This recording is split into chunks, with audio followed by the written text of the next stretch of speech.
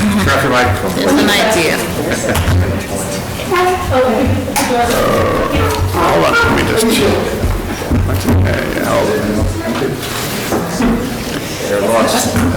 Commissioners, good morning. Today is June 14th, 2016, Landmarks Preservation Commission hearing. Chair Srinivasan? Here. Commissioner Bland? Here. Commissioner Chapin? Commissioner Chen? Yeah. Commissioner Devonshire? Commissioner Goldblum? Here. Commissioner Gustafson? Here. Commissioner Lutfi? Commissioner Shamir Barron? Here. Commissioner Voss? Here. Okay, Commissioners, first item on the agenda is an application for a certificate of appropriateness, the Borough of Brooklyn, docket number 183466. This is 218 Guernsey Street, located within the Greenpoint Historic District. This is a frame house built circa 1870 and later altered, and the application is to alter the front facade.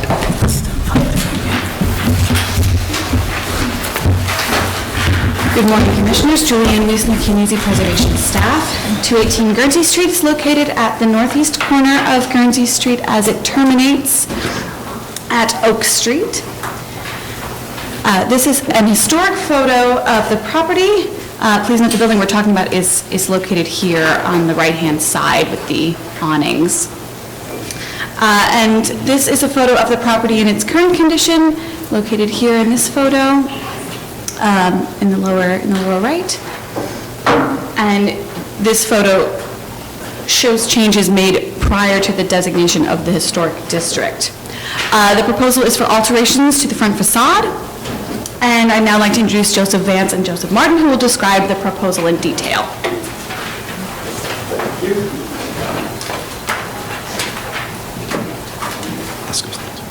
Good morning, Madam Chair, Commissioners. I have to tell you, it's quite nice to come before you not having a rooftop addition or a rear yard extension, but instead doing something a bit magical. This is a bit near and dear to my heart. I've lived in Greenpoint since 1985, before all these things happened, and just recently sold. I lived right across the street, you'll see in these photos, and this happens to be friends of mine. So 218 Guernsey, we can go here. This one in the middle, I just have to, this was my house. I didn't quite get to the facade, but I just received an email yesterday from the buyers asking me to do the exterior. So hopefully in a month or two, we'll be back with this one.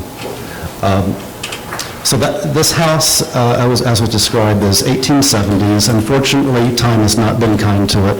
We don't have an encapsulated cornice that we can rediscover. We don't have, they've moved window openings, they've ripped off a lower layer of brick and put back some really bad yellow raked brick. So it hasn't been treated well. This is the best we can do for a tax lot photo. There was no frontal photo. The house in context. The neighbor just a few doors down, also friends of mine, did their facade about 10 years ago. So we hope to encourage this person now to jump on the bandwagon. So what we're proposing is what you see on the left. Basically, we've taken the tax lot photo and divined as much as we can in Photoshop, the details and proportions of cornices, architraves, doors, window locations, window heights. And we did some probing. So we discovered underneath the original clapboards and all the layers that went on top of that. So we're proposing to visually replicate the facade as close as we can divine from the photos and from further investigation. I do know from experience that once we start stripping away the facade, we will likely find a few ghost elements. We should find the ghost elements of the outline of this, maybe the edge of this window opening. We'll find the ghost outline. So as we do that during construction, we'll tweak the dimensions of our details. We are proposing to clad this with clapboards of hardy plank cement board. And my reason for this is follows, and I've been fortunate to have owned both a brownstone in a landmark district and the wood frame across the street. And as we all know, the wood frame houses suffer the most, and they suffer because of deterioration of materials and maintenance. So, we see here the original clapboards, which were painted. At some point in time, someone came along, the equivalent of today's seller of synthetic stucco with the wood shingles and told them, look, you'll never have to paint your house again, put these on it. So they clad these houses in wood shingles. Eventually those turned black, looked unsightly, and started rotting. So in this case, they came along with asphalt shingles that someone had the brilliant idea to take something that was a roofing material and stick it on the face of a building, which was unfortunate. And then they started falling off, and in the case of my former house across the street, we got the aluminum siding. So we want to peel that all back and do something. But the reason I would like to use cement board is to avoid all of this happening again. These facades are incredibly expensive to restore, and I think we should take advantage of a material where we can replicate the exact exposure. We're going to be replicating the thickness of the shadow that you see there within a 1/16 of an inch with the product. And the owners of this house and the future owners of this house won't have to repaint it for 30 or 40 years. It's not going to bubble, it's not going to peel. Eventually the paint will fade, but it's an easy enough process to prime and paint that. I've consulted with several homeowners in the district who have done put back wood facades, and unfortunately they've had problems with boards warping, pulling away from the surface, falling away, and then they've got a problem where, yes, we have rules and regulations to require them to maintain it, we can fine them, etc., but if they don't have the cash to do a serious re-renovation of something they just did a few years ago, the building starts to deteriorate again. So that's why we would like to use the Hardy Plank cement board. These are just pure elevations before and after. These are details. Other than the body, other than the clapboards, everything else will be made of wood in a traditional fashion. We will flash with modern flashing materials so we don't have issues of past products. So the door surround, all the details, the trim. Oh, and that was it. Thank you. Are there any questions? Yes, Michael. So the tax photograph showed a slightly different version of the house.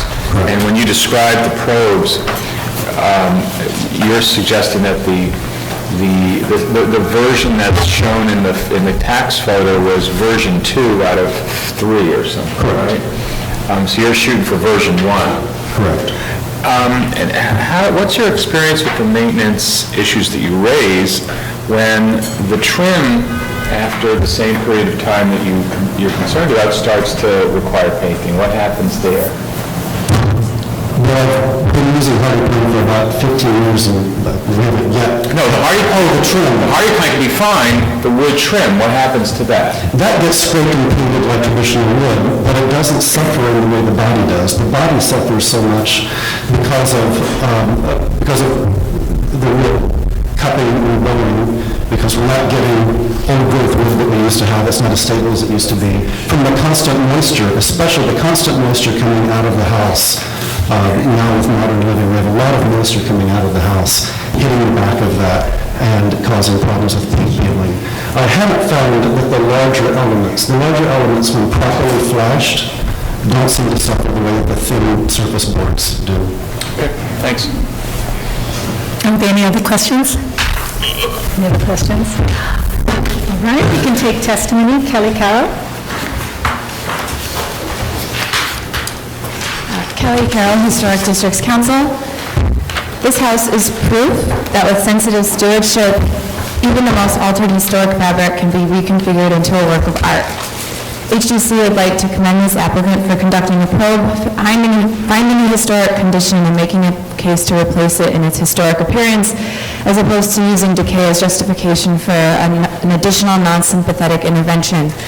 Landmark designation in this district will ensure that over time, one by one, these many less than fortunate wooden houses will be restored. This property definitely sets an idyllic example. Additionally, Preservation Greenpoint has asked me to also support this application, and thanks the applicant very much. Thank you. Thank you. Are there any other speakers? Community Board 1 recommends approval of this application. Do we have any other questions for the applicant? Okay, we can close the hearing. All right, comments? I think this is very positive. It's great, and we'd also like to commend the owners taking this approach and bringing back its historic features. The building obviously has been altered over time and looking very sad, and I think this really brings it back so we can all smile again. Yes. Add one thought, prompted a little bit by Kelly Carroll's testimony.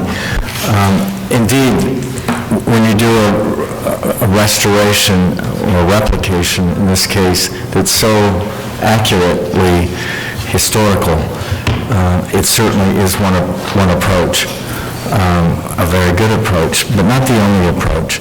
A building that has been this changed, really, I mean, radically changed. There is another approach. A contextual, contemporary building could have been designed here, and I think we could have approved it without weighing actually whether one approach or the other approach is the superior one. I just wanted to comment on that because it's an important issue that we see from time to time. But the building has to be about this changed or destroyed, I think, before we can accept that second approach. But you chose this approach and you did it brilliantly, and so that's why we're going to approve it, I'm sure. Yes, Andy. I find it interesting that, and I'm wondering why this is, that the approach here is not sort of quaint or historicist. There's something very, I don't know, it's kind of, it's very objective, it's very sort of present, and I really appreciate that. You know, kind of, this isn't, and it's very interesting to the way that they've reused or sort of summoned up the image of the historic building, again, not in a kind of nostalgic way, but in a very kind of real way. We want to live in this building. You know, we want to build this building again. These are the materials there. There's a kind of a rationale about those. I just appreciate this. This is an approach which is contemporary. It's present. Thank you. Yes, Michael. Yeah, I don't disagree at all that the building's totally appropriate, and my only question, I guess, that I would ask staff to look at is in the proposed section, I noticed that the intention, which is very interesting, is not to remove the old material, but to basically go down to layer one and then float the facade over layer one, so that the old clapboards are there. And what I wonder, and it's a technical question that staff could address, is on the one hand, it's great that in some way they're kind of preserving, if entombing, this original material. On the other hand, if you're putting a vapor barrier proud of the wood, and there's this issue of moisture coming at it, are you going to wind up having a situation where that wood rots out over time because it's behind the vapor barrier, and you've got this perfectly lovely cement board facade that's floating atop a mush of rotted wood. But it wouldn't affect my vote at all. I just would suggest that the staff talk with the applicant about it. If Michael were here, he'd know. Okay. I think we can recommend that they work with staff on that detail. And also, I think just, again, because it's sort of a recreation, they can continue to work with staff on other details as well, including the openings and the framing. Okay.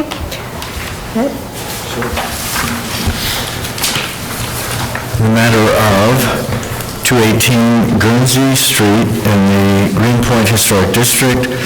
The application is to alter the front facade.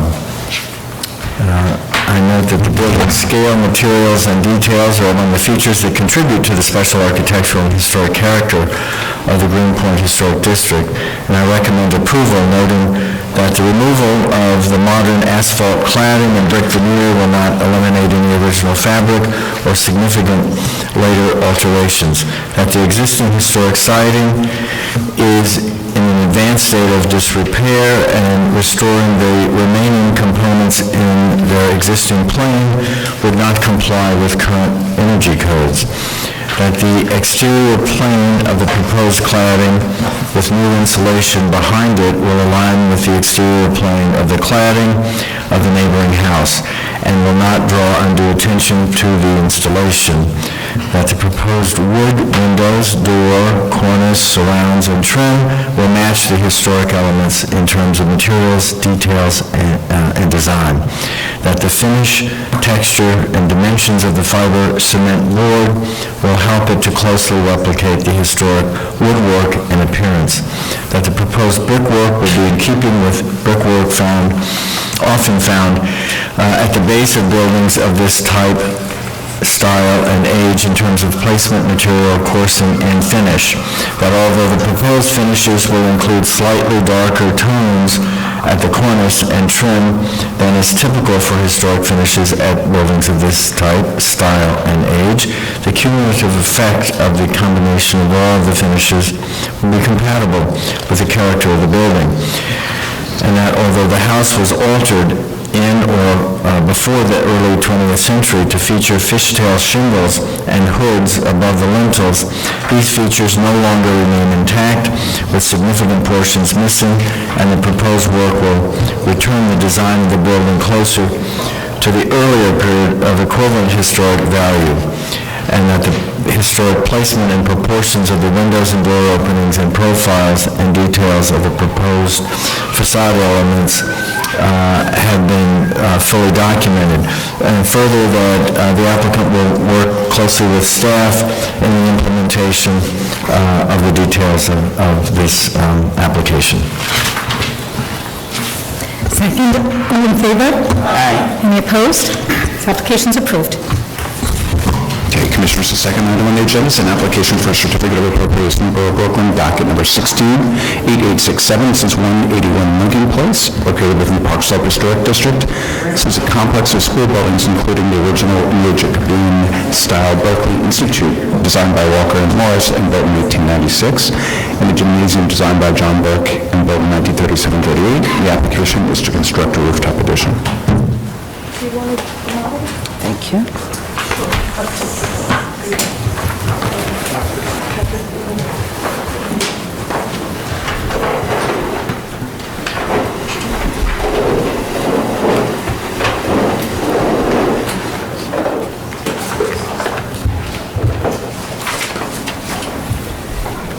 It's a good question about the vapor barrier.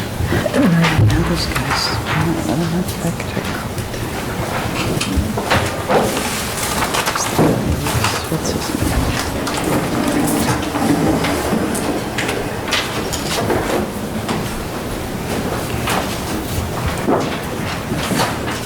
Good morning, Commissioners. Lisa Schaefer, Preservation Staff. 181 Lincoln Place is the Berkeley Carroll School. This is the original 1896 building, and this is a commission-approved addition from around 1990, and this is the gymnasium, which was constructed in the 1930s. The current proposal is to construct an addition of this building here. And this is the campus here. This is the oldest building here, with an addition to the rear, and the proposed rooftop addition will be between these two buildings. And again, this is the original building. And again, this is just showing when all these additions were added on, and this is where the new addition would be. And the architect will go into the proposal. Good morning, Madam Chair and Commissioners. I'm Gwen Connors from 1100 Architect, and I have with me Brandon Clark with the Berkeley Carroll School Assistant Head.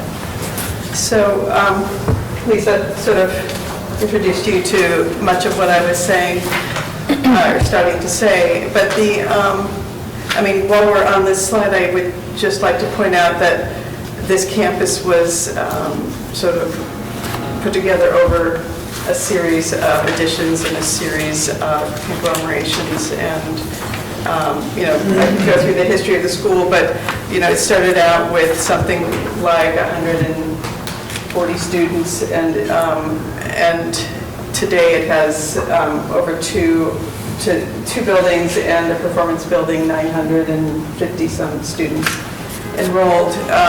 And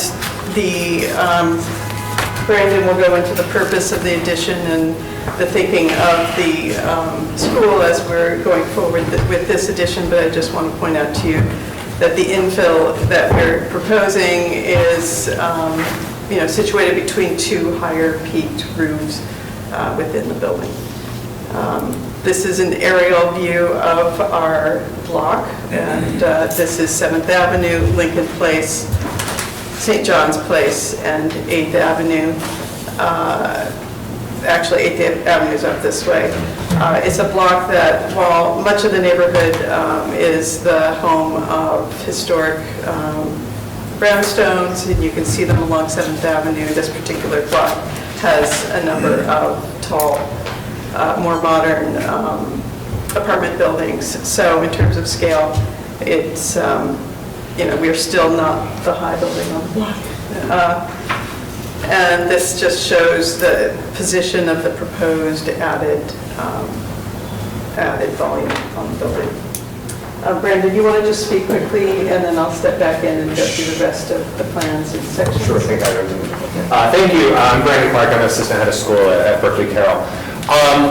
The impetus behind this project really has to do with the evolution of our academic program over the course of last decade, and it's picked up speed over the last, say, 5 or 6 years.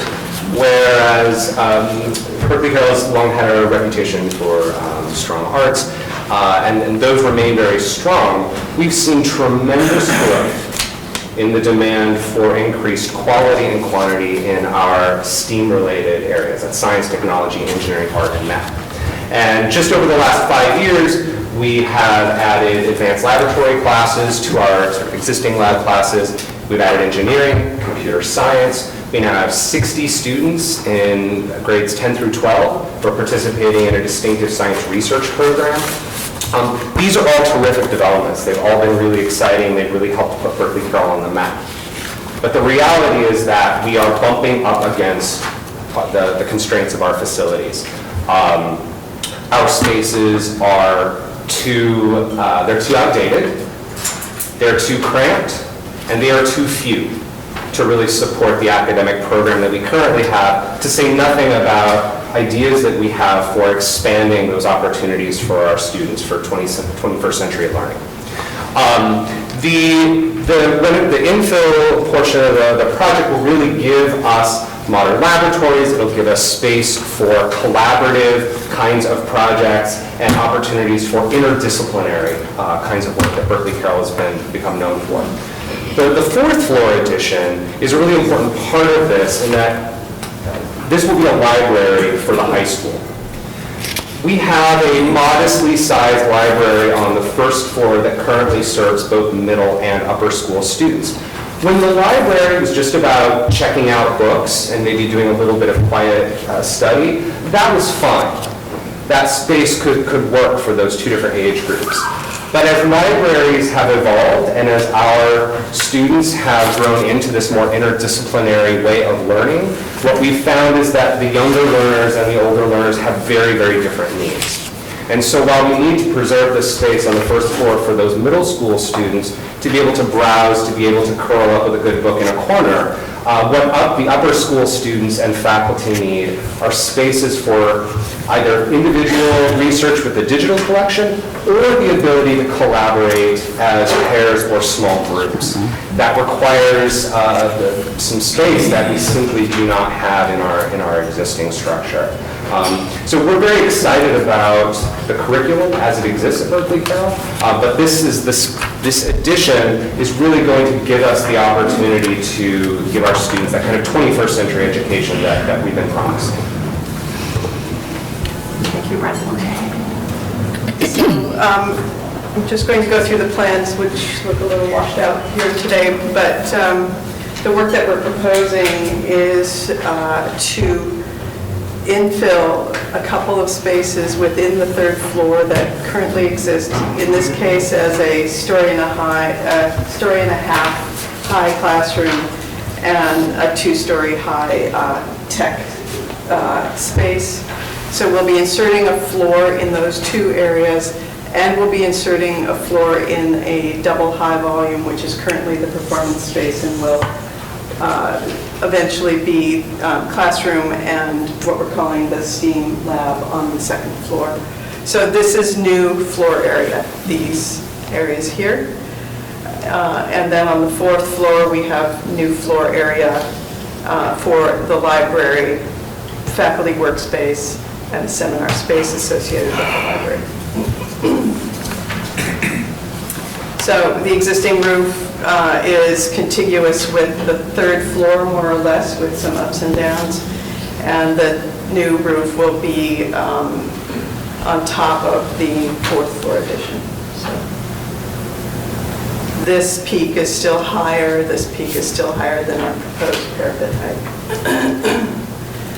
This is the existing section of the Berkeley Carroll School. It's cut longitudinally. So you can see this is the existing performance space. This is the existing institute building that you see in all the photographs. And what we're proposing is to insert floor area, as I was discussing, on the third floor, and then build a fourth floor addition. And then this is the short section, and this is the proposed addition. So this is the fourth floor library space, and this is inserted floor area on either side of the stair. So this is the front elevation of the building. You can see just poking up behind the bulkhead from the roof on the addition. And this is the wall of the addition beyond. This was an addition that was made in the 90s by Fox and Fell, if you can see that in the plan. And this is the gymnasium that was built in 1937 with a 1956 addition of locker rooms. This is a view cutting through the existing gymnasium, looking back at, through the courtyard at our building. And this is the addition as you can see it from the east side. This is the rear of the building, so the north elevation. This is the existing, what I'm referring to as the performance building. It has a 100-year-old copper roof that's being replaced under a separate application. We're proposing to put 4 new skylights into that roof that will light the new STEAM lab that we're renovating on this level. And this is looking at the west side of the building. This is the sort of the largest exposure of our new addition, and it's seen from the townhouses that face 7th Avenue. We are proposing to extend the third floor new spaces are here. And there's a brick wall that goes roughly to here on, that's the second floor classroom behind that. And the parapet in this portion of the building goes to this level here. So we're evening up the parapet, or brick, with the existing parapet, and then building our zinc addition on top. And then this is the sightline studies.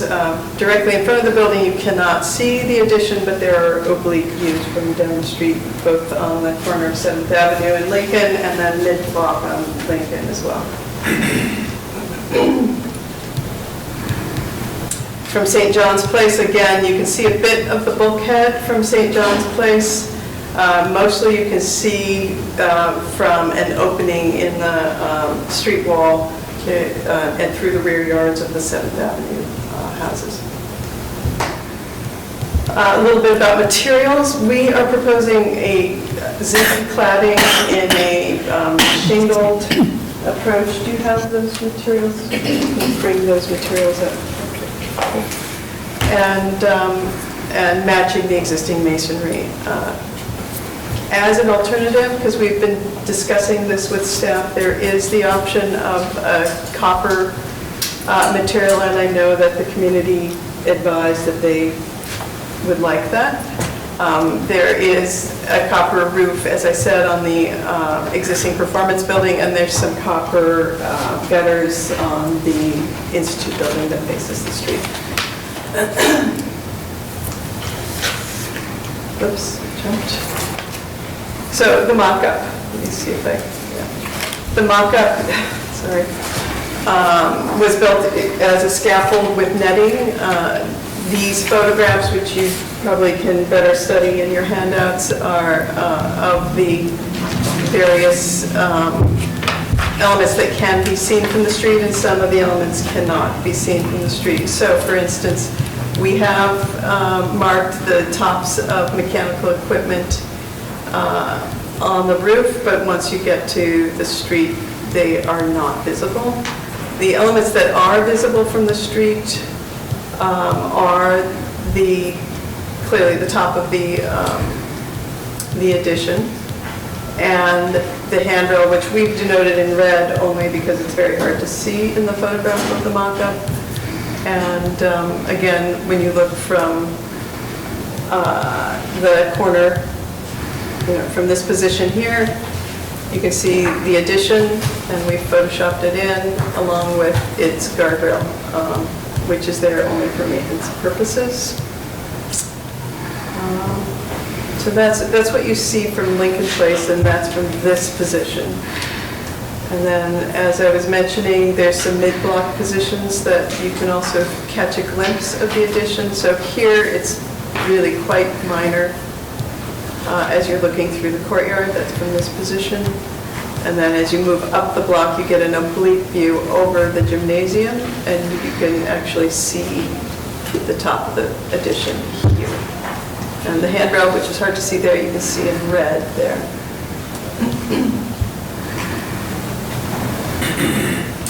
And then the other position is from St. John's Place, looking through an opening in the street wall. You can see a bit of the bulkhead here, and you can see the new skylights, which this is somewhat washed out. You probably better view it in your handout. And then as you move mid-block a little bit further, you can see a bit of the addition again here when the trees are not leafed out. So, that's it. Thank you. Any questions? Yes. The roof of the Institute building is made out of?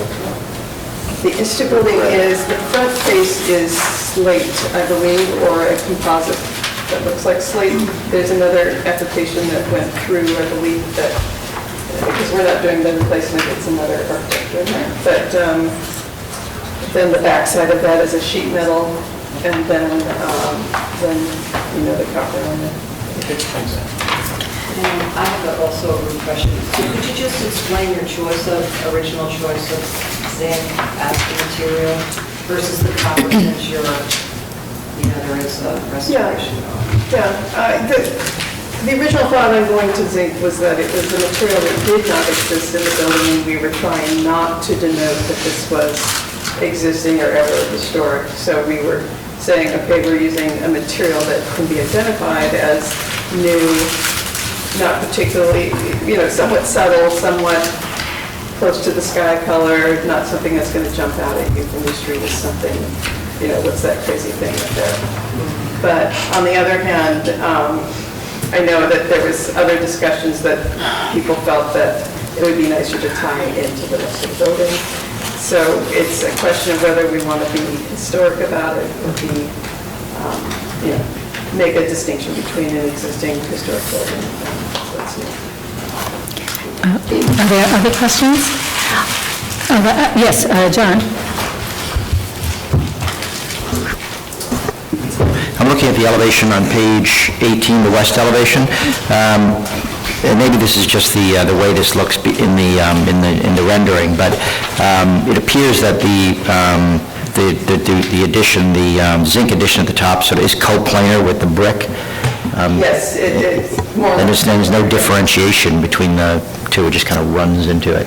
Well, it's only overhangs by enough to sort of allow water to be, appropriately handled. But yes. Okay, thank you. Okay, I just have it's a more sort of broad question, but I'm just curious why you chose to put the addition over here within the entire campus. Is it connected to, I don't know, classrooms on one side? Because there's so many places where you could think about putting it. So this, I'm just looking at the back because it's easier to see. This area here is, actually, maybe I'll go to the plans. We were asked to renovate the existing third floor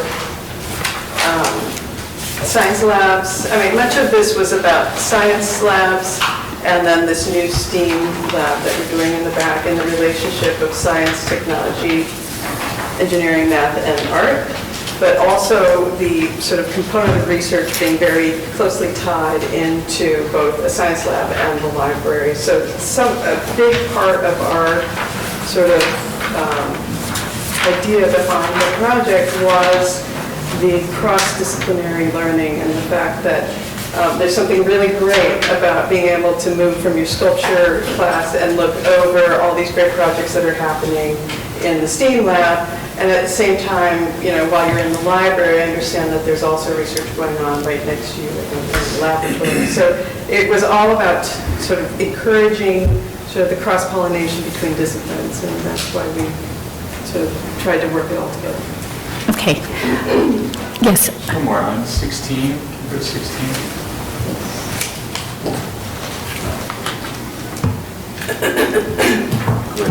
The wall to the right of the little circular window on the Institute building, right? This wall right here. Is that existing? That's existing. That's an existing stair. So this whole, if I go to the front, that plane that you're talking about is right here. And this peak right here is there. And that thin volume there was added in the 90s and is a fire stair. Yeah, it's the Fox and Fowl fire stair because they needed an additional egress at that time. And that goes all the way to the roof, the existing roof, so that wall exists. That flat kind of fascia mansard thingy is the Fox and Fowl piece. It is. You're not changing. We're not changing it. It's, at one point, we considered changing it to a material that matched the zinc, or change it to zinc, but, through our VE exercises, we ended up deciding to just leave what was there. On that, so what is that material, the existing material, this Fox and Fowl? The existing material is a composite sort of concrete shingle. Okay, are there any other questions? Are there any speakers on this item? Any speakers? All right, we did receive Community Board 6 recommendation, as you noted, that they support the project, but they recommend that the copper cladding material be used rather than the zinc. Okay, do you have any other questions for? Yes. Just a quick question. In terms of the choice of materials between copper and zinc, what are the pros and cons for each? What I mean?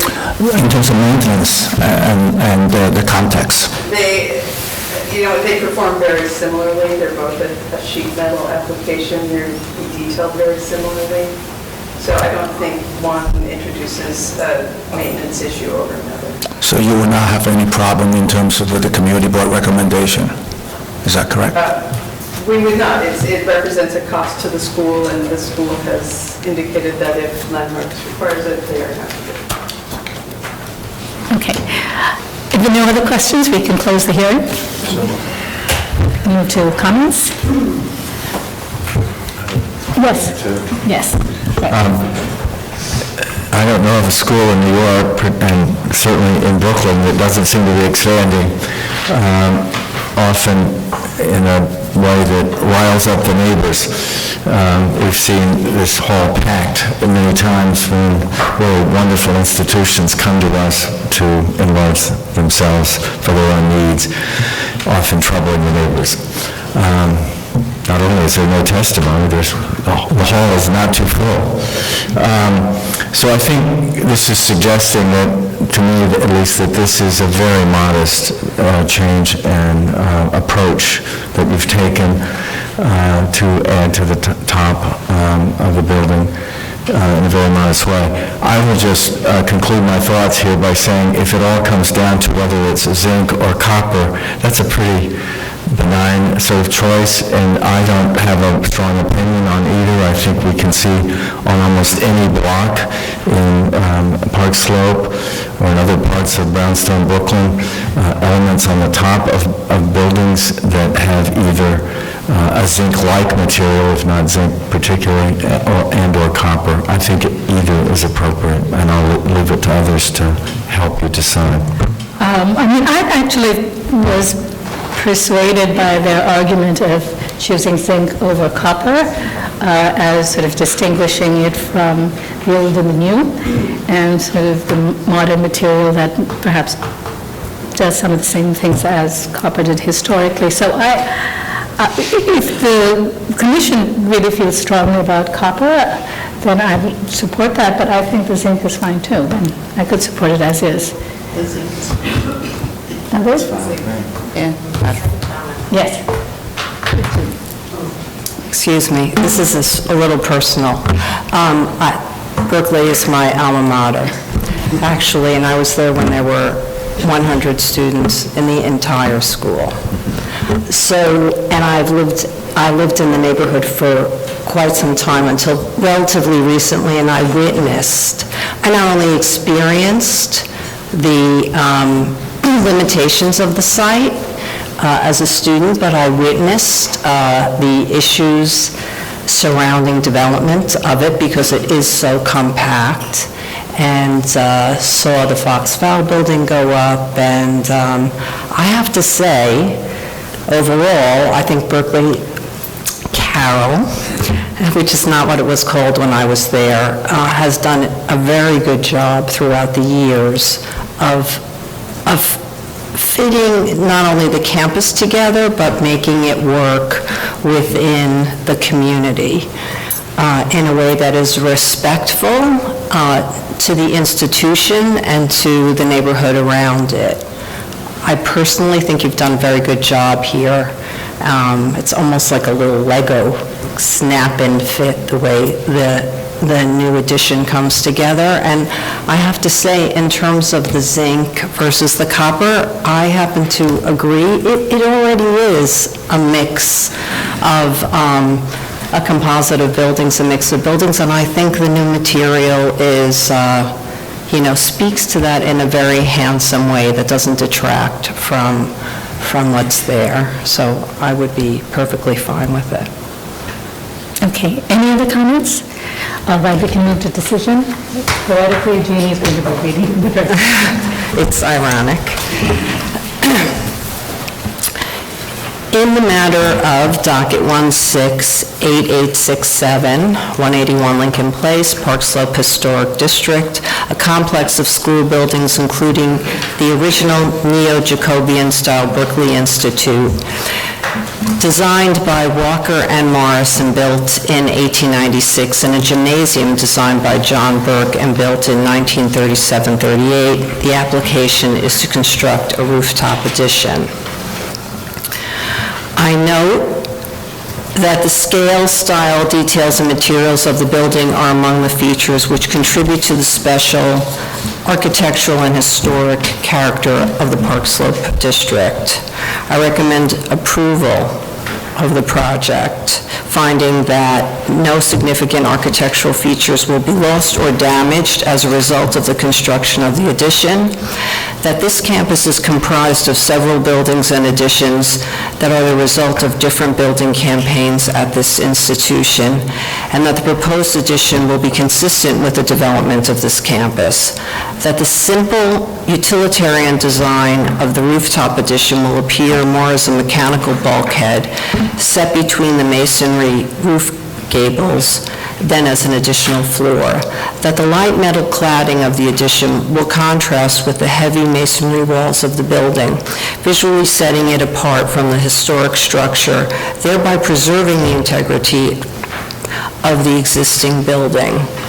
That the greatest visibility of the addition is in conjunction with the secondary lot line elevation, that the proposed skylights on the rear roof slope will not damage significant protected features of the roof and will be minimally visible from the other side of the block, and that the proposed work will not diminish the special historic and architectural character of the school complex, the block, or the Park Slope Historic District. Second. That's it. All in favor? Any opposed? This application is approved. I saw. Okay, the third item on the agenda is an application for a certificate of appropriateness in the Borough of Brooklyn, docket number 184731. This is 97 Park Place, located within the Park Slope Historic District. This is a French neo-Gothic style house designed by J.J. Gillian and built in 1882-83. The application is to alter the areaway.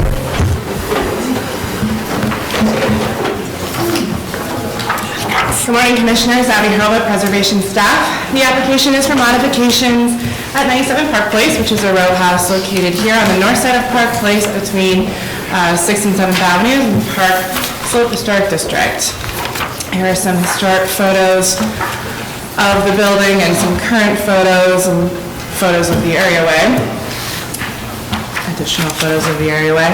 So this application includes regrading and repaving the areaway, expanding the landing here, adding steps, a retaining wall, planting beds, and an additional hose bib here. It's just modifications to the areaway, and the architect is here to discuss it in detail.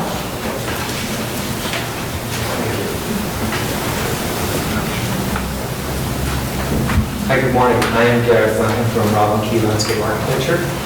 This work is part of a larger project, a larger restoration project, and we have recently applied for and received a permit for the restoration of the facade, the stoop, and the historic ironwork. As I would describe, this application before you is specifically for the front areaway. Now, the existing areaway on the left is currently stamped and cracked concrete. It is heavily sloped from the sidewalk up to the 2 steps right underneath the stoop. And what we would like to do is pull the steps back to create a more functional areaway, address the slope, remove the slope from the front areaway, and introduce brownstone and bluestone, which are in keeping with the... That's interesting. So that is really the application we have before you, and I would be happy to go through in detail or answer any questions that you have. Are there any questions? I think you have some visuals which show other areaways that are similar, or... Yes, we do. Maybe that's helpful to just show that. This is the existing areaway with the concrete that is stamped and is cracking, and as I said, sloped about 10 inches up from the sidewalk to the 2 steps right at the gate. These are sections through it. This is a study we did off the block and surrounding blocks to the green represents entryways that have planting, the blue are entryways that have bluestone, and the red are entryways that have this step pullback. This is the house with it's a twin house, two houses designed in the same style, and then it changes as it goes up the block. This is some of the character off the block. With the primarily bluestone and brownstone in the entryways. And these are some custom in surrounding blocks showing the 12-foot dimensions. Okay, thank you. Are there any questions? Are there any speakers on this item? No speakers. Community Board has recommended approval as presented. If we don't have any other questions, I think we can close the hearing. All right, comments? I think it's an improvement, and I think you see areaways along the district itself that has a wide variety, and think it's very appropriate. The aberration is, in fact, the existing condition here, so you're making it part of the rest of the community, as shown in that map. Yes, Diana? I just think it's a nice material, bluestone, and it's nice to introduce some greenery into areaways. It's a pleasant kind of thing. Which aspect of it brought it to us and away from the staff? It's actually bringing the stairs out and the modification and adding the green, the planting areas. Yeah. All right, John? Okay. In the matter of docket number 18-473197 Park Place in the Park Slope Historic District, the application is to alter the areaway. I note that the building style, scale, materials, and details are among the features that contribute to the special architectural and historic character of the Park Slope Historic District. I recommend approval, noting that the proposed modifications to this simply designed areaway will not result in the loss of or damage to any significant architectural features of the building or site, that the reconfiguration of the areaway, grade changes, replacement of steps, and installation of a retaining wall and planting bed will maintain a unified composition and be consistent with the variety of areaway changes found throughout this streetscape and historic district, that the modest change to the grade level of this limited portion of the areaway will not significantly alter the proportional relationship of the house to the areaway or the areaway of the neighboring properties, that the materials, finishes, and details of the proposed retaining wall and paving will be in keeping with such aspects of retaining walls and paving found at the areaways throughout the historic district, that the proposed hose bib will be small in size, typical in design and finish, discreet in placement, and that none of the proposed work will detract from the special architectural and historic character of the building site or historic district. Second, all in favor? Aye. Any opposed? Application's approved. Okay, Commissioners, the fourth item on the agenda is an application for a certificate of appropriateness, Borough Brooklyn, docket number 177428. This is 815 Prospect Place, located within the Crown Heights North Historic District 2. This is a colonial revival style semi-attached house designed by Axel S. Hedman, built in 1907. Circa 1907, the application is to construct rooftop and mirrored additions, alter window openings, and perform excavation.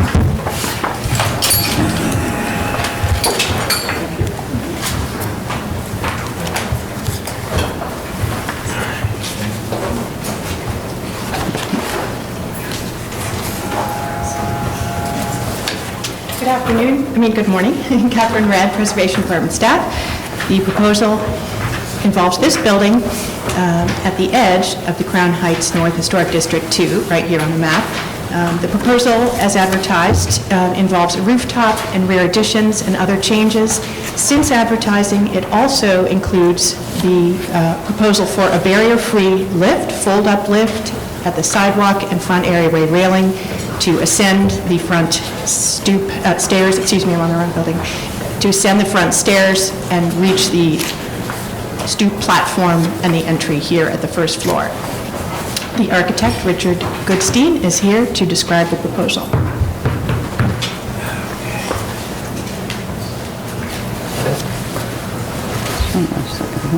Good morning. My name is Richard Goodstein, Principal and C2 Architect. I have Michael Hansen with me as well. He's my senior associate. As Catherine mentioned, we have a number of, we're altering this building somewhat significantly. The building currently is in very, very poor condition. The roof is leaking and somewhat caving in the back. The entire facade has been painted. There have been a lot of very bad alterations over the years. It's a kind of ad hoc two-family right now. We are proposing to convert this building to a five-family. We are restoring the facade, adding an addition to the rear and to the top, adding a fire escape to the side for egress. And as Catherine mentioned, we are being required by the Department of Buildings to add a handicap incline lift to the front stair.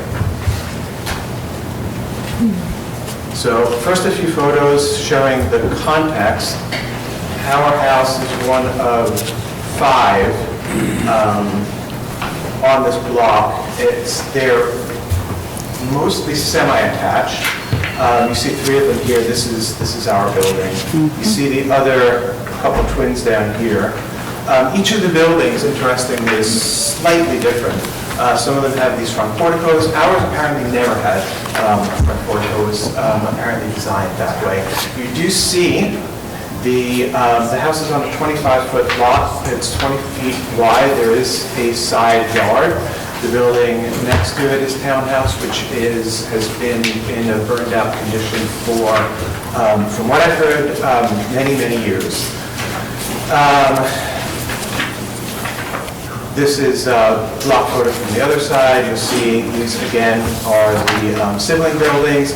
There is a 4-story multiple dwelling separating them from the 3 buildings back here. The other thing you'll notice as we page through is that this is on the edge of the district and is surrounded to some extent by 6-story multiple dwellings. So it's not your standard Brooklyn brownstone context, but sort of on the edge of that. This photo, if you could keep this in mind throughout the presentation, I think that would be helpful to understand our argument for appropriateness, which is a little bit different than the argument that we would typically make. Through the side yard, and these are 2 of the sister buildings down the street, you see those multiple dwellings on the back part of the block. And as you walk past, you're always looking into the block and seeing a backdrop of those multiple dwellings, fire escapes. This is standing in the backyard. You're seeing a lot of the backs of the buildings as backdrop to these houses. These are photos standing in the backyard that's looking back at the existing house. The existing house is a 3-story with a cellar with a 2-story existing extension. Standing with your back to the back property line and looking to the right, this is what you see. You see some of the multiple dwellings on the block behind us. Another multiple dwelling on the corner Nostrand. And then this is the burned out townhouse that I described before. If you look to your left, you'll see the sister buildings, the rear of the sister buildings, and then again that 4-story multi-dwelling that separates this row of similar buildings. Again, some more photos. This looking toward the rear property line. This is directly behind our building. And again, looking completely at the other buildings behind us. This looking across to the 4-story building that's a few buildings down from ours. So we have property tax photo in our restorations of the facade. Our goal is to restore as best we can the original historic condition of the house. As I said, it's been painted.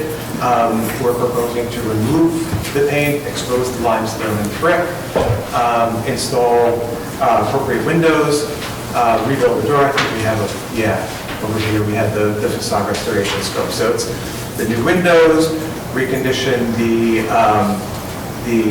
metal oriel, which is in terrible condition. The masonry, the entry door is gone. We're going to reconstruct that on the basis of a couple of the other buildings on the street. And also recondition all the metal work over in this area. Now this is showing the proposed. This is the full block. This is a little cutout of it showing what's existing. So our proposal. First thing to notice is that the red line indicates the boundary of the historic district, which is kind of interesting because here we are right on the edge of it. Back here, actually here, those are those larger buildings that I was talking about before. And interestingly, our property kind of juts out into the non-landmarked portion. So we are proposing to, we have the 3-story building here, and the 2-story extension. We are proposing to add a 4th story set 25 feet back from the edge of the cornice and build that out to the back toward the back of the site to within 30 feet of the property line. So that means that we're adding 2 stories to the extension and then 4 stories, a 1-room 4-story extension in the back, 1 room each floor. These are quickly the plans, the perimeter of the building. The other thing is that the rear, we are we're doing some minor excavation and then excavating out to provide access to accessory spaces in the cellar. So that will terrace up to almost to the level of the existing backyard. We have a detail of this later on in the presentation. The existing building, this is the perimeter of the existing building on the first floor. That's our terrace out in front, existing. And our addition is this. These are always, by the way, it's existing and proposed. Cellar first, second floor. This is the existing. We're adding the extension in this location. And then on this floor, this is where we're kind of filling in the top of the existing extension. Again, our extension on the back is here. There's a small terrace on the back of that. We've made an effort with our massing to keep the extensions as far out of visibility from the street as we can. As you see, it kind of steps back. We've also, as I mentioned before, we've pushed the building back, the rooftop part of the building back very, very far from the front of the campus. This is a series of 3D images that we did. We both modeled it to examine the visibility. Each time we're kind of showing a similar view in a photo. When you're walking down the street and approaching the building completely, you don't see anything at all from any of our additions. As you stand directly in front of the building, similarly, you don't see anything. As you start to walk past the building, you will start to see a little bit of what we're adding to the roof and what we're adding to the rear. But the thing to keep in mind is that we do have this backdrop of multiple dwellings behind. And we've designed our extension in such a way to kind of blend with the buildings behind it. To sort of fit into that context of the inner block, this very kind of unique inner block, not your typical townhouse block. And then as you're walking past, then you do see some more of the rooftop portion of this. And then at some point, that also disappears. From the rear, this is the inner block in 3D. And our addition, the design intended again to sort of fit in with the context of this portion of the inner block. And again, from the very rear of the building, we had decided that there would be a bit of a surprise as you turn around and look at the building from the back. So from the front, it reads similarly to the background buildings. From the back, it's a sort of interesting modern design with the terraces, excavation, and of course the the rooftop portion and the back of the building. Side elevation, the darkest portion of this shows the outline of the existing building. I think it's pretty self-explanatory. Rear elevations, existing and proposed. Sorry. And then a section through the building. A little bit of the detail. First of the handicap access to the porch. We're being required to provide handicap access to the front door of the building. And we looked at, there are really only two options for that if we have to get to this point. That is from the side yard over here, and the other is from the stair. And the concern with using the side yard, which would be preferable to us. However, this is an egress path from the fire escape on the side yard. So we don't have the width in the 5 feet to put an obstruction like this. So this is an inclined lift where generally it's up in its folded position. It gets folded down for a person in a wheelchair to use it, bring it out, and then it folds up. And looks like this. Can I ask a question on that topic? Sure. Would it be possible to use the side yard to kind of ramp up and then walk down the steps, and so that you didn't have to have both? We did look at that. We tried actually a lot of options for ramping in the side yard.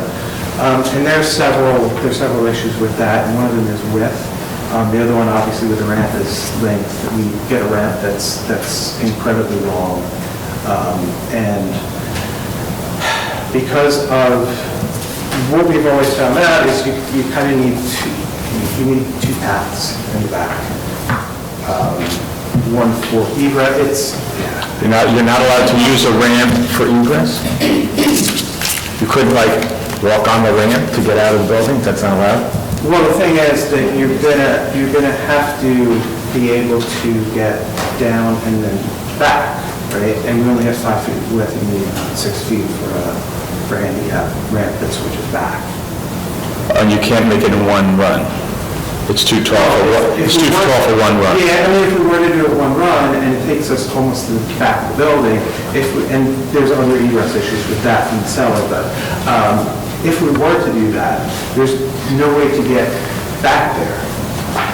Like a handicapped person does not have the width to get to the beginning of the ramp, which would be at the back of the house. Okay.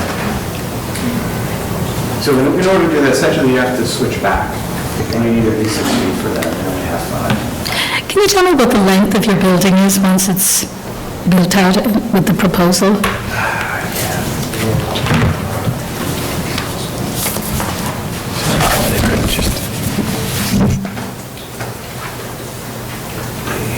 Overall length. This is an approximate. 30, about 70 feet. 80 feet? 70 feet. 70 feet, okay. Okay. I'm not saying it all that also blurry. Okay. Other questions? All right, why don't we take testimony, and we'll probably have some questions after that. Ms. Joni Granville?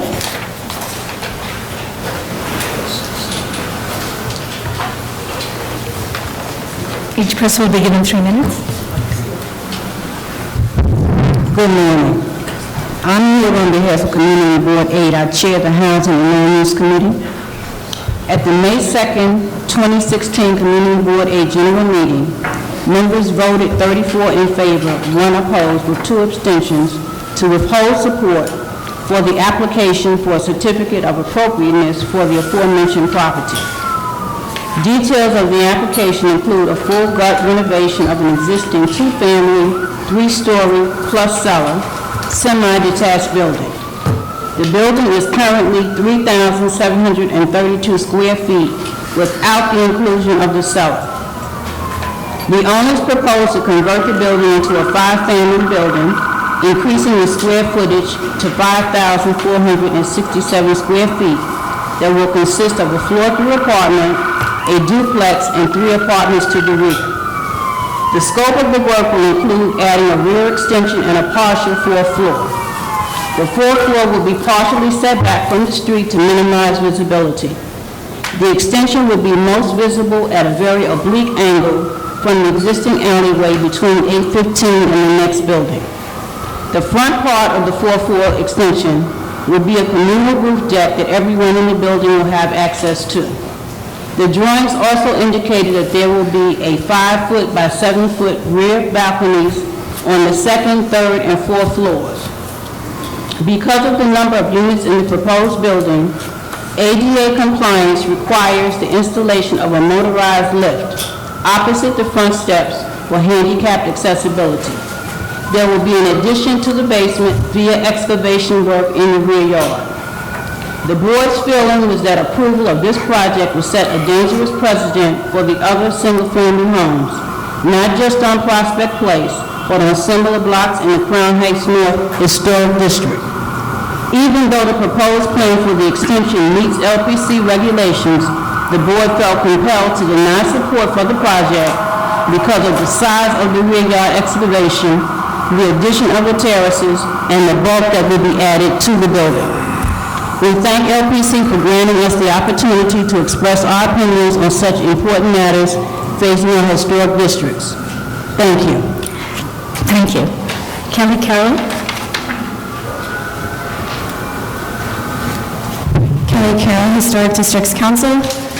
This application is asking for a tremendous amount without submitting enough historic evidence. If the intention is to restore the facade in exchange for the apartment building that this house has sprouted above and behind it, it should be determined if the columned porch existed here like its neighbors. The presence of a driveway at this property lends a high degree of interest and visibility toward the rear, where this mass, complete with large balconies, will present itself. This condition, coupled with the visibility of the rooftop, is inappropriate. This is a row house scaled block with semi-attached houses. Development of this scale and density is inappropriate on this particular street in this mid-block location and is exploitative of a diminutive house. Thank you. Thank you. Are there any other speakers on this item?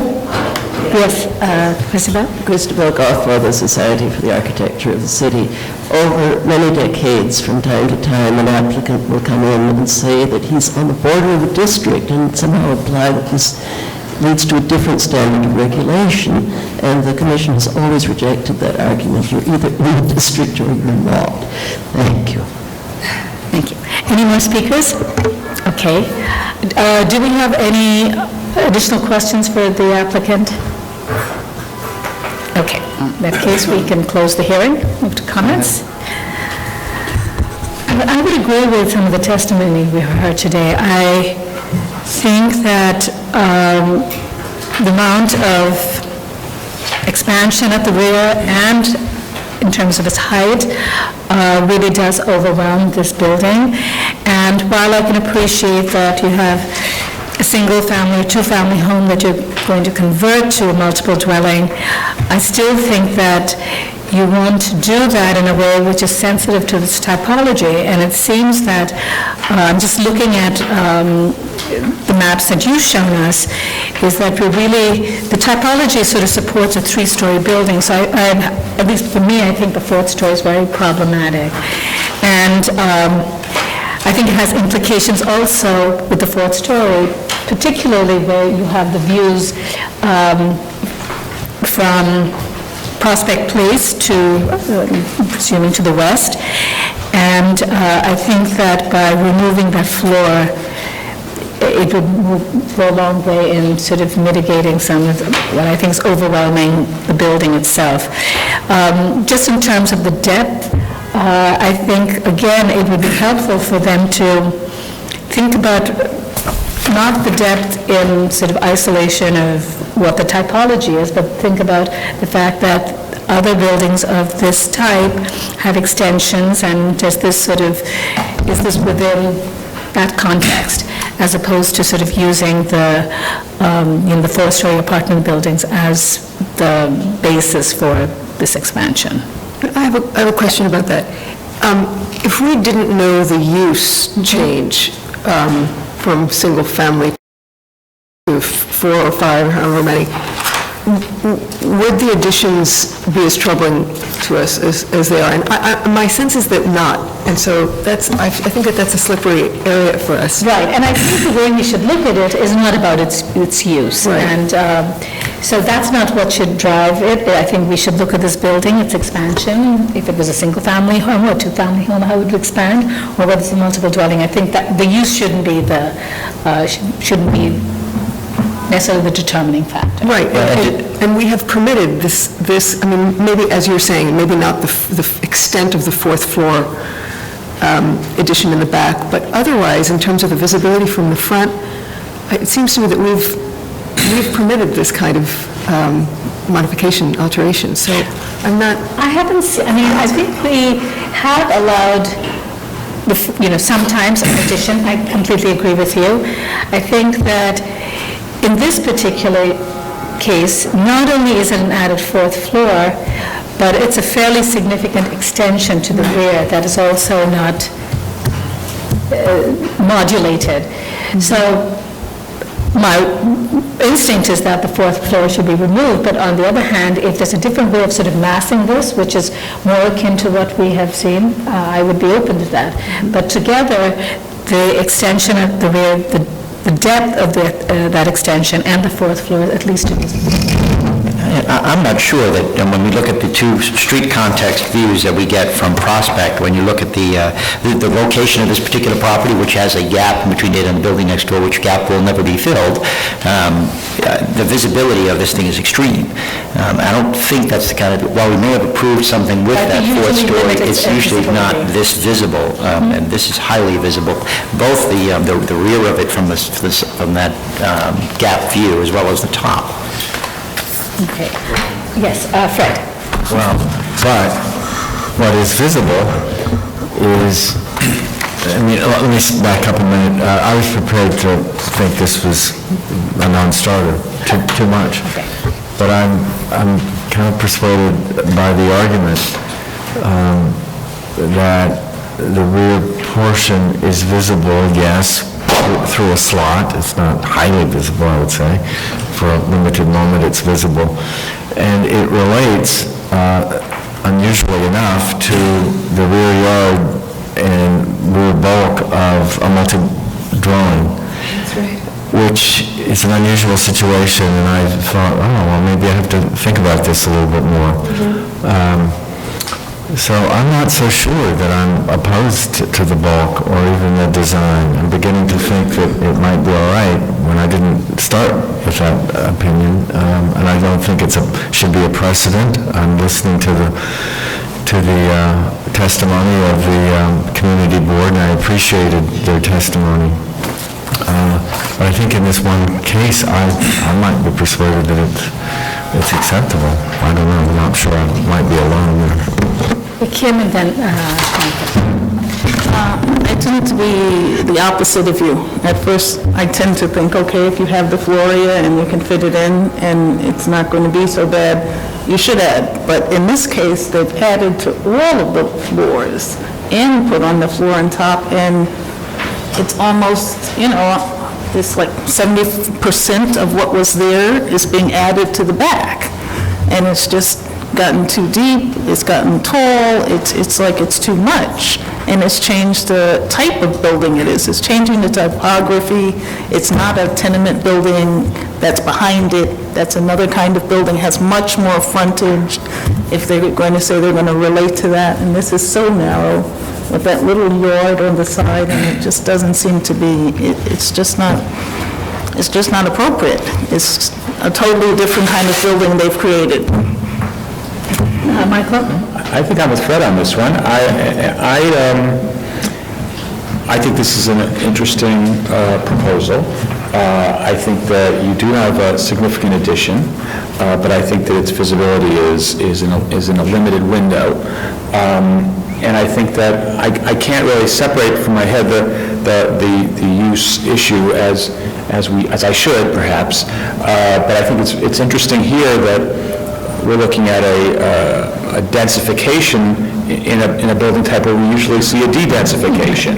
And given the city's situation and struggles, I think that trying to find ways to creatively permit densification of this type, which historically was quite common. I mean, I used to live in a brownstone right across from Berkeley Carroll that used to be 6 units. That was about the same size of this building was in its current state.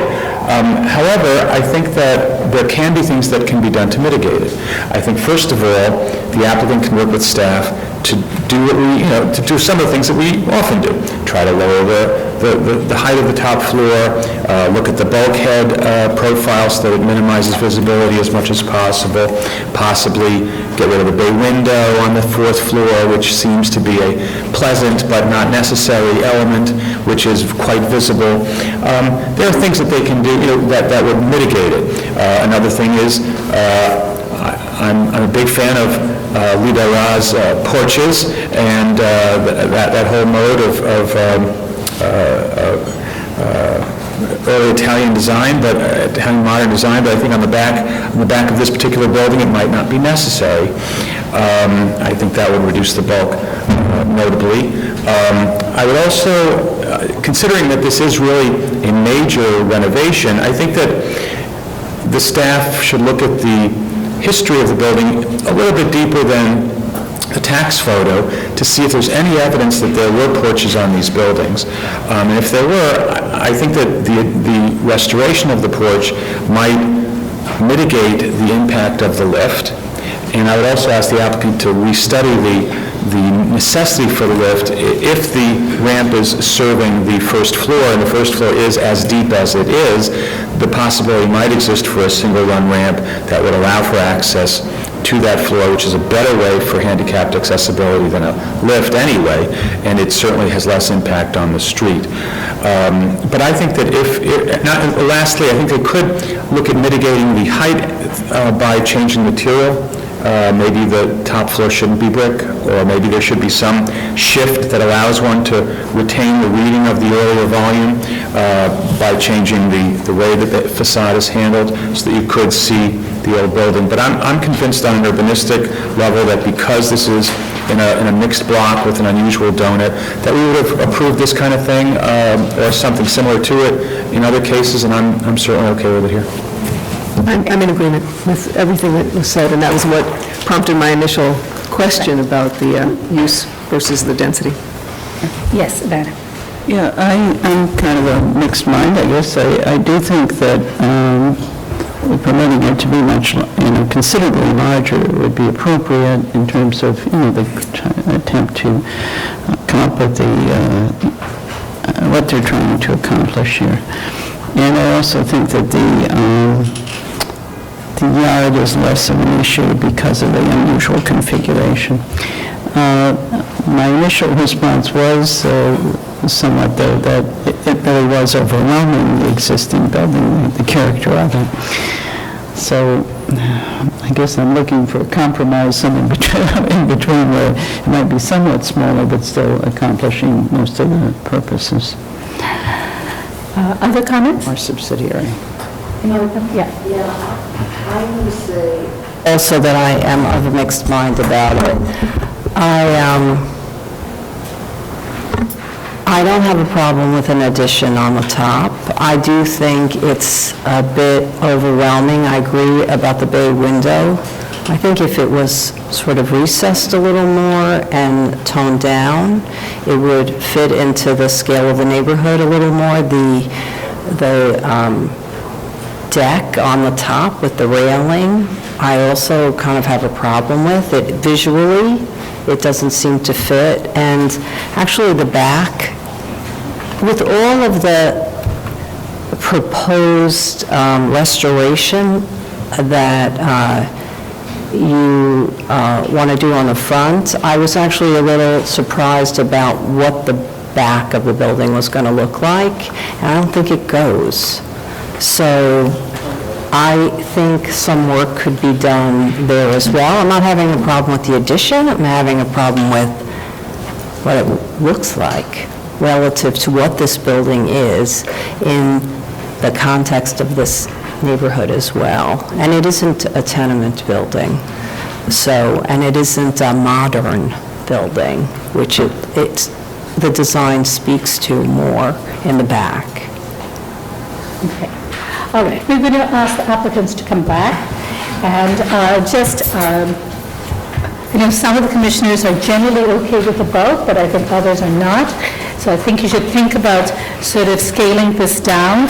I know I talked about the fourth floor, but if the fourth floor recedes, and I do think that if removing the bay window and somehow just really studying that view would be helpful. I do think there is something to be said about the design and vocabulary of the rear and how it matches. I just want to make one point about the precedent-setting aspect of this. We often struggle with issues of rear yard additions and rooftop additions, particularly the combination, and I think I'm actually one of the people who's much more flexible on those issues.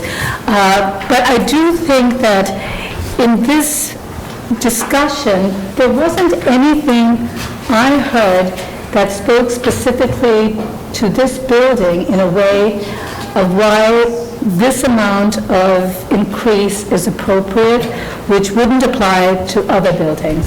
And so there is, I think, part of the testimony is that it's something that I think we should take seriously, which is this is a district where you have the four-story apartment buildings and you have the three-story sort of single or two-family homes, and we should think about what kind of changes happen over time. But, I will keep an open mind, and I'm sure some of the other commissioners will as well. But this is something that I don't think we should hand off to staff. I think we really need to come back and look at it again. Okay, yes, Diana, do you want to add anything to that? I wanted to ask a question how other commissioners felt about, I feel like one of the things, the elements is these balconies at the back, that seem, I guess bother me. Although there's fire escape balconies on other buildings, but it just, maybe it's just the design is getting me as well as the size somehow. I think that it would, it'd be helpful to me that when they talk about the rear, they should talk not so much about the buildings that are the backdrop, which true are part of the donut, but it is all outside the district. And there are examples of apartment buildings and their profiles within the district, and I think it'd be helpful if they actually refer more to those buildings and draw from them than at the back. Okay, so we will table the matter for today and ask them to come back. Okay, thank you. Thank you. Somewhere.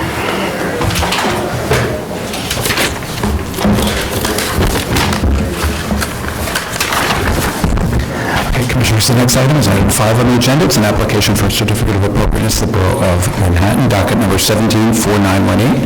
This is 75 Spring Street, a.k.a. 75-77 Crosby Street, located within the SoHo-Cast Historic District Extension. This is a Romanesque Revival-style store building designed by Robert Lyons and built in 1898. And the application is to replace windows.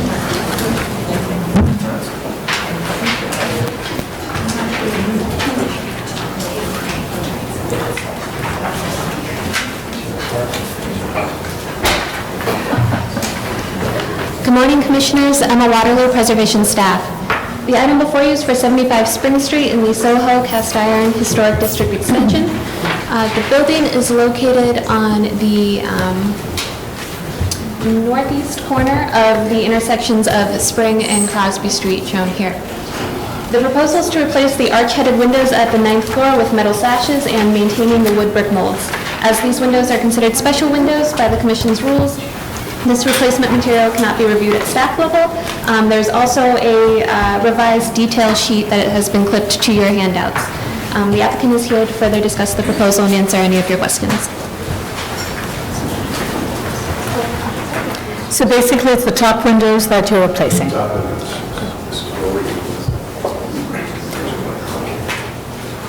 So you keep the brick mold, but it's just the material that you're changing from from wood to aluminum? The existing brick mold is wood. Okay, right, but that, okay. Good morning, Commissioners. David Piacker, 5 Piacker, I'm an architect. With me is Deanna Franco from our office and Jason Adams from Greystone Management. This application is very similar to what recently presented to the Commission for 7 West 22nd Street. The application is for the replacement of the special archhead windows on the 9th floor of 75 Spring Street as part of a building-wide upgrade. All the other windows are being replaced, and that's being handled at staff level. You can see where the building is located, right in the corner of 75 of Spring Street and Crosby Street. In the middle of this slide is the historic tax lot photo from 1940, and that's how the building is presented today. Again, we're talking about the, I should try to use the laser. The top floor, 6 windows across the Spring Street elevation and 15 across the Crosby Street elevation. We've got a detail image, which is a little bit washed out, of the head condition, the sill condition, and the existing window. The windows are monumental, existing wood windows in very poor condition.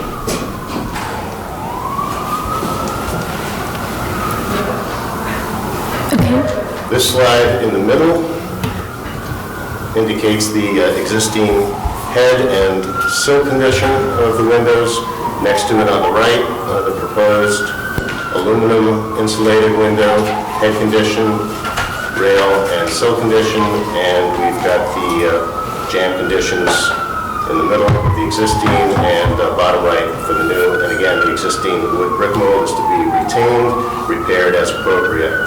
The composite drawing on the left shows the existing configuration on the left side with the new proportions on the right side, a total glazing diminution of about 5.6%.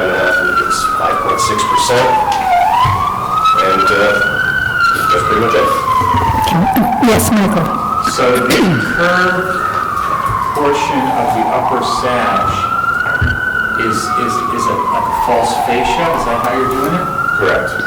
And so the window, in fact, from the inside is a regular rectangular double hung, but the outside has a kind of wood scrim in front of it to create the frame effect. An aluminum plate with a curved molding to follow the proportions of the jamb condition and follow the radius of the stone arch. And actually, that's often how the wood window, historic windows were constructed. I'm just trying to... Yeah. But is that the existing condition? Existing wood window condition is a square window with a wood piece of molding that curves to follow the form of the arch of the opening. And existing. And the square window sash goes up into a pocket behind the window. Okay. Just a little confused by the drawing, but I think I get it. Okay, any other questions? All right, we have one speaker, Kelly Carroll.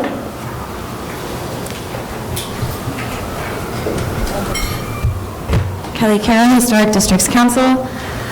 There are a number of reasons why HDC finds this application inappropriate. First and foremost, original wooden windows are being proposed to be replaced in aluminum, which we all know is subpar for this building, its use and location. Secondly, these round arch windows are special windows and careful consideration is supposed to apply to them. Third, the windows being replaced occupy only one floor, which is the top story. An argument could be made that since these windows are so high up, their material may not be discernible. However, replacement in aluminum here will most certainly set a precedent for the rest of the building's future replacement plans. With these concerns in mind, HDC asks that these windows be repaired or replaced in wood so that they can last another century. Thank you. Thank you. Are there any more speakers? Okay, yes, Chair, do you want to say something? Just the rest of the windows that have been replaced at staff level, they're square, regular one-over-one double hungs, and that can be approved at staff level. These are considered special windows at the top floor, and that's why they're before you. Right, and the rest of the building is, it's being replaced in aluminum, In aluminum, correct? yes. Okay. All right, do we have any more questions for the applicant? Okay, we can close the hearing. All right, comments? have any issues with this. Anybody have any concerns? I always have concerns about the replacement of wood windows with aluminum windows, but the fact that the entire building's already been converted would say that maybe we should keep these ones, these special ones, but, maybe not. I think it's appropriate in this case. Okay.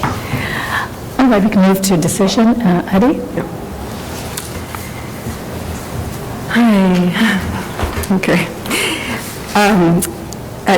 The certificate of appropriateness in the matter of 75 Spring Street, that's 7577 Crosby Street, SoHo-Cast Iron Historic District Extension, a Romanesque revival style store building designed by Robert Lyons and built in 1898. The application is to replace windows. I note that the building's style, scale, materials, and details are among the features that contribute to the special architectural and historic character of the SoHo-Cast Iron Historic District Extension. I recommend approval, finding that the proposed windows will match the historic windows in terms of configuration and operation, that the historic wood brick molds will be retained and restored, and that the details of the arched heads will be created in aluminum. That due to the height of the windows of the 9th floor, the proposed change in material will not be perceptible from public thoroughfares, and that the proposed material will match the replacement square-headed windows to be installed at lower floors, thereby giving consistency to the fenestration detail and appearance. All in favor? Aye. Any opposed? This application is approved. Okay, Commissioners, the next item on the agenda is item 6. It's an application for a certificate of appropriateness of the Borough of Manhattan, docket number 172990. This is 7 West 87th Street, located within the Upper West Side, Central Park West Historic District. This is a Renaissance Revival style row house designed by Henry F. Cook and built in 1894. The application is to alter the basement level entrance.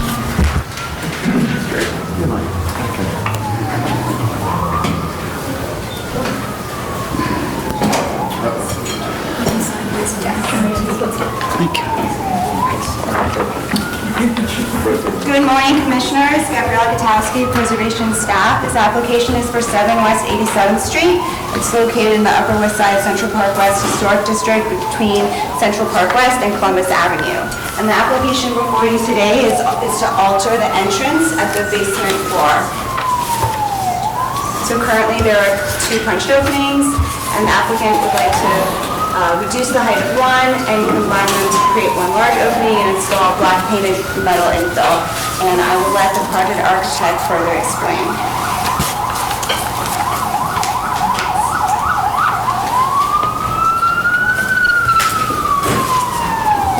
I'm Greg Rothstein. I'm here with the structural engineer, Joseph Harnick. As you can see, the entrance, there's an awning right there, and underneath that awning is the entrance to the building. And we are proposing to take these 2 doors and combine them underneath the sidewalk as part of the alleyway. Originally, the buildings now are combined. It's a completely residential building. They're multiple buildings combined.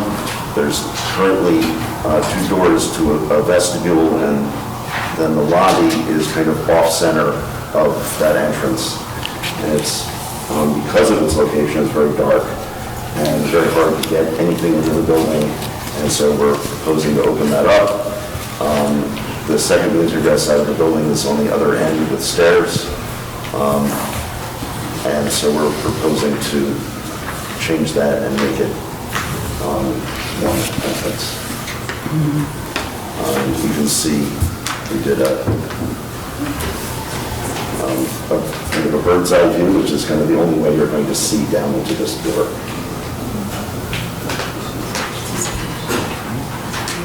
Okay. Thank you. Are there any questions? Do you have any renderings at street level? No. Just like when you're walking down the street? Other than That one? Okay. I feel like a very tall person, but okay. Yes. Well, there's not a lot of perspective. If you're at the street, you're not going to see. Okay. Thank you. So we pulled it up. 004, right? 004. Oh, 004? 004 gives you, nice. Go back one. Go back one, yeah, no. Strange. One more. Yeah, that one, yeah, that one, it The shows. awning is being removed, and actually the new opening Yes, will be reduced, right? lower. So in the photographs, you can use the awning as kind of a datum. Image on the top is So the basically, grade elevation. that's what you should That's see. the proposed elevation. elevation.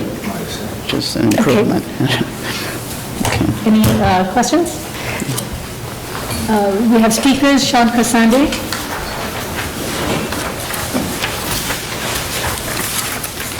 Good morning, Commissioner. Sean Crosby for Landmark West. The Landmark West Certificate of Appropriateness Committee can understand why the owners would want to change this ill-conceived entrance sequence.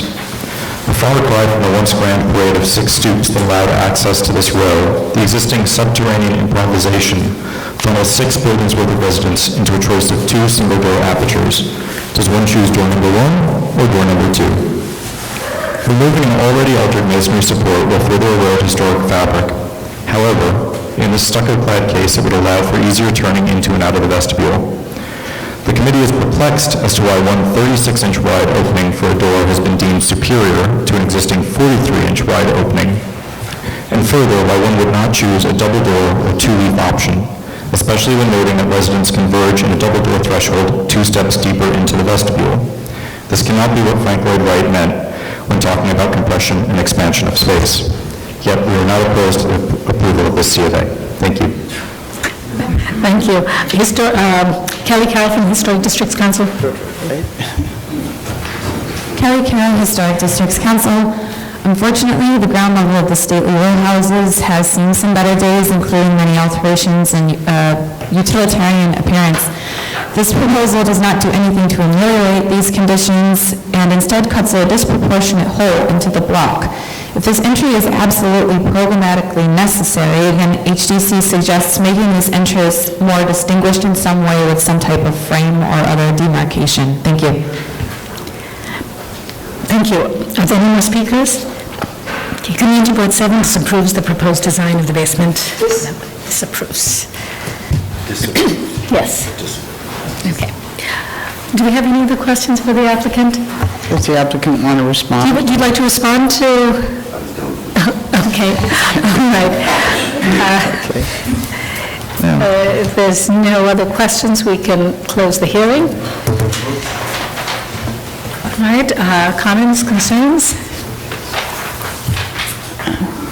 Well, it's a little unusual as far as the areaway, the cellar level. It actually looks better, I think, than the revision from the sidewalk level, so yeah, I can go along with it. Yes. I agree with that. I think that the subterranean canopy is incredibly bizarre, and I really kind of view this kind of application as a placeholder until the time when they have the funds to make it better and restore the stoop or something a little more creative. I think it's not an increase in the inappropriateness of the current condition. I have a comment.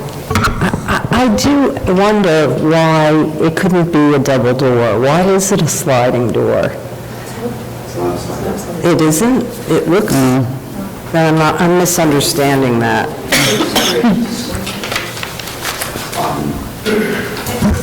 So it's just side lights? Is there side lights on either side? Okay. Okay.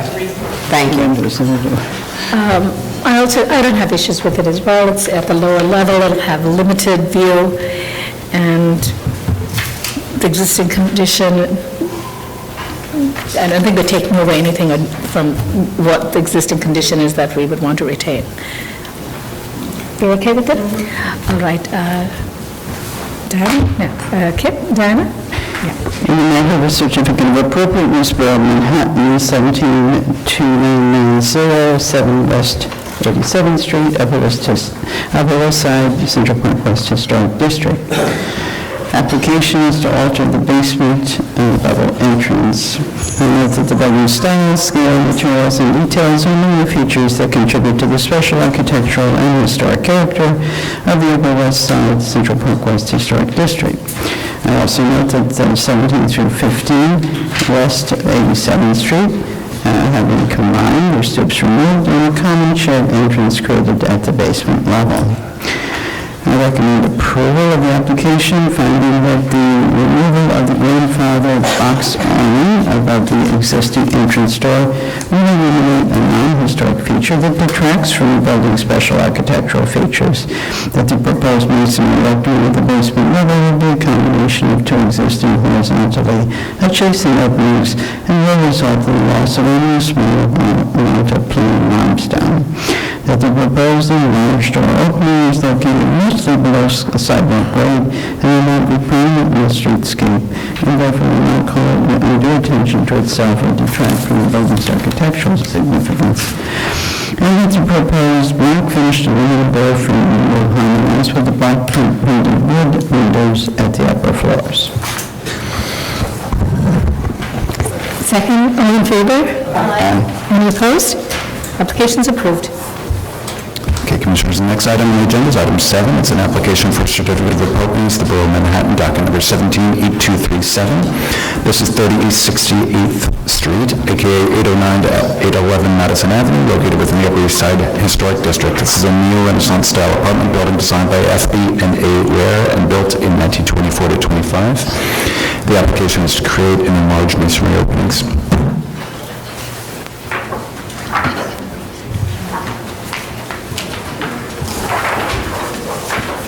Good morning, Commissioners. Emma Waterloo, Preservation Staff. The item before you is for 30 East 68th Street in the Upper East Side Historic District. The building is located at the southeast corner of the intersection of Madison Avenue and East 68th Street. The proposal is to create two storefront openings at the ground floor of the northeast 68th Street facade, which would be here on this historic photograph. Combined masonry openings at the second floor of the north facade, which will happen approximately here. Enlarge two masonry openings at the second floor of the West Madison Avenue facade here, and replace the multi-light windows at the second floor of the west facade and a portion of the north facade with single light windows. The applicant is here to further explain his proposal. Thank you.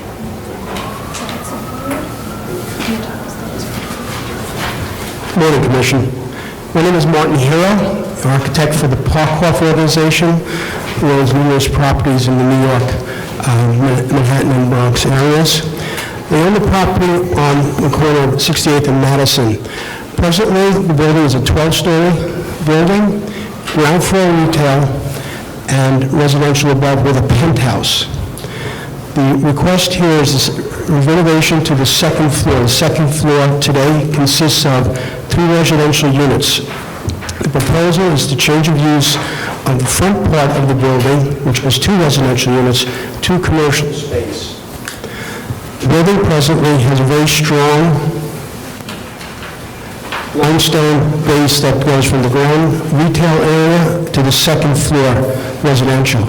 Above that is a masonry articulation of the building enclosure. The building has a distinctive cornice at the 12th level of the building. Presently, there's 2 storefronts on the Madison Avenue side and 1 small storefront on the 68th Street side. The main residential entry is on the 68th Street side with the canopy, as you can see, which existed at this point in 1929 for the building, and that canopy is still there. We looked at, in our analysis of looking at typical high-rise buildings on Madison and also within the East Side Historic District, we only discovered 3 like-type buildings, that is, tall buildings and residential use with second-floor retail. And those were on 67th Street, 71st Street, and 77th. 2 15-story buildings was on 67th and 77th. The use context for this area of Madison Avenue is second floor retail for most of our, for block on block on both sides of the site. The proposed area, we're looking at the upper left-hand illustration is the existing addition, 2 storefronts on Madison Avenue, residential storefront in the middle, a residential, entry in the middle, and then one small bistro food outlet on the east side. The proposal is to develop a interior second floor access shown in shaded area and an interior stair. The second floor modifications, the upper left-hand corner again is the existing 3 apartments.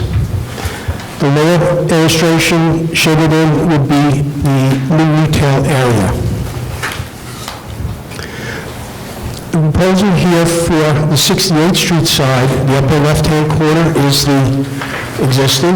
Lower right-hand illustration shows the proposed modifications for storefront at the ground floor. The window to the west of Madison is 7 feet wide, and the window to the east is 10 feet wide.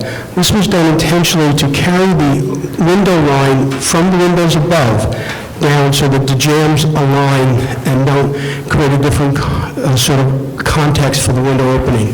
On the second floor proposal was to illustrate typical residential type windows, but as clear pane windows. And those would mimic and follow the lines of the windows above and along with the storefront windows below. Madison Avenue side, the base storefronts would remain as they are. However, on the second floor, which is illustrated with a bedroom window, a toilet, bathroom windows, and a bedroom window, we would change, likewise, those windows just to make those 2 plain glass windows for the second floor on the bedrooms, and in the center, align the windows much larger, replacing the bathroom windows. The windows themselves would repeat the corner illustration of Ralph Lauren, which is done in stainless steel with a brush finish and a recessed panel. The base on those windows on the proposed 68th Street side would have the same type of metal framing and a base apron with the recessed panel. On the second floor, the windows would be done in a baked enamel to match the existing. And this is before the illustration on the photograph on the upper left side is the existing conditions, and in the lower corner are the proposed that shows the storefronts on 68th Street side and the modifications of the residential type windows on Madison and 68th. And this is a large illustration. With this effort, we would clearly clean the building, because right now it's very spotty, and make it more homogeneous and more uniform and improve the cityscape for the area. You made a very deliberate move here, which seems to be contrary to your approach, which is on the second floor along 68th Street. You've combined 3 windows, and it just seems... That's correct. I was going to ask this. Odd, because we talked about trying to sort of capture the rhythm of the buildings or the windows above. So can you just speak to that? Because obviously retail can work with smaller windows because you're proposing that on Madison Avenue. In fact, a lot of the second floor windows did have wraparound windows for showcasing. Our original position was to go with larger windows on the second floor, but discussing the merits with that with the staff, we came back with a more modest compromise solution, and as to make the windows more like the windows above, but yet still announce, again, the use contextualness of the street of second floor retail. This is one of the most beautiful limestone finishes, corner base in the whole area. And do you have any images besides what you've done to absolutely obliterate the texture of that limestone of what's existing there today, other than saying that it's grimy or something? I mean, it's so beautiful. The strength of the limestone really sets up the base for this. And the second floor residential almost is contradictory as far as use that we have now. The limestone has been patched and it's been spotty in a lot of areas.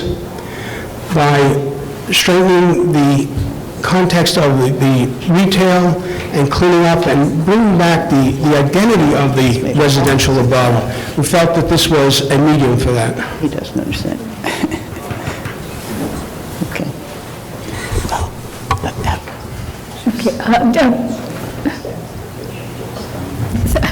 I was just going to ask, but your concern about the limestone was the... I was asking if he has any images, sort of up-close images of the texture of this limestone, which is so unusual, that we're sort of eliminating as much of it as he would like, both in terms of replacing the sizes of the windows, but also whatever treatment it is that you're doing, cleaning or otherwise, seems completely inappropriate, but we can save that for comments. Hopefully, Image of it. hopefully that's just the rendering, but we don't know, so, yeah. Right. Yes, Michael, you have a question? I just had a question about the design decisions related to the storefronts on 68th Street.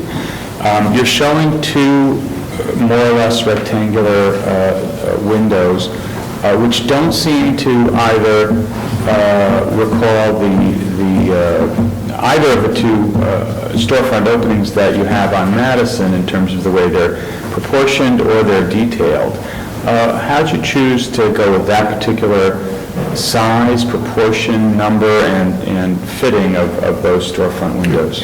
The side of the storefront windows from the side jambs was to align with the strength of the windows above in the residential section of the building.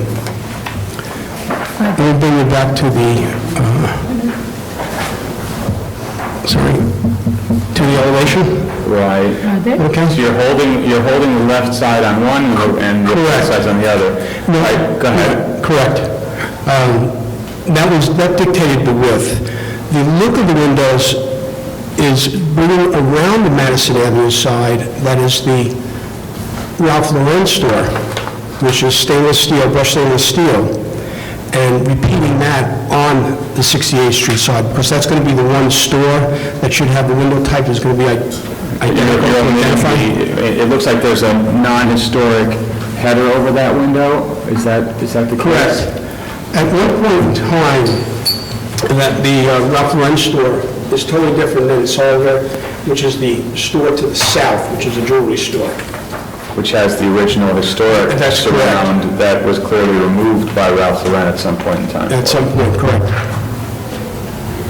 Okay, thanks. Are there any other questions? We'll take testimony. Kelly Carroll.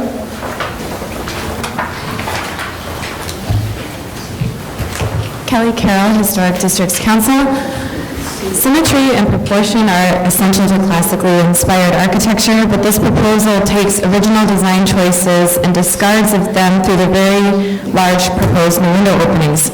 HDC found that turning the corner with the storefront was an appropriate choice, but adding perfunctory openings and removing muntins, which are distinguished features, is another matter which we deem as ill-advised and even as far as poor in appearance. Thank you. Thank you. Elizabeth Fagan.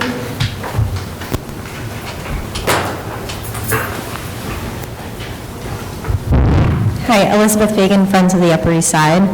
Friends feels that the proposed addition of the new storefront windows along 68th Street is ungainly, and there should be a better transition between the retail side of Madison Avenue and the residential character along 68th Street. The new showroom windows on the first floor should be de-emphasized and smaller in size. The existing storefront to the east of the building's entrance is modest and appropriate, and this proposal should seek to emulate that design. Currently, the fenestration of the building's upper floors is repetitive. Thus, the proposed new windows along the second floor will interrupt an otherwise regular pattern. This random mix of windows is jarring, and we believe that the existing fenestration of the building should be maintained. We understand the commercial desire for single-pane windows along Madison Avenue, but the large cluster of 3 windows on the 68th Street side seems unnecessary. The center window in this group of 3 should be removed to harmonize with the fenestration of the upper floors. We ask the Commission to deny this application as proposed, as the large storefront windows and altered fenestration would introduce a design that is incongruous with the rest of the building. Thank you. Thank you. Are there any other speakers? Community Board 8 recommends denial of application as they feel it detracts from the residential character of the building. The windows are not compatible with the existing 6 of the 6 windows in the building. Would you like to respond to any of the comments that have been? Okay, do we have, yes? Okay, do we have any questions for the applicant? Okay, in that case, we can close the hearing. All right, comments? Yes, Kim. I agree with Addie about the limestone base. I go by the building on the bus every day, and I always have appreciated the variated, texture of the base, and it seems to be wiped clean now. Though they say they're cleaning it, it just seems like all of the texture and variation is going away from the stone. Okay, the sort of cleaning of the base, is that really what we're looking at? No, that's not. That's a staff. But that's an overall comment and a suggestion that don't take away from, I think, whatever the texture. Right, but more importantly, it's what's really unusual about this space is that there is no opening at all for a while on that 68th Street, after the corner's turned. And so it's really, the sense of it is that there's more limestone than there is opening. And I think that that's the kind of the quality of the thing, and the reason that we notice the material or its kind of weight. And that's why I'm absolutely opposed to the storefront extension and to the changes in the windows size. Okay, Kim, your comment was about Mine was about the color of the stone itself. I'm not opposed to the openings, though I think they could have been a little better proportioned, but I'm not opposed to the ground floor openings. Another position. Oh, yes. Just to confuse things, an in-between position.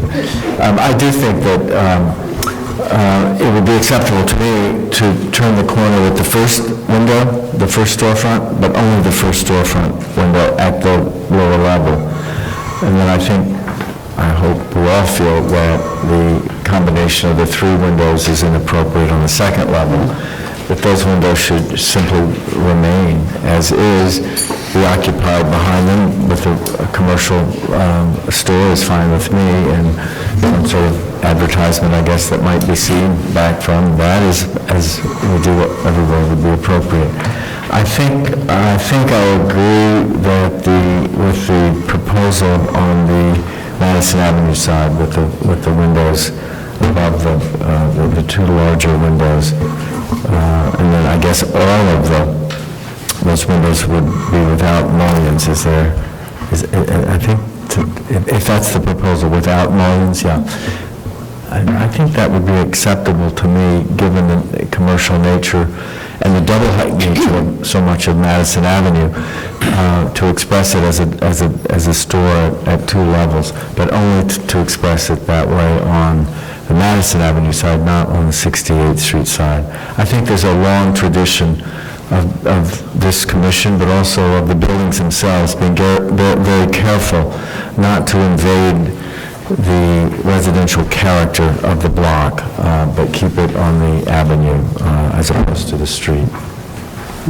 Okay, yes. I'm with Fred on that one. I agree with everything he said. The only thing I would add to it is, I think that the historic evidence shows that the building was intended to be symmetrical, even at its base, and we have evidence of the original storefront surround on the one store on Madison. I think that the new opening and the aberrant one should restore that symmetry and reuse that design. I don't understand. What's the evidence? Well, if you look at the historic photo, or on the existing photo, you have a bronze metal surround at the storefront that was clearly one of 2 that were originally symmetrical along Madison, and I would suggest that one on Madison be restored and the new one on 68th reflect that same design. Replicated. Do you want to say something, or you want to? No, okay. She's just going to show the image. Okay. All right. Other comments? Yes, Diana? I just want to understand everybody else's, because I agree in general with them. First, I don't have a problem with the muttons being removed, because that's typical of, I think, Madison Avenue, second floor, so I don't have a problem with that. I'm equally concerned about protecting the texture of the existing limestone. I do not like the tripartite division at all on the 68th Street side. I thought that was inappropriate, as Fred did and others. So the compromise that we're suggesting at the moment is, well, one, making sure that the Madison Avenue is symmetrical, the two openings there. And the one, we're talking about... Symmetrical, I'm just trying to understand, what is the, I don't understand the symmetry issue. That bronze and black surround was also on the Ralph Lauren, so So suggesting that... Suggesting is that if they're going to go poking another hole on the left side on 68, that they restore... Which they shouldn't. Restore the storefront to the Ralph Lauren opening, so that it returns the building to its original design intent, where there were two storefronts and they both had matching surrounds, and that same design and height be carried over to 68. Okay, so you're saying, so the change is both on Madison and 68? Restore to that, restore to that, and then copy that around the corner. That's my question. And we're talking about just one... I don't know if one window around the corner, or... None. Nothing to touch that limestone on the 68th Street side. No, you don't, but other people are okay with one window turning the corner. I'm okay with both, but I think that Madison Avenue has a lot of variety, and I think that sometimes the variety goes into the side streets. So, but I think if, the commissioners feel that one is sort of a compromise, I'm fine with that. I think that the four windows on Madison Avenue are perfectly fine as is, and I think that at the second level, and at the second level of the 68th Street side, I agree we should remove that one window that sort of connects the two.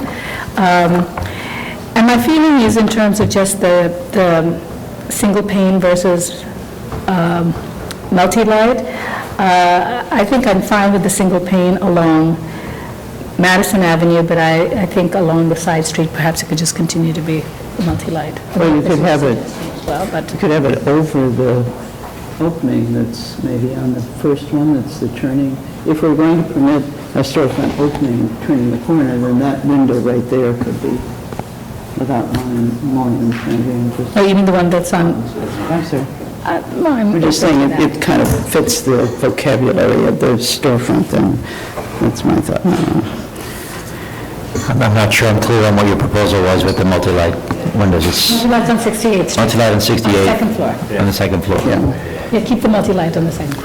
Okay. And just to confuse the matter further, I'm going to come to a compromise. I agree with most of what has been said. I think that the window on 68th Street is a little bit too close to the corner. I do think that if you're trying to keep the alignment, it's a very large window. It's a 7-foot wide, and you're leaving a 2-foot-2 on the corner if you look at the north elevation, which is what the Friends of the Upper East Side was talking about. So I think that, if we want to carry the alignment to turn the corner onto 68th Street, we either decide to do it like what Michael suggested as one window, or this may be a little bit too close to the corner. Right. Okay, so here's a suggestion. Okay, so it seems that most of us are okay.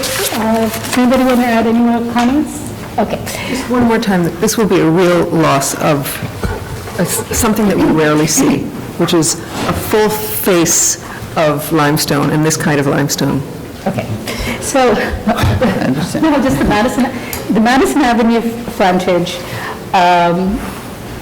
I think everybody's okay with it. Only one suggestion was to make the existing... Redo the storefront for Ralph Lauren, so that it matches. Okay, how do the other commissioners feel about that? Yeah, I agree with Michael on that. If we're going to allow, the extreme measure of cutting a huge hole in the side of this limestone, it's a little small thing to ask to bring that back. Okay, so in that case, it should extend to all three, right? Okay.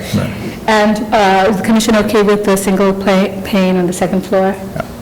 Okay. On the Madison Avenue. On the Madison, yeah. On Madison Okay. Avenue. So here's the thing on 68th Street.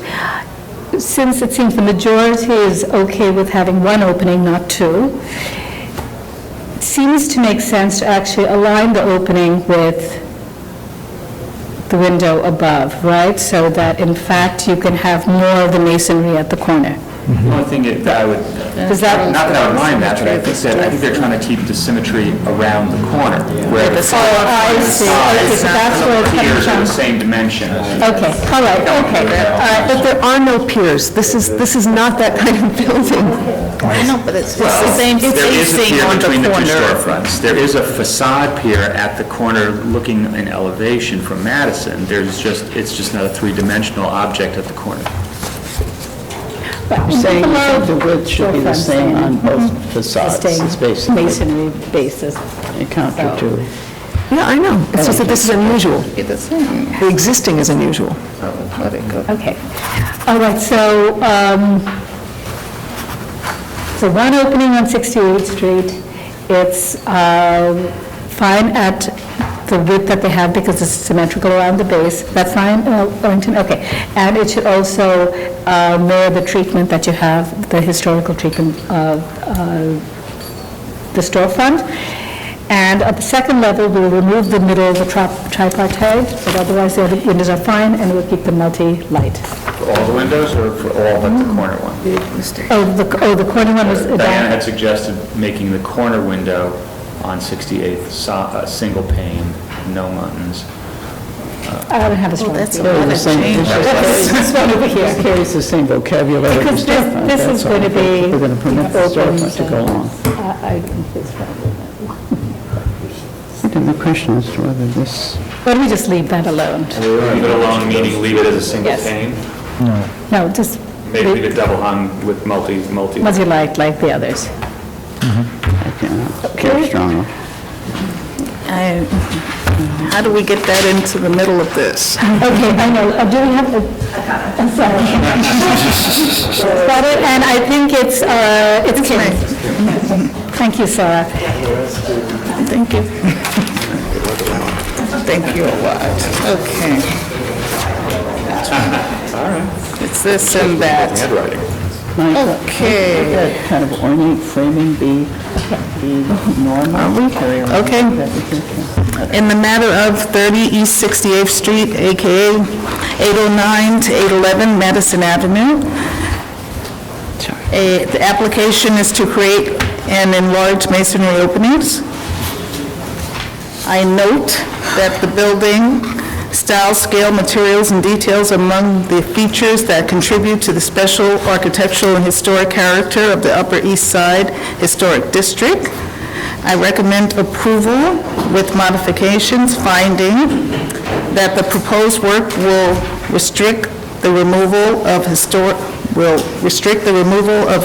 masonry to a limited amount of plain limestone and will not significantly alter the ratio of solid to void at the building base, that the presence of one storefront size masonry opening at the ground floor of the side street facade adjacent to the facade with storefronts facing a commercial avenue will be compatible with the style of the building and in keeping with the historic conditions found at the bases of large apartment buildings of this age throughout the historic district. That the new opening at the first floor of the East 68th Street facade and the enlarged masonry openings at the second floor of Madison Avenue will be well scaled to the facades and will maintain the alignment with the storefronts facing Madison Avenue and the windows at the upper floors, thereby helping to support the unity of the pattern of masonry openings. That although the enlarged Madison Avenue windows will be larger than the windows in the vertical rows above them, this distinction between the base and upper floors will be consistent with the historic organization of buildings of this type, style, and age in terms of features more prominent and two-story commercial base elements. and that the proposed new storefront infill at the first floor of the East 68th Street facade will closely replicate the existing storefront infill at the corner of Madison Avenue storefront in terms of materials, basic composition, and finish, thereby helping maintain harmonious and unified composition and maintaining typical primacy at the front of the storefronts.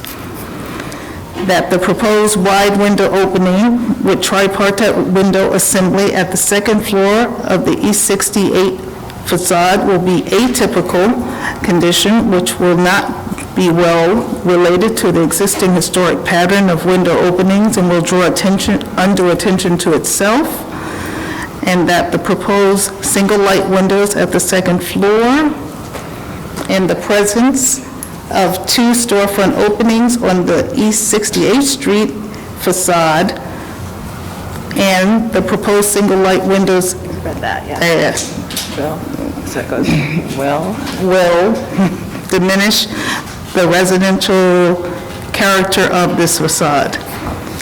Therefore, I recommend that the easternmost storefront openings on the East 68th Street facade be eliminated from the proposal, that the combined tripartite window on the East 68th Street be eliminated from the proposal at the second floor windows, maintain their multi-light configuration, and that the historic storefront surround should be replicated on all of the storefront openings. That's it. All in favor? Any opposed? Opposed. Any opposed? This application is approved. Okay, Commissioners, we're now moving on to the public meeting agenda. So the next item, item number 8 on the agenda, is an application for a certificate of appropriateness, Borough of Brooklyn, docket number 186624. This is 10 J Street, located within the DUMBO Historic District. This is an altered American round arch style factory building designed by George M. Newhall Engineering Company and built in 1897-98. The application is to amend certificate of appropriateness 174554 to include reconstructing the east facade. This is the one we did before. Good morning, Commissioners. Gabrielle Katowski, Preservation Staff. This application is for 10 J Street. It's American Round Arch Style Factory Building located in the DUMBO Historic District. The proposal before you today is to amend Certificate of Appropriateness 17-4554, which was issued in July last summer 2015. Just to refresh your memory, that proposal as approved included demolishing the north facade, which faces the river, and reconstructing it in a contemporary design. The proposal before you today involves the east facade, which is this facade here. Now, as presented last July, the applicant was proposing to restore this facade. They're back today to discuss the necessity to completely demolish and rebuild this east facade. So I will bring up that proposal and let the project architect further explain. Thanks, Gabriella. Hi, my name is Mark Barak. I'm the project architect with ODA, and I'm here with two of my colleagues. We've got Russ Newbold of Surface Design Group and Joseph Lieber of Axis Design Group, and we're here to discuss 10J and the east facade. So we want to start with some historical photographs, and this is the way the building was originally constructed with these brick facades, and we want to show you the current state. It's covered with stucco. As part of our original design approval, we had offered to restore the east facade back to its original state. And we started this process at the beginning of the year. While we were stripping off the stucco on the east facade, we immediately started to notice that bricks were extremely deteriorated. And then about a week into the removal of the stucco, a large portion of the cornice on the 5th floor fell into the scaffolding. We realized this was an immediate risk, not only to people working on the building, but also for pedestrians in the park below. So we stopped work and we contacted Landmarks and the DOB immediately. We rallied all the troops and we started doing thorough investigations of the east wall. And we found not only is the brick and cornice deteriorated, but the structure inside the wall has also deteriorated well beyond our original estimates. So I brought my two colleagues here to discuss the state of these two elements, and I'll pass it to Russ to discuss the state of the brick. All right, these are some images that are in your packets. So these are some typical conditions. Can you please state your name for the record, please? Can you state your name? Sorry, my name for the record, Russ Newbold, Surface Design Group. Thank you. So what we found was that the existing brick work was stuccoed over in the 1970s. The brickwork was, at that time, in a state where it needed to be repaired. The repair solution at the time was to stucco over it and consolidate the assembly. With that said, and based on the fact that there was a lot of moisture infiltration over the years, especially at the string courses, the built courses at the 5th and 7th floors, the brickwork had continued to deteriorate underneath. When we did the demolition of the stucco, the demolition was done all by hand.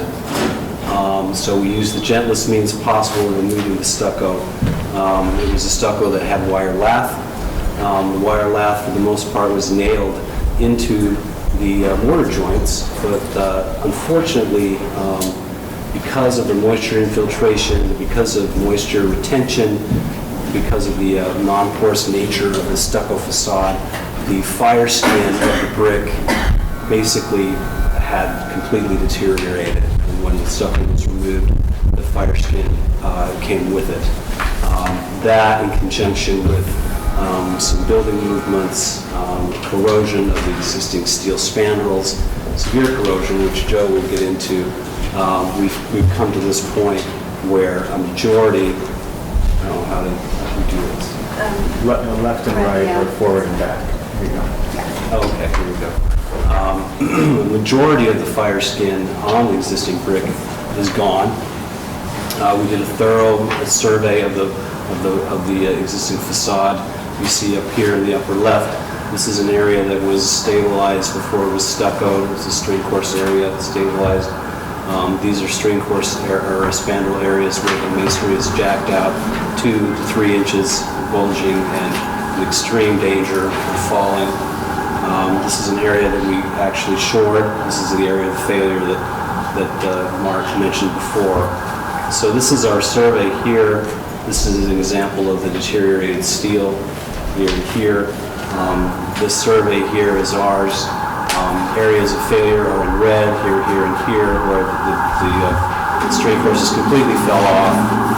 All of the string courses and spandrels that are shaded in gray are rust jacked and in danger of falling, along with all the cracks that you see here.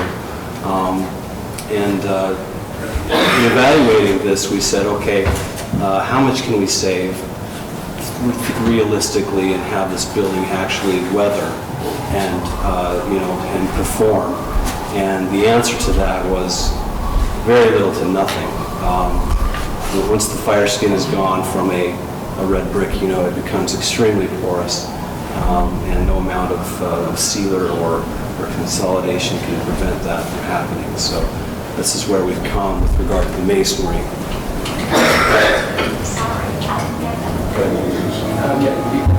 I can use it for you. Just introduce yourself, please.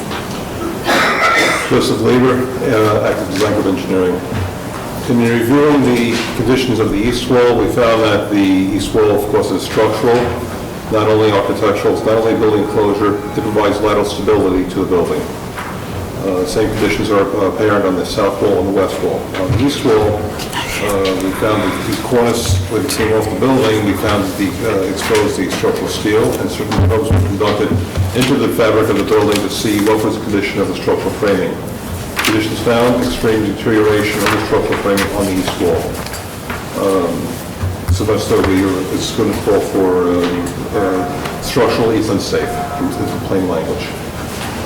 Probes were also conducted in the south and west walls of the building to see how much of the conditions going to repeat themselves on the south and west walls. What we found was that the conditions on the south and west walls are not as bad as on the east wall. There is quite a bit of deterioration there nonetheless. In particular, the cornices. Cornices have been displaced up to 4 inches from their original positions. It creates a very unstable condition, and frankly, it's a at risk of life, personal safety, of life safety of people. Cornices are sagging and the risk of falling off the building. There's other deterioration within the building. There's bulges on the face, and they're indicative of deterioration of the span openings within the building. Yet despite this, the west and south walls are better shape than on the east wall. So what we're doing on the east wall is recommending the removal of the wall and reconstruction. We're going to provide a new vinyl bracing system to be tailored and fabricated to match the outline of the windows of the building, so nothing will be shown, nothing will be visible. All the windows that are there right now will be exposed and will be open. All the steel framing will be behind the brick framing and will be concealed. On the south and west walls, the idea is to rebuild the deteriorated areas. Anything found to be deteriorated in terms of structural framing will be repaired in place, and the facade will then be rebuilt. So, Mark Barrack again from ODA. We're in the middle of our reconstruction sequence right now. We've started building temporary shoring, and then we can move on to the next phase.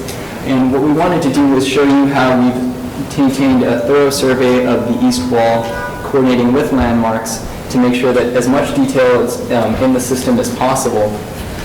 While working with ADG, we devised a new structural system that would have no visible inclination on the outside. You'd only see the brick as it was originally meant to be represented. And then for the final design, we're going to be working with brick and mortar and all the other detailing to make sure it's as close to our original proposal as possible. So while this was an unfortunate event, we've had a very strong team working on making sure that the new wall will be safe and visually appealing. So thank you. Thank you. Do we have any questions? Yes. So joint size, mortar color, mortar type are all going to be the same as what's there, the brick type as much as possible? Absolutely. In a way, it's kind of lucky because we have the remaining south wall and west walls precedents for all detailing. How are you going to deal with like expansion joints and things like that come along with the cavity walls as opposed to a bearing wall? We're going to try to minimize any sort of expansion joint as necessary, only along the floor plates, and we'll also be using that as part of our integrated design, which will then get approved by landmarks. It will be a necessary thing since we're going to be switching it from its current state, which is a 4-wide masonry wall, to being a cavity wall for structural system. But that was unavoidable. Okay. Any other questions? Just Yeah, actually, I have a question for the staff. can you confirm that, in our inspection, that this wall has to come down? Yes, right. That was basically my question, that the Department of Buildings confirms that this is... Oh, yes, I mean, from looking at it, reading it, I'm just looking to see that a city agency has also confirmed that this is confirms the engineer's We assessment. all could be on the site, landmarks and representation from DOB were there to inspect in person, and this proposal is at the recommendation of the Department of Buildings. Thank you. Have we done stuff where we reused bricks without a face by turning them around? I seem to remember hearing that at some point. I can answer that. There have been some projects where the work was able to salvage some of the brick, turn them around, perhaps take brick from other locations and install them, but almost always for much smaller buildings, much smaller quantities necessary. And in this case, the engineers and architects don't believe any of the face brick is salvageable, whether you turn it or not. It's been compromised and would potentially fail in the same way. Not to mention the quantity being so much greater, so that wasn't something that was considered here, but it is something that we always look at first if possible.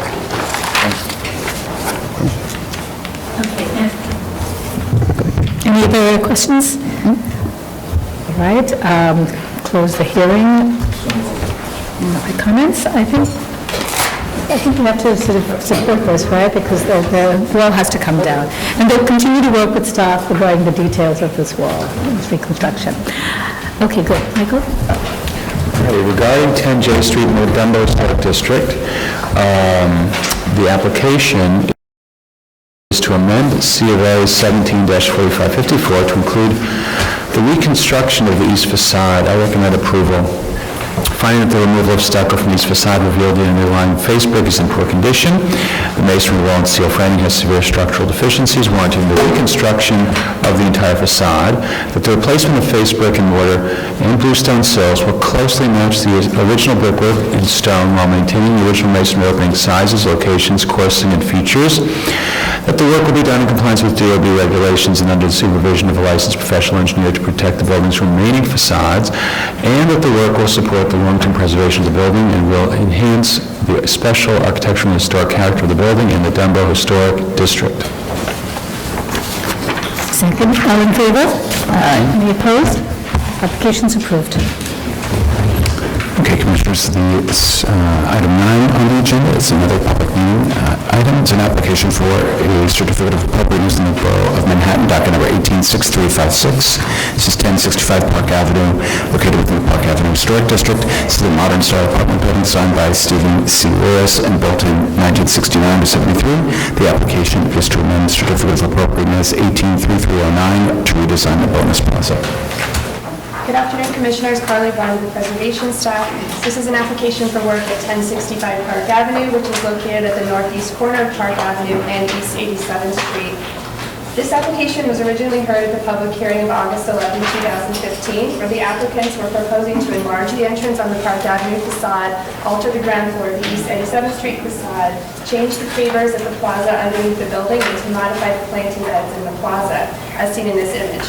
It came out of the discussion at this hearing that the plaza was in fact a bonus plaza and the proposed changes needed review and approval by the City Planning Commission. The applicants have spent the almost last year working with City Planning and have returned today with the design preliminary approved by City Planning. This is the image of the proposed work. The bonus plaza is proposed to have low limestone planting beds with integral seating and lighting. The installation of bronze signage plaques which announce the space is open to the public.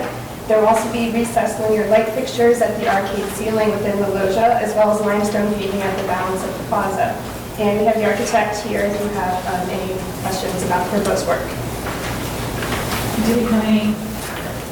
Do we have any questions for the applicant?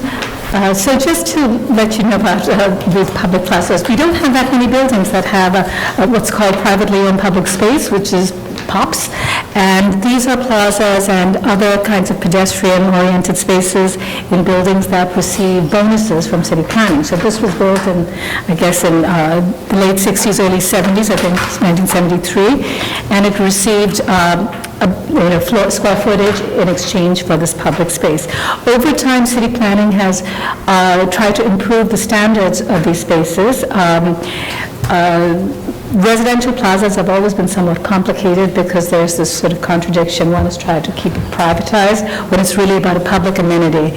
And so I'm presuming when city planning looked at it, the thrust was to make it as public as possible and allow people to come in and sit within the plaza space. And so some of the changes include providing public seating, actually putting signage so that people can understand it's a public plaza and they're not trespassing, that in fact they're entitled and allowed to go onto this private space. And also in certain cases, I'm not sure over here, but it explains what are the amenities that are being provided or if there are hours that regulate that space. So I think for us, this is a building that was considered modern as a style. If you go to the Commission designation report, it talks about significant features, but it doesn't really say that the plaza itself was a significant feature or the design of the plaza. And I think that the Commission should think about this in terms of our relationship and our regulating a space which is also regulated by city planning. And I think in these circumstances, we probably should defer to city planning in ensuring that the space meets the requirements and the upgrades necessary, given that it was a bonusable space. Yes, Adana?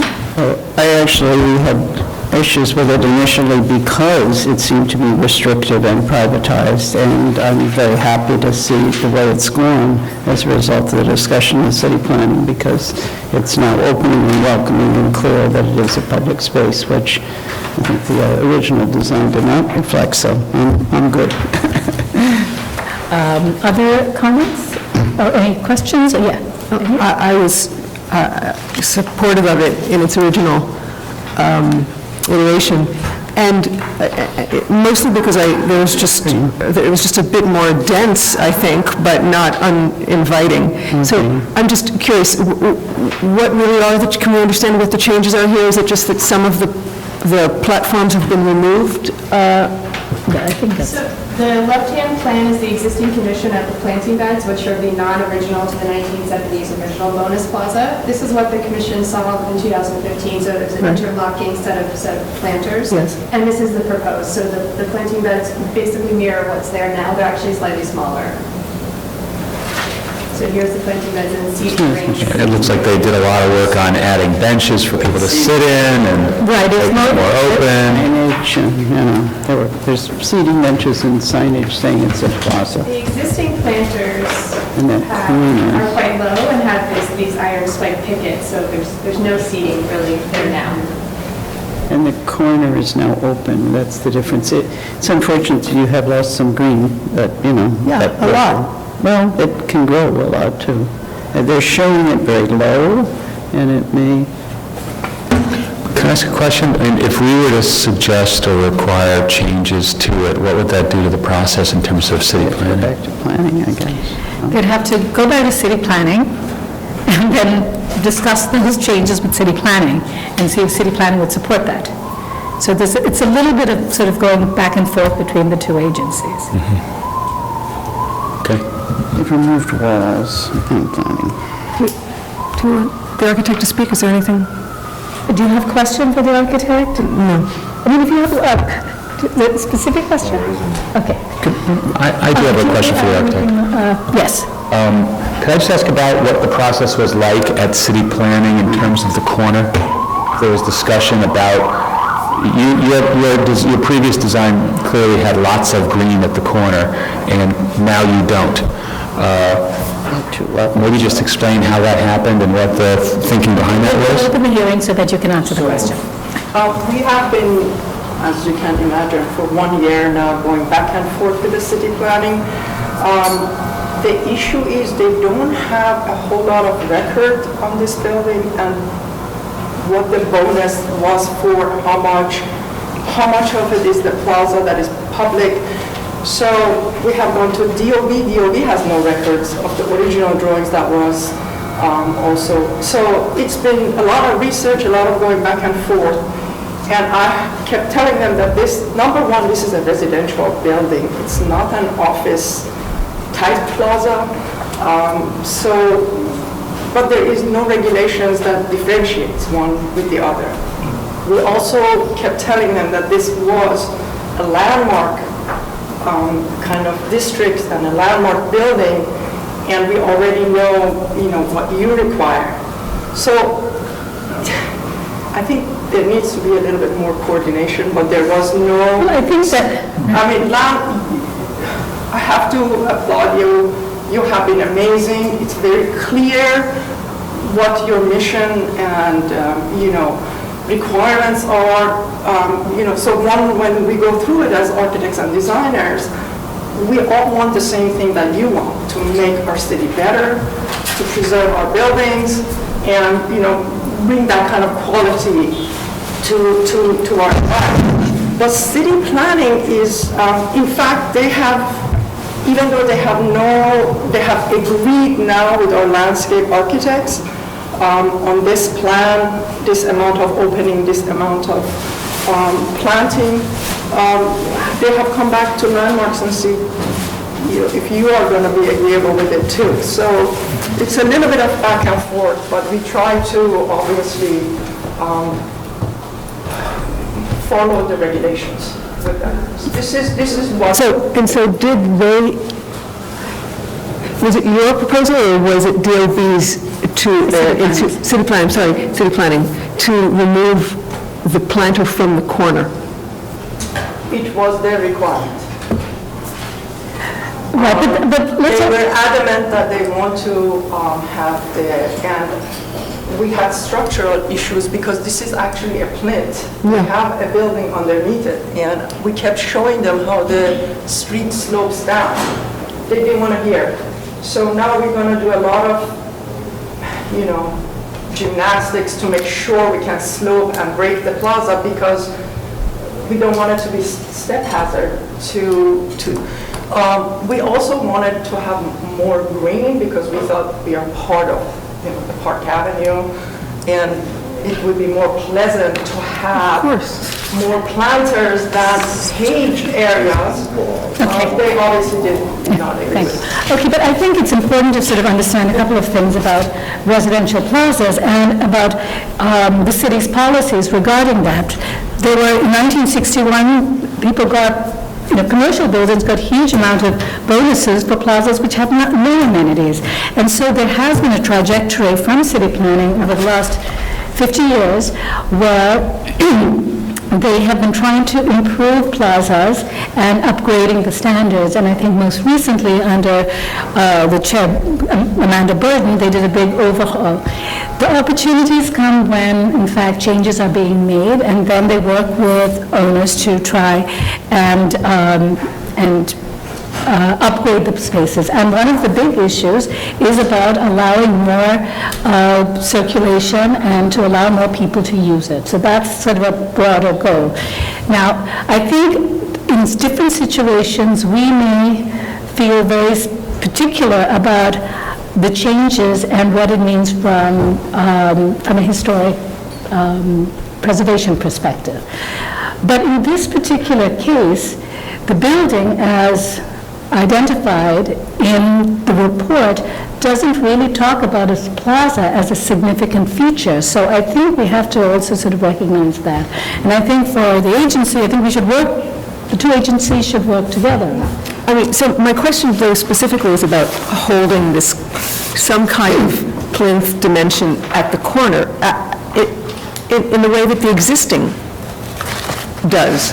And it just seems to me kind of to blow out the corner, it doesn't make it, it makes it less of a plaza actually, but I actually don't know what it achieves other than having the whole thing sort of bleed out into the sidewalk. So, and it doesn't conform to the existing, so I'm sort of confused about it. So it would appear that the existing condition, city planning was not notified of these changes, so they were not aware of the conditions of the plaza. And it's my understanding, because we have interacted with city planning somewhat regularly over the past year, that this entrance is really the entrance point for the residents of the building. And this, I mean, of course, someone from the public could enter at any point here, but this is really the primary entrance for the plaza entrance. And to allow people to use this space as they go onto 87th Street. Hence the focus on making it as very large as possible. Right, correct. Just a point, if you wanted to try to privatize this public plaza, you would put a huge planter there. Well, if you go back to the... And that's what they did. They tried to privatize it, now we're trying to unprivatize it, publicize it. The problem was with the previous proposal, that it was really a wall going all the way around, and then a kind of a double wall, because there was a second planter. If they'd come in at that point with something that, was a little more accessible, it wouldn't have had to be as accessible as it currently is. But it was very, I think, pretty from the outside, but very unwelcoming if it was supposed to be a plaza you went into. I understand your concern about the corner. But right, and it's not just an aesthetic issue, it's really about a functional issue as well. So they've been working with city planning for a year. I recommend that we should support this. And, okay. I just want to add that, I don't know that inviting is necessarily a feature of public space. I mean, I just wonder about that, Gosh, I hope so. It is just inviting, I'm not sure. I think it's the struggles with public space is really the issues of barricading spaces off by private entities after they receive. No, but the fact is it is available and open to the public. In other words, it's not a gate. You don't need a key. So you can come in there and you get to share in this kind of, you might have, I agree, let's end this one-year journey, approve this, so on. But I'm wondering about the premise, Right, but I think, again, on issues like this, we should defer to city planning. They're the people who have created this mechanism.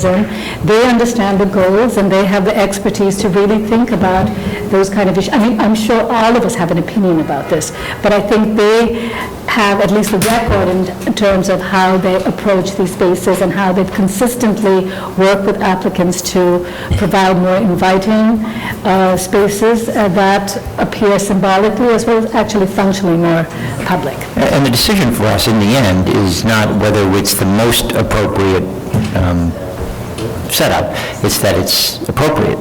So for those of us who feel that it's on some range of that appropriateness scale, we'll be fine with it. Right, and I think if you look at its style, it's a modern building in a plaza. The features of the plaza are not critical, but I think that form is, doesn't detract from the style of the building itself. Can I ask a question? Can I ask a question?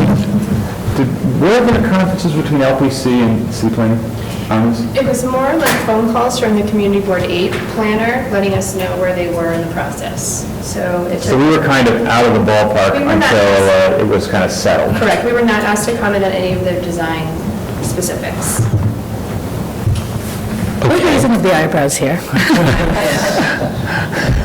I think it's coordination, but presumably if we felt it was going in a very wrong direction, we would have identified that. So I think it's not just about, where we ask our opinion. I think we come to the table with knowing that we have the ability to speak. Yes. Well, I was just going to say, I guess what we could do in the future, if something's going over to city planning, just to indicate there are certain things that we're particularly concerned about. In that case, we were more concerned about the access, at least I was, but we weren't, we didn't discuss if there was any, and obviously we didn't want something high that would obscure the building facade, but we didn't say anything about the corner and our concerns or anything, which we could have, and then at least it would have been on record to them, hopefully. That's a thought, anyway. Mark, do you want to add anything? I do think that, as Fred said, I think that the big issue for these POPs is making sure the public is invited and understands that they have rights. I mean, this building got FAR, this building has benefited from these things, and the obligation has pretty much been ignored, whether intentionally or not intentionally over the years. And I think city planning very much, under much criticism from the public, has said, this is, you made these bargains and didn't enforce them. You need to really make these things public and make sure the public understands them. And I think access is really important. And as Fred pointed out, the first thing you do, you want to privatize this, is to close in that corner. And I think that it makes a lot of sense from their programmatic standpoint. And I think it's important for us to understand that the design, the whole bottom part of this building is really being regulated for a very specific purpose of allowing public access and public functioning and public purposes, which is slightly different from what we do. Not that we can't obviously have opinions, but I think there's a real mandate here by another city agency for a particular thing, which is public use. I think, though, that in presenting it as a either-or statement, I think it misstates it. I think that certainly you got to put these folks out of their misery and let it go through. And I think that, however, in terms of process, it would be much better if we could have a place at that table that was more consistent, so that concerns of the staff could be heard as part of that lengthy process. And I think that a solution could have been arrived at that would have been a slightly better integration of I don't see any problem with this design. We may disagree with it, we may not be on the same page, but I don't see anything. I think the design of this plaza is very much in keeping with plazas of this particular style, and they vary. Some of them have a lot of landscaping, some of them have less landscaping, but from a historic perspective and within the style, I think this approach is very appropriate. I would like to concur with that. I think it looks great. I mean, I think the prior design was beautiful, but not accessible. This is a public space. So, and I applaud you for whatever you had to do to adjust the grading. It's a lot of work, but hanging in there for 12 months. I think it's very good. All right, so we will, yes, Wellington. In a matter of... Can we close the hearing and then... So moved. In the matter of 1065 Park Avenue Historic District, the application is to amend Certificate of Appropriateness 183309 to redesign the bonus plaza, noting the building's plaza is a bonus plaza that resulted in this building's getting additional FAR and special treatment from the City Planning Commission. The plaza is regulated by the City Planning Commission to provide public benefits to the residents of the city. I recommend approval, finding that the proposed replacement of paving at the plaza will not result in the removal of historic fabric, nor will it result in any changes to grade or existing stair configurations. That the proposed bronze signage plaques are in keeping with the Commission's approved finish of the entrance infill. That the proposed limestone planters and paving are in keeping with the beige brick and travertine materials palette of the building. That the proposed linear light fixtures at the underside of the loggia will be recessed and will not call undue attention.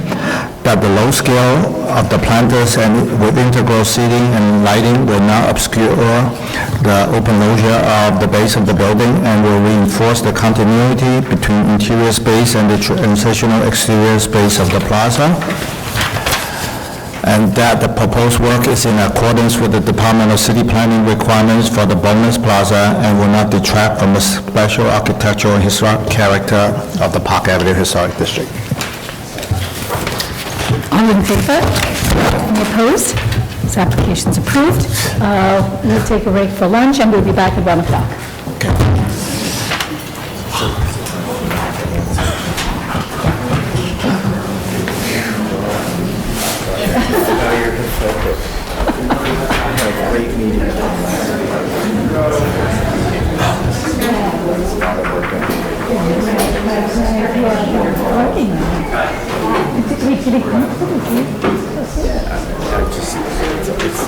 It's rumored and it's written about a lot, so I had a private lunch with him just to catch up on things and progress on them. Yeah, that's because I was out of town when it happened. We had a nice lunch, talked about lots of things. When Carl took that on, I sort of imagined that whatever it's going to be the one term. Yeah. Well, either he does it now or he sticks it out and stays true to re-election or not for mayor and then... Right, because he has to, the transition has to happen. Yeah, I think that, I'm looking at...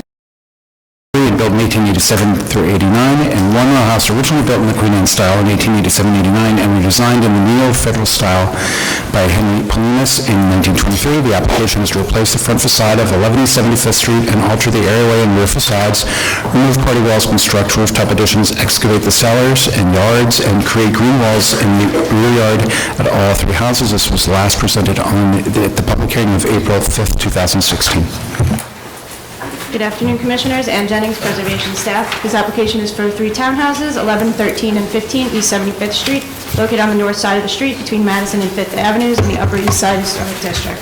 A proposal for work at the townhouses was last presented to the Commissioners at the public hearing and public meeting of April 5th, 2016. The proposal included removing the neo-federal style facade of 11 East 75th Street and constructing a new Queen Anne style facade and stoop, modifying masonry openings at the ground floor of 13 and 15 East 75th Street, removing ironwork and modifying the areaways, removing the existing rear and rooftop additions and constructing a new rear extension and rooftop structures, retaining remnants of the rear walls as green walls, and removing portions of the party walls at the interior of the buildings and excavating at the cellar and the rear yard. In terms of the work at the front facades, the Commissioners expressed concerns about the removal of the neo-federal style building's facade, as well as the elimination of the presence of an entrance at 15 East 75th Street. In response to these concerns, the applicant has revised the proposal to retain and restore the neo-federal style 11 East 75th Street to its early 20th century appearance. The applicant has also modified the design at the base of 13 and 15 East 75th Street, as well as the design of the areaways, which they will speak about further. Most of the Commissioners expressed support for the proposed work at the roof, rear facade, and rear yard, none of which is visible from a public thoroughfare. The applicant has made some modifications to the work as the rear, which you can see from this slide. The architects are here to present and further explain the changes in greater detail.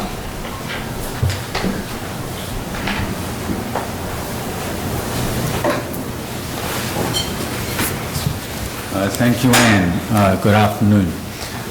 For the record, my name is Stephen Wang. I am the architect of record for 15 East 75th Street. We were here at the hearing 2 months ago, April 5th. We did receive a number of comments, which we have taken seriously, and over the last 2 months reviewed and revisited the designs to result in today's presentation. But for today's presentation, I'm going to actually hand over to Wim Wolchep. I'm joined by the rest of the team, Herzog de Muron, design consultants, and Ron DeWiss, our preservationist. But Wim, if you could walk everyone through. Thank you.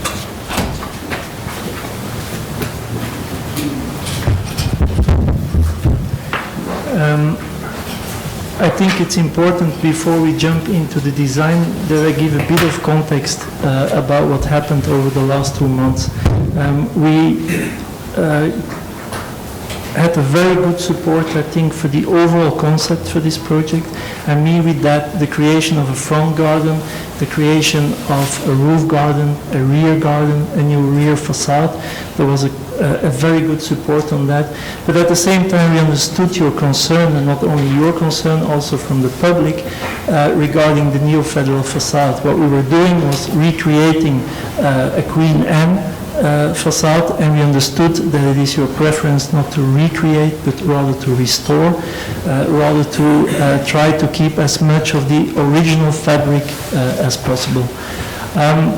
We understood that message, but nevertheless for us it was not a very linear process. It's not that we went back to the design table and went from left to right. Actually, we did a very big loop. As typically, we try to explore all the options.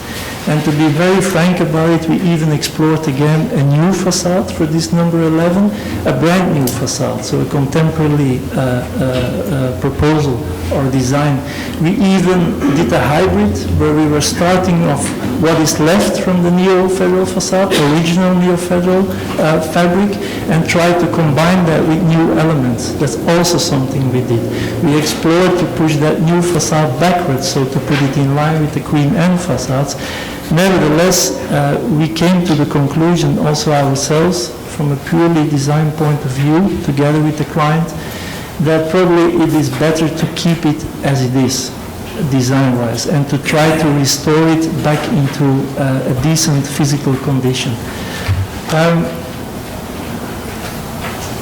I think it all sounds very easy, but it wasn't. And I wanted to emphasize that it is not a very simple move that we did. Olga will lead you through the design. I only wanted to touch very quickly on the rear facade. On the left you see what we presented last time, on the right what we propose now. It is more or less the same concept. The only major thing that we did, or intervention that we did, is that we wanted to create a much better relation between the garden and the inside space at garden level. So we opened that facade even more. We're also bringing rock elements in that garden, which has to do, of course, what is in the underground of New York City, the hard rock, also an element that you find back in Central Park, for example. Yeah, that's where we are. So, Olga.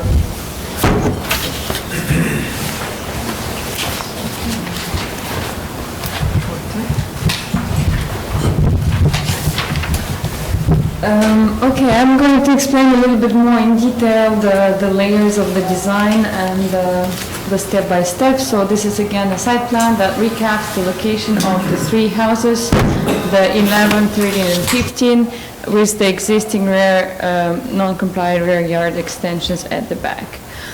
This is an elevation that illustrates the current elevation of the block on which the three houses are located. This block its character is described by various facades with the various styles and big diversities of architecture.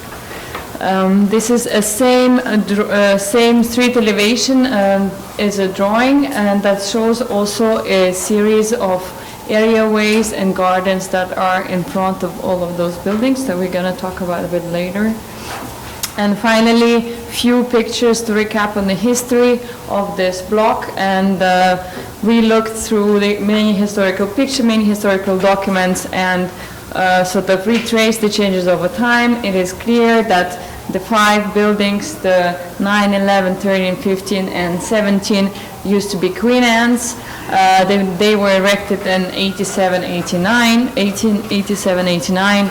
The number 9 and number 11 are here from that photograph from the National Library, and we see here that in 1923 the Queen Anne building number 11 has been replaced by the Neo-Federal. So this is one of the earliest photographs we could find. This one is from the 40s. We have another photograph from the 37. So we believe this is representing the most accurate condition of the building from that time. So a lot of our intervention on the ground floor based really on the historical photographs. Finally, that drawing now is recapping on the current situation of this facade. So on one hand, we have tried to represent the Queen Anne's as they used to be with the stoops at the day they were erected. The Neo-Federal as it looked the day it was erected in 1923. Here's the current condition of these buildings. And finally, that diagram shows all the elements that have been removed, changed, or altered over time. So we see that on the Neo-Federal, the cornice has been removed, the windows has been removed, and finally the ground floor. This is the drawing of the latest LPC submission, the intervention that was approved. That's not that important, but just basically saying that this change has started to occur. The opening is now in the middle, but the pediment of the door is still at the original place. So we're now in the transition sort of from one stage to the other. And finally, we see that the Queen Anne's, the ground floor has been changed several times. The arch windows has been transformed into the balconies, and our main intervention on the Queen Anne's would be really focusing only on the parts that have been altered over time. Finally, the concept of the project remains exactly the same as we explained last time. No matter how we treat the number 11, whether it was a Queen Anne or Neo-Federal, the overall concept is strong. It's really removing all the non-compliant rear yard addition and sort of the messy things on the roof, and introducing the new rear facade facing that garden we are creating at the rear yard. This garden really brings the air, the light, the green, not only to our project, but also to the whole block. It's removing about 4,000 square feet of a real estate value to introduce this air, this light, and this green to the block. We're creating the front garden and finally the roof garden. Here is an elevation that is summarizing the interventions we are doing on the 3 buildings. So as you see, we have decided as a design team to go back as close as possible to the original condition of the Neo-Federal. So means not to necessarily the latest approved LPC version, but really to the brick ground floor, to the door in its original condition, with the pediment that is still in the original place. The only difference from the original facade is that we are replacing the service door by a window. On the number 15, we are keeping the door with an existing opening. So we understood last time from the comments by the Commission that it was key to keep the 3 houses separate from each other, to keep the door for each of those houses, that they still appear as the single buildings on the street. So we have treated the number 11 and number 15 as close as possible to the existing expression, while the only place we have made a slightly more contemporary intervention and introduced a new door at the axis of this house, which we'll explain a little bit in detail. There's 2 renderings that are kind of resuming the project. We see how they are integrating in the streetscape, that the garden will be also carefully designed. This is the front elevation of the proposal. Finally, here we see the difference between the current proposal and the latest LPC approved, and the difference between the current status of the Queen Anne's and the two proposed elevations. Here is again the comparison of the original low ground floor facade, the sort of the current or approved facade. One thing we would like to take with us in a future proposal is that the latest LPC approval, the front garden in front of the number 11 has been approved, the area way and sort of the little gate around it, so we would like to integrate in our new proposal as well. And finally, a last element of the design is this beautiful iron fence we would like to install in front of all three properties. It is important to say that we no longer try to unify these three buildings through an architecture, but through a very light element, that iron work that would unify the three houses, but in sort of a reversible way. It is not something that impacts the architectural fabric. It's something that can be removed in the time, so it's a more ephemeral way of reuniting them. And one more, here we can see that also we are dividing the three properties from each other through this iron fence, and the landscaping going to be done really with respect of the classics ways of arranging the front gardens of New York. So with the beautiful iron fence, with the knee walls that are there left from the Queen Anne period, or the hedges which creates the very urban front garden, the blossoming trees that contribute to the picturesque experience of the pedestrian, or the roses that gonna actually even more contrast between the three properties. Let's say one is going to be treated with the hedges, the other one with roses. So it's overall very subtle differentiation of these three characters. And finally, we knew that maybe the fence going to be a question as we are going to present it like that. We felt like in this street it was a very beautiful element that described the character of the street. So in our block there actually most of the building have quite tall fences. We were very inspired by the beautiful historical patterns they have and how carefully they were casted and crafted. So we did retrace the fences of the whole block along our street, and we have proposed to make our fence a similar height. So we're a bit lower than the fence of the number 3, or a bit higher than the fence of the number 7, but mostly it's just inscribed itself into this sort of a character of the street and this beautiful fences. So we believe it's very integrated gesture. And finally the door. I let Wim conclude this part of the presentation. So I think it's clear from Olga's explanation that we want to have a higher respect for these three existing facades and to restore them, bring them back in a very good shape. Nevertheless, architecture is always the result of many interventions over time, especially in this case. These buildings have been there for more than 100 years, and there are many layers of things that were added, things were removed over time. And where we thought that in this case we as designers could make a contribution to this historical evolution, let's say, of the architecture, is in the entrance of the number 13. That's the middle house that will also be the central or the main entrance for the residence in a practical way.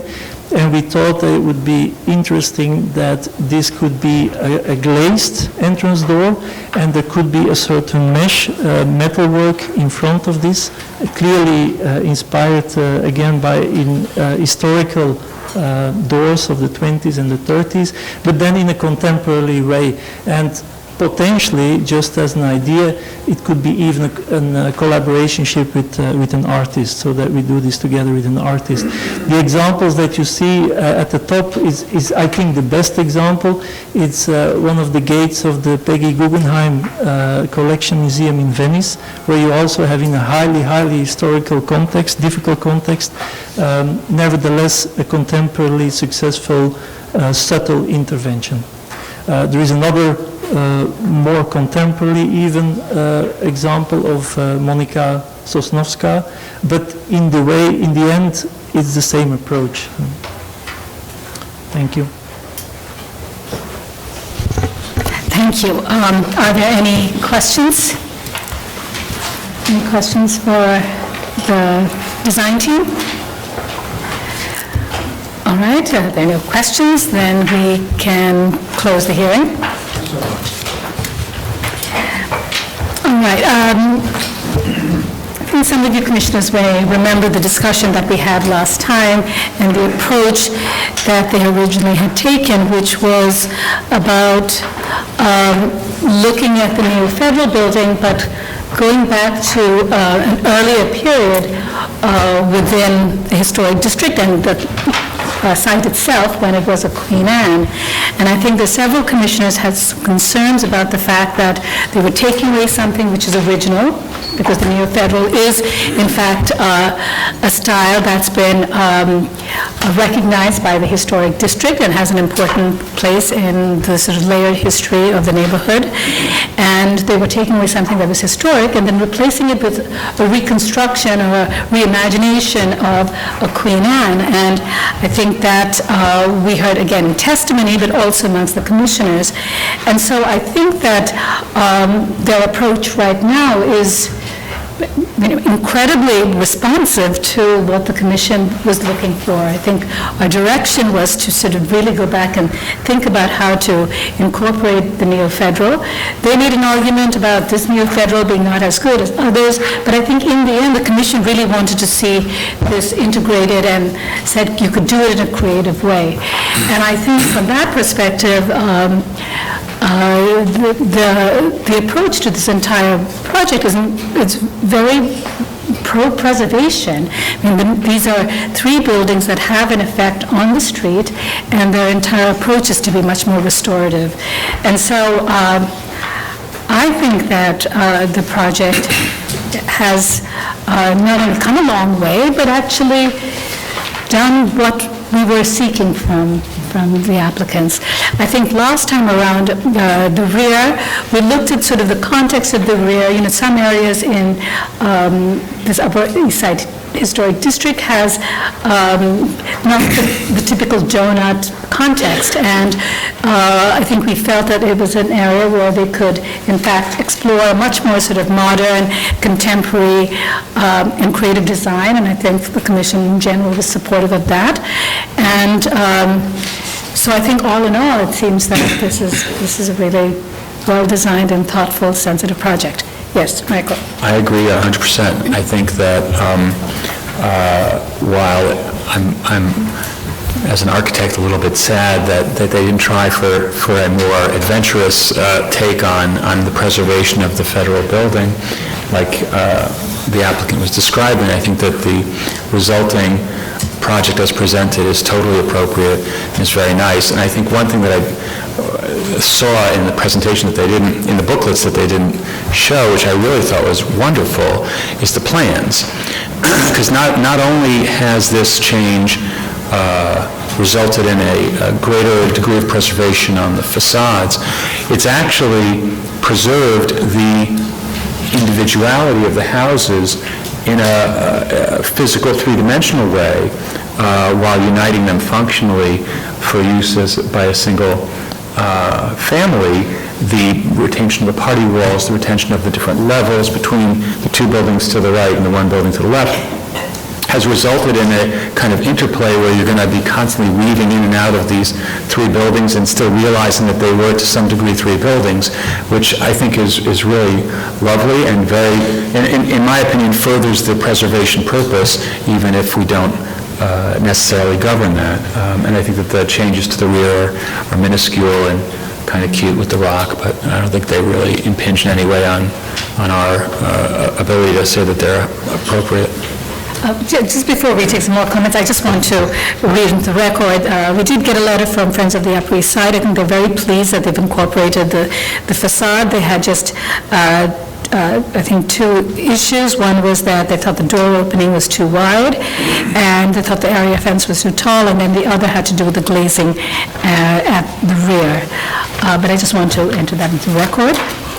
But I do want to talk a little bit about the door and its width, and I think that, yes, one could say it's not the typical width of doors, but I think, on the other hand, it seems that this is such a sort of respectful design on this facade.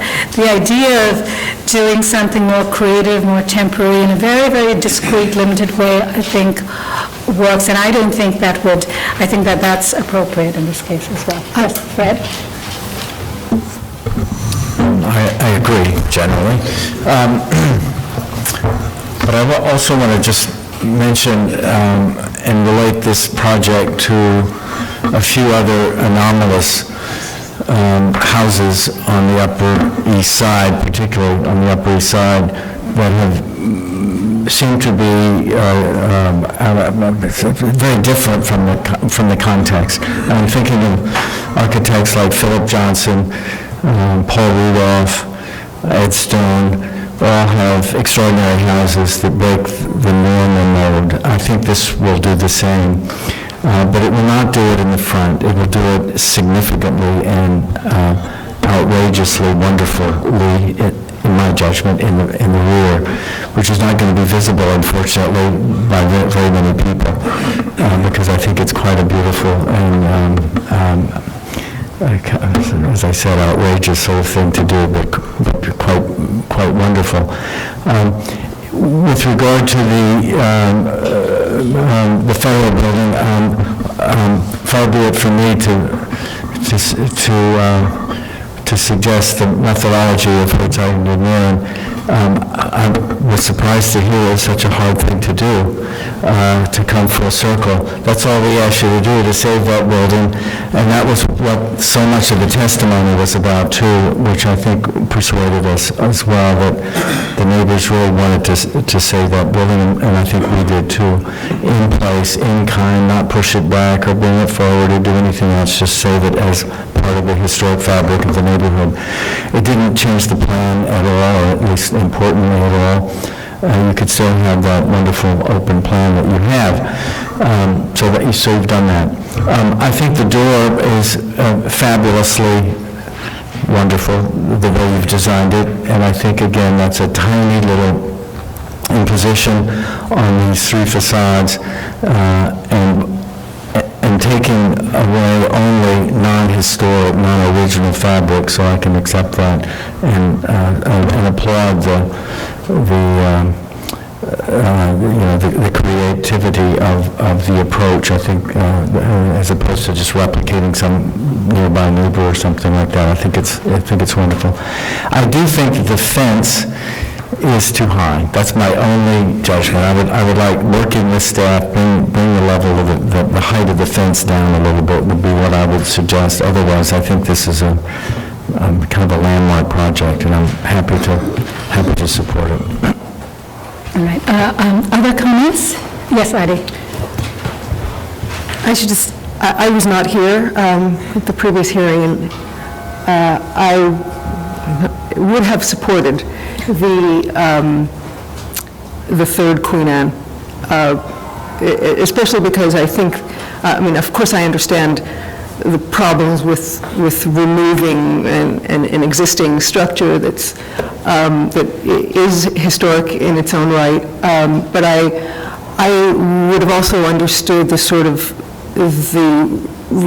the fact that this was a district and not an individual landmark, and that it would have been appropriate to sort of push the limits of this kind of the appropriateness within a district, and to reconstruct the kind of the feeling, the sense of this Queen Anne repeated pattern. And I understand the kind of the rhetorical device that I think that the architects were after, And so certainly would have accepted that. And I actually think that the new door in the middle is much more sort of radical and imposing than a third Queen Anne would have been. And this is their, they're saying, no third Queen Anne, look at this doorway. It's strong and it's very dramatic in terms of its relationship to sort of, the stylistic intention and the rest of the block. But in any event, I support all of the work because I think the new version is good as well. Right. In fact, I think I was maybe one of the lone people last time who also supported the Queen Anne for some of the reasons that you said. But I think overall the commission really felt that it was important to retain this building. And I think from that perspective, I do commend the development team of doing such a great job in doing that. Are there other comments? All right, just in terms of the fronts, I think typically one would say, well, yes, that seems too high, but I do think in this particular case, because they've shown us on the street that you have higher fences, and that you have the higher fences that extend over different frontages, I would say in this case, I think that seems fine, particularly since they've gone to great pains to sort of to give each building its individuality, and this is just a southern route to combine it. Okay, so we're okay with that? All right, so... Okay. I seem to draw the long straw here. Okay. In the matter of 11 through 15 East 75th Street, the Upper East Side Historic District. The application is to replace the front facade of 11 75th Street, is that right? Alter the areaway and rear facades, remove party walls, construct rooftop additions, excavate the cellars and yards, and create green walls in the rear yard at all three houses. I note that the scale, style, details, and materials of the building are among the features that contribute to the special architectural and historic character of the Upper East Side Historic District.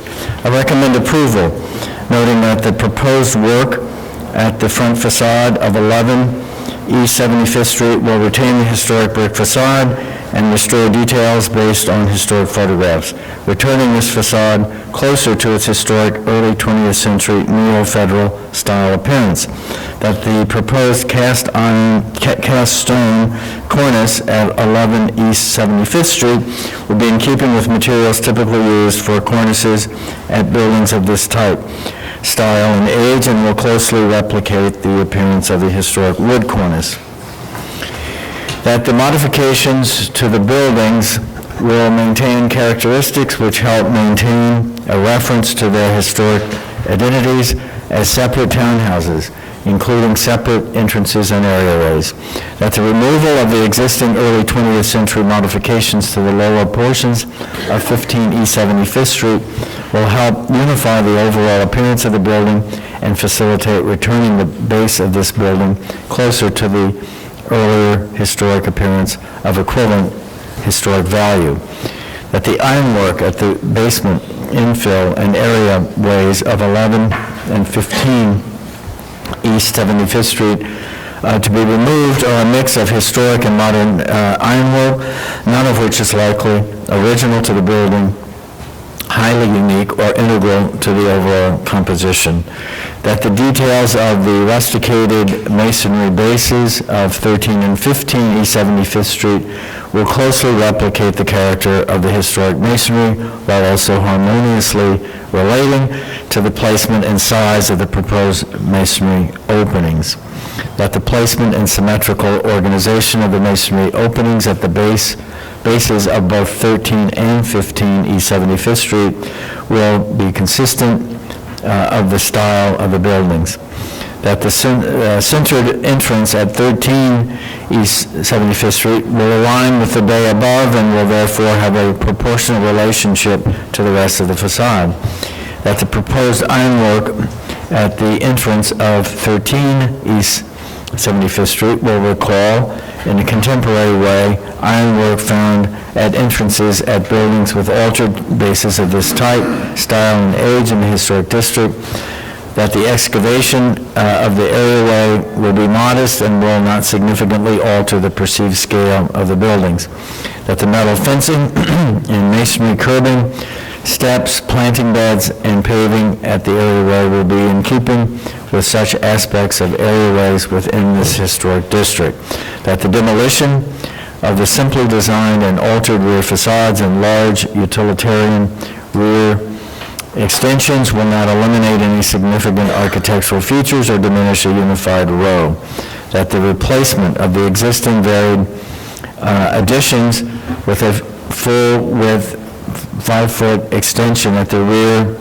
of the building will help return a sense of openness to the central green space, that the proposed rear extension will remain modest in scale in relation to existing additions and enlargements at neighboring properties, that the presence of a modern design at the rear of the combined buildings within the context of the surrounding mix of altered and enlarged rear sections of neighboring buildings will not detract from the character of the block, that the framing pattern of the proposed rear facade will recall in a contemporary way the divisions, floor levels, and scale of the historic buildings, that the proposed bronze framing of the rear facade will maintain a level of solidity at the rear facade, which is characteristic of rear facades of houses within this historic district, that the retention of portions of the rear extensions as rear yard features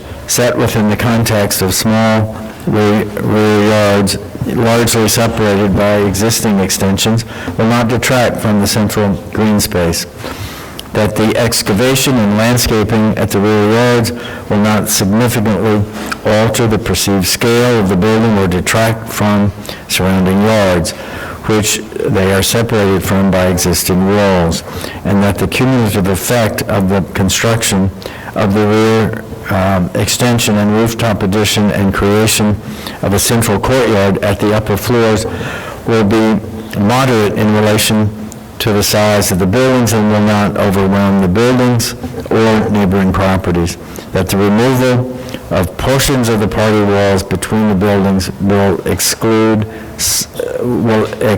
select portions which are closest to the front facades and be barely perceptible from a public thoroughfare, and that none of the work at the rear facades, rear yard, or roof would be visible from any public thoroughfare. All in favor? Any opposed? This application is approved.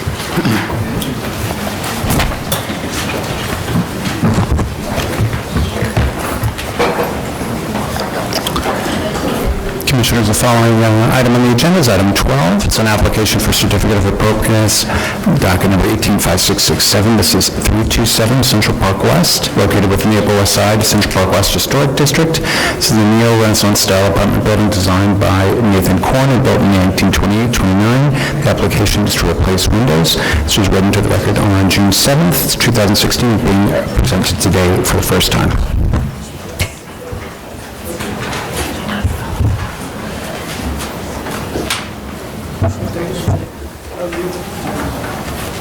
Good afternoon, Commissioners. Carly Brown, the Preservation Staff. This is an application for work at 327 Central Park West, which is located at the southwest corner of Central Park West and West 93rd Street.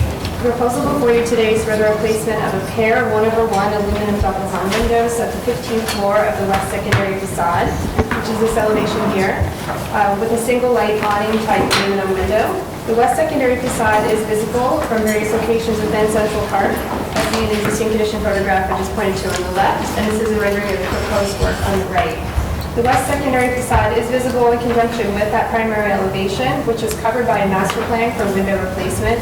The master plan was approved by the Commission in 2011 and covers the Central Park West and West 93rd Street primary elevations and requires the installation of paired 1/1 double-hung aluminum windows with a wide central mullion.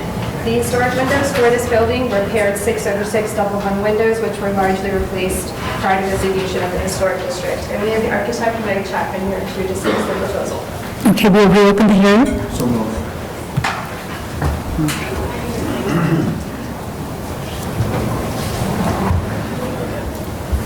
I'm Meg Chapman, I'm the architect, I'm joined here by my client, Bonnie Maiden. So this is the district we're in.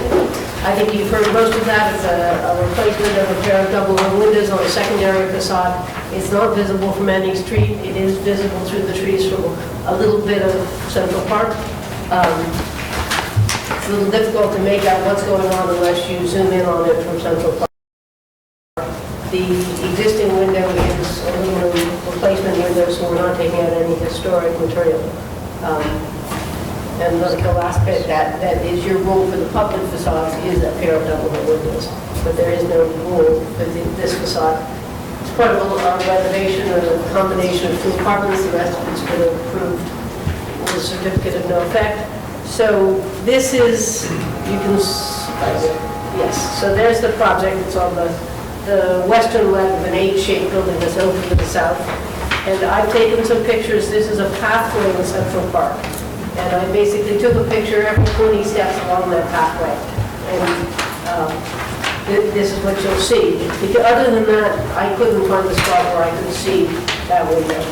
So you've got, but here we are, starting at, that's the wall back there. There's a low tooth in the Central Park wall as well. There's any visibility. So you're moving along, here you're seeing the front of the building, and right here, you're getting that window, and then 20 steps farther, it's gone again. So I've got this one stop on my journey along that short footpath in Central Park. I got a view of that window. So this shows the area of Central Park. There's the bit of the footpath where you can see it. So that's the footpath I was walking on. So the ring road here, there's my building back there. And this shaded area here, between the trees, that's the area of Central Park where you can see this window. You can see where it's towed. And then if you were in the middle of the reservoir, you could see it again. So if you back up and you Better not be there. Better not be there, that's true. So this is the image you first saw, and so this is that's the row it's in. There are other windows you can't see that have been replaced with narrow mullions instead of wide mullions.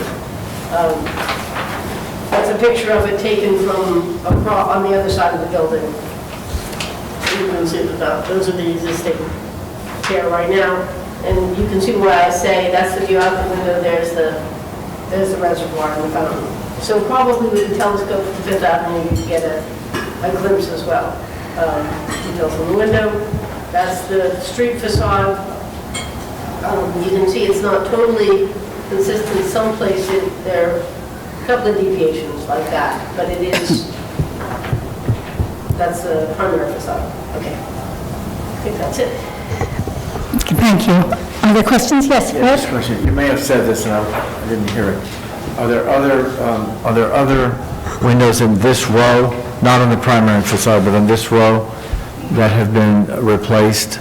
You know, I can't tell you because I haven't seen up and down that row. I can tell you that the row that I'm taking this picture from had other windows that had been replaced in it. So I'm on the inside of the H, and the apartment's on the west side, and I take this picture from the east side. On the east side, which I've looked at by looking out this window, I know there are replaced windows. On the west side, I can't tell you whether there are because I didn't go farther up and down. The staff? In this row, from what's visible from above thoroughfare, the windows are 1/1 in a paired configuration, just as you see above and below. This would be the only one. Yeah, we're just seeing a portion. In this bay, in this row of windows. Right, but historically, they were multi-light windows, and so the historic windows have been replaced with the paired 1/1 double-hung aluminum windows. But none has been replaced with... It's a single pane. So this is the extent of what you see from the park. Yeah. Those windows. Are there any other questions? We will take testimony. Travis Kennedy.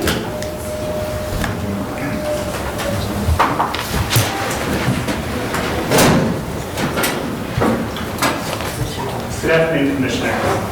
The Landmark West Certificate of Appropriateness Committee is not in favor of this application. The committee found the application proclamation that through bare branches, the window location is hardly discernible to be a tepid attempt, thank you, to be a tepid attempt at a substitute to factual information regarding the extent of the changes and their visible impact. There are no examples of other altered window pairs in this structure or neighboring buildings, perhaps because the line has thus far been more closely held. If the pair of replacement double-hung windows is altered, it will be only odd windows in this line below terrace level on that setback.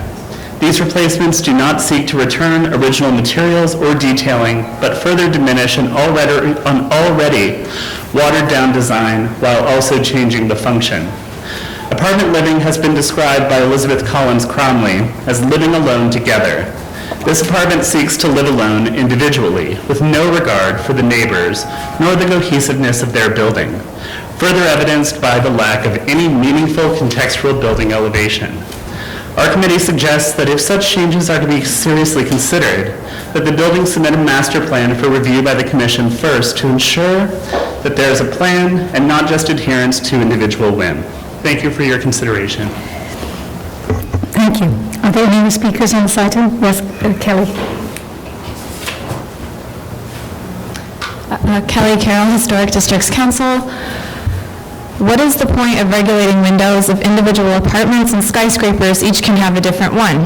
If anything, these types of applications should move in the direction to correct inappropriate fenestration, not further confound it.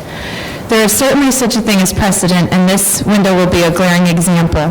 Further, the application purports that it is not visible from a public thoroughfare. Is Central Park not one of the largest public thoroughfares in Manhattan? Thank you. Are there any more speakers on this item? Okay.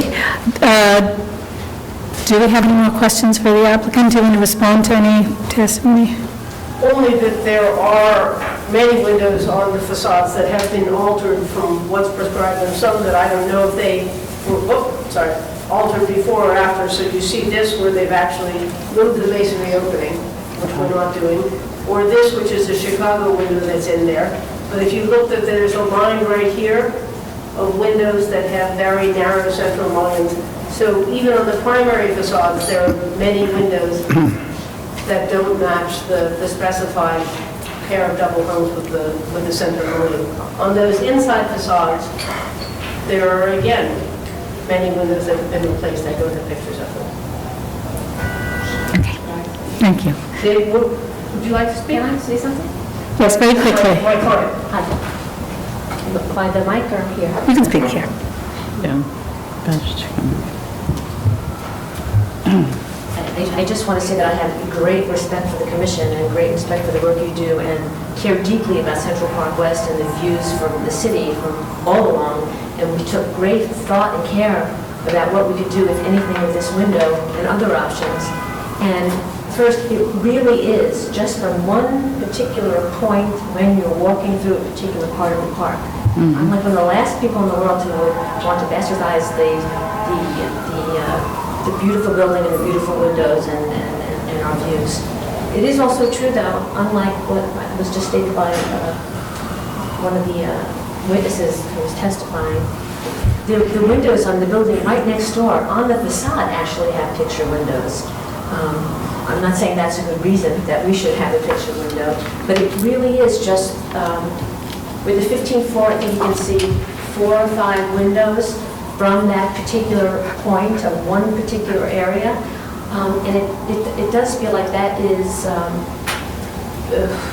inconsistent with what I think the commission is trying to do. And we agree, we live among others and we do care about others, and I would never seek to change a window on the front or anything that had a consistent view to even people who are in the park. This is such a small piece of having to literally walk maybe 2 steps or 3 steps to actually even have a view if you looked specifically right up there. So I would ask that you look at it in that context and not just some broad statement that we don't care about our neighbors or about the work that you do, because we actually care very deeply, or I wouldn't even be here asking you to consider this. If it would help to show you other windows in the area, I'm prepared to do that, but I would hoping to see this for what it actually really is and what we're asking for is not a lot. Okay. Thank you. Thank you. All right, if there are no other questions, we can close the hearing. All right, comments?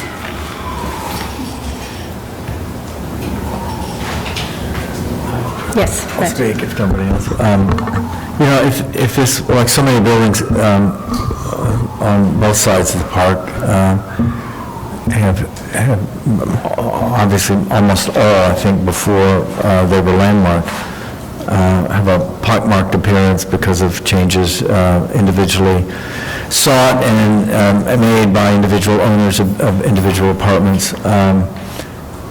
But here we don't have that condition, which is why I asked that question.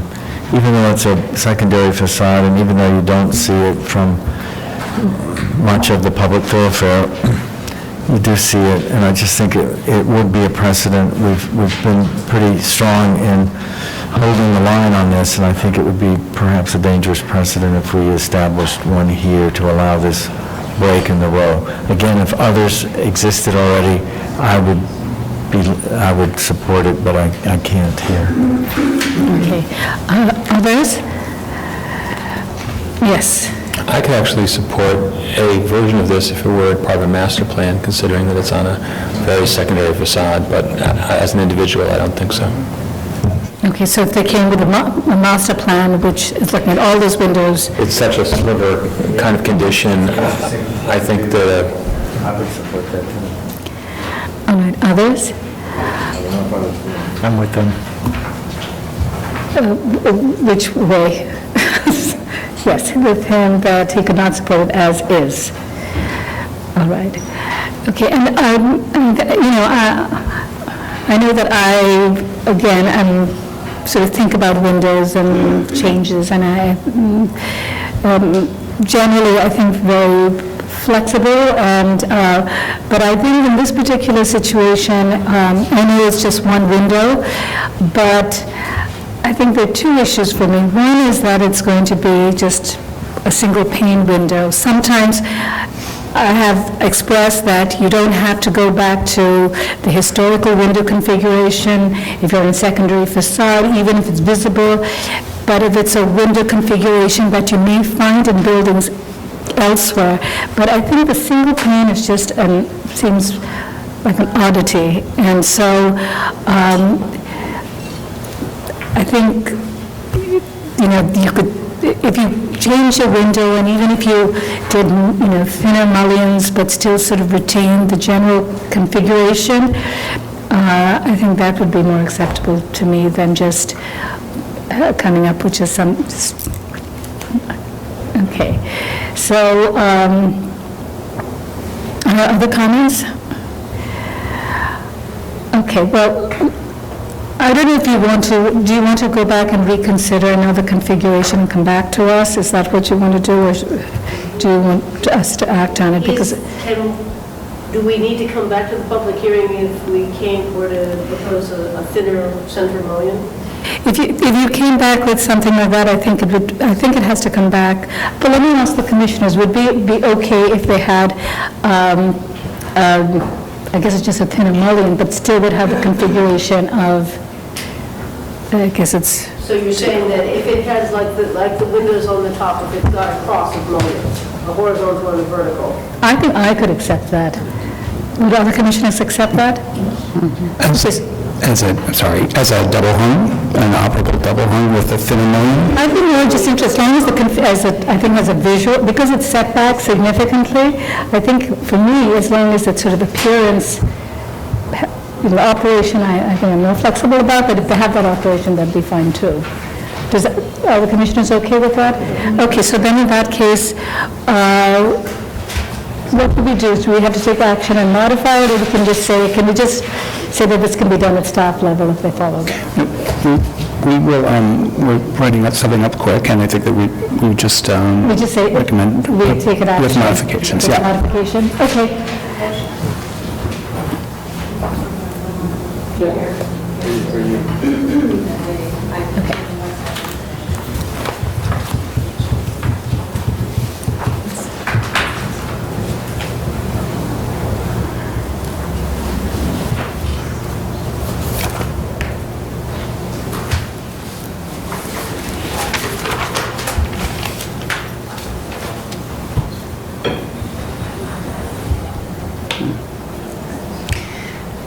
I'm not sure it's charging, it should be, but I'm wondering if I've got it.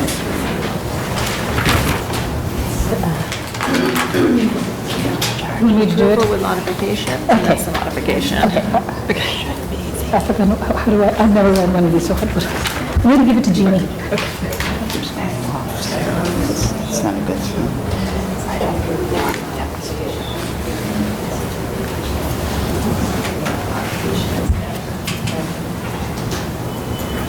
This one's very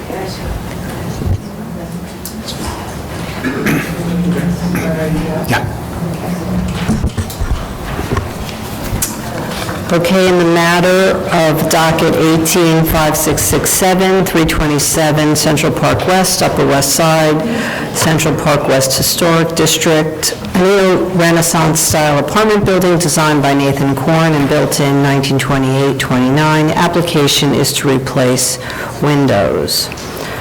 I note that the style, scale, materials, and details of the building are among the features that contribute to the special architectural and historic character of the Upper West Side Central Park West Historic District. I recommend approval with modifications.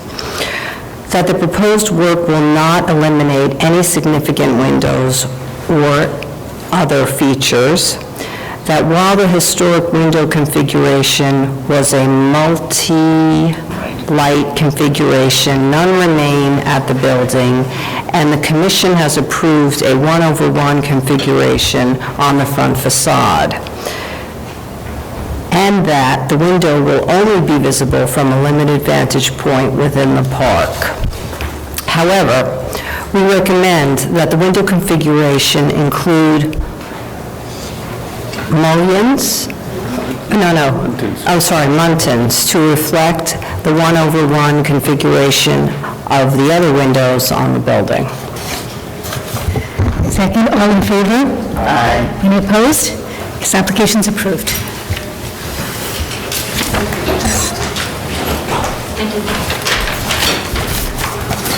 Okay, Commissioners, the next item on the agenda, item 13, is an application for a certificate of appropriateness for Manhattan docket number 182450. This is 2 Park Avenue, the 2 Park Avenue building, an individual landmark. This is an Art Deco-style office tower designed by Eli Jacquin and built in 1926-28. The application is to construct an elevator bulkhead.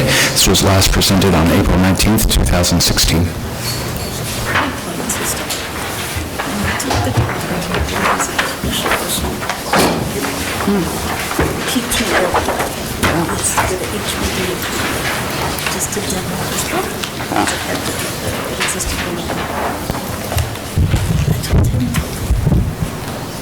Good afternoon, Commissioners. Julianne Wiesner-Hunese, Preservation Staff.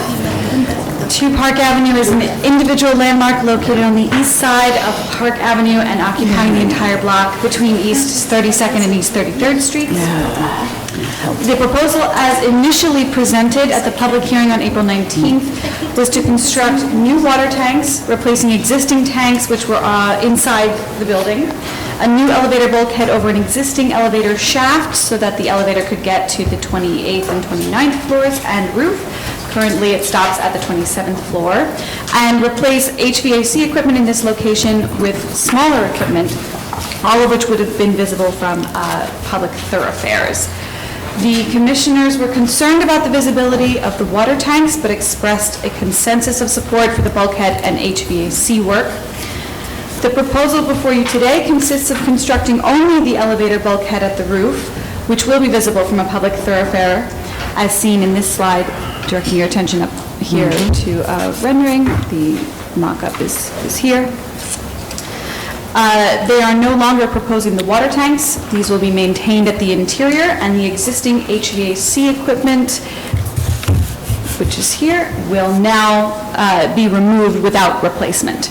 And the applicants are here if there are any questions. Are there any questions? Okay, I think this seems very straightforward. They did exactly address the concern that many commissioners had about converting basically where they had the water towers and converting that to usable space and then putting taller water towers above that. So they've gone back to what was originally there. And so it's now limited to one bulkhead, which has a limited view. Any concerns? Okay, great. John? In the matter of docket number 18-2450, 2 Park Avenue, the 2 Park Avenue building and individual landmark applications to construct an elevated bulkhead, I recommend approval, noting that the proposed work at the roof will not alter or eliminate any significant architectural features, that the presence of a bulkhead will be in keeping with the variety of rooftop accretions typically found at office towers of this size, style, and age, that the specific location of the proposed installation is directly related to the location of the elevator shaft for the bulkhead, that the installation will only be seen in incidental views when seen from public thoroughfares at a distance of more than a block within the context of varied streetscapes, and will not be seen in the prominent views of the building from the southeast, that the simple design and typical size, materials, and finishes of the bulkhead will be in keeping with the utilitarian character of rooftop accretions and help it remain a subordinate presence when seen in context with the decorative facades of the building, and that the proposed work will not detract from any significant architectural features. Second, all in favor? Any opposed? Appropriations approved. Commissioners, the next item on the agenda is item 14. It's an application for a certificate of appropriateness, Borough of Manhattan, docket number 181012. This is 75 Rockefeller Plaza, Rockefeller Center, and individual landmark. This is an office tower designed by Robert Carson and Earl London with Wallace Harrison, built in 1946 as part of an Art Deco style office, commercial, and entertainment complex. The application is to construct an addition at the 10th and 11th floors. This was last presented at the public hearing of May 3rd, 2016. There was no action at that time.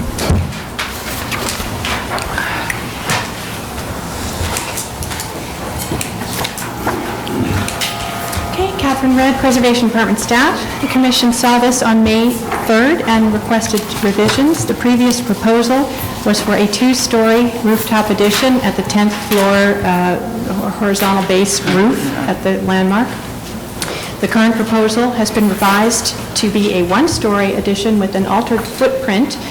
The proposal is now not visible from points to the north and west on 52nd Street toward and at 6th Avenue, although there is maintained visibility from points to the south on Rock Plaza, in front of the building between 51 and 49 and beyond. And Joan Clemens is here to describe the changes. Thank you, Catherine. Joan Clement, Kings Police Marks and Partners. As Catherine explained, the proposal does represent a significant reduction in the size of the addition. We went from 2 stories to 1 story, and also in working closely with staff and listening to your comments, in order to eliminate visibility, we created these large notches at the northwest and northeast corners, which eliminates visibility of the volume from points north. I'm not going to go too much on these things that you've already seen, but just to show you, we have the existing building section here, the previously proposed with the 2-story addition, and then the current proposal on the right. These are the existing conditions on the roof, utilitarian structure, a utilitarian roof with an existing extension. And then these are the plans. This is the existing plan here with that existing extension. This down in the bottom right is the previous proposal, and this here is the current proposal. It sets back farther from that north parapet and also has these notches taken out at the corners here in order to reduce visibility or to eliminate visibility from the north. On the 11th floor, there used to be an addition, and now there is none. There's just access to the roof terrace on top of the 10th floor addition. This is showing a proposed landscaping scheme, potential landscaping scheme. Here in the elevations, you can really see how the volume has been simplified. At the bottom here, we have the existing elevation with that existing 10th floor extension. This was the previous proposal in the middle, showing the 2 stories, and then what we have now is a much cleaner, much more simplified and smaller approach. This is the visibility from the south.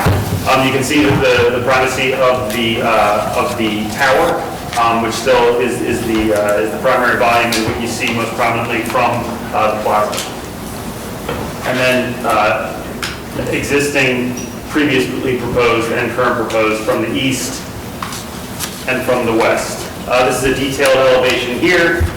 Again, it shows how we took that existing 10th floor extension and sort of extrapolated the design language to create the sort of the glass and stone extension. It has a glass guardrail on top. We have set run diagrams from across 52nd Street demonstrating that the addition will not be visible from directly across the street. And then, of course, there was the mock-up which was constructed. The colors that are shown here in these photos have been hyper-saturated to ensure that we really get a good idea of what we're looking at. So the volume of it was wrapped in orange netting and the railing was wrapped in yellow caution tape, and then we've taken those colors and really saturated them so you can see what you're looking at. So the orange represents the volume of the addition, and the yellow represents the height of that glass guardrail.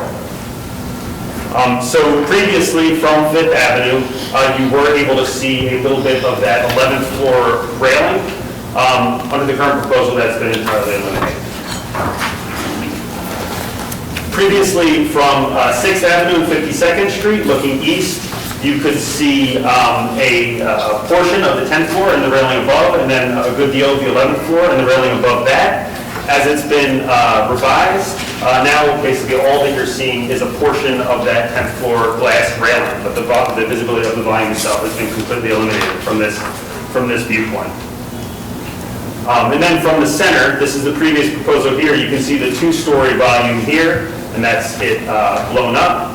And then under the revision, you can see here, the one-story addition with the yellow railing above that represents the glass railing that we're proposing. And here it's been rendered in. And as you can see, it sort of blends in with the existing cityscape beyond, which serves as a background and really is made up largely of 80s office towers and the like.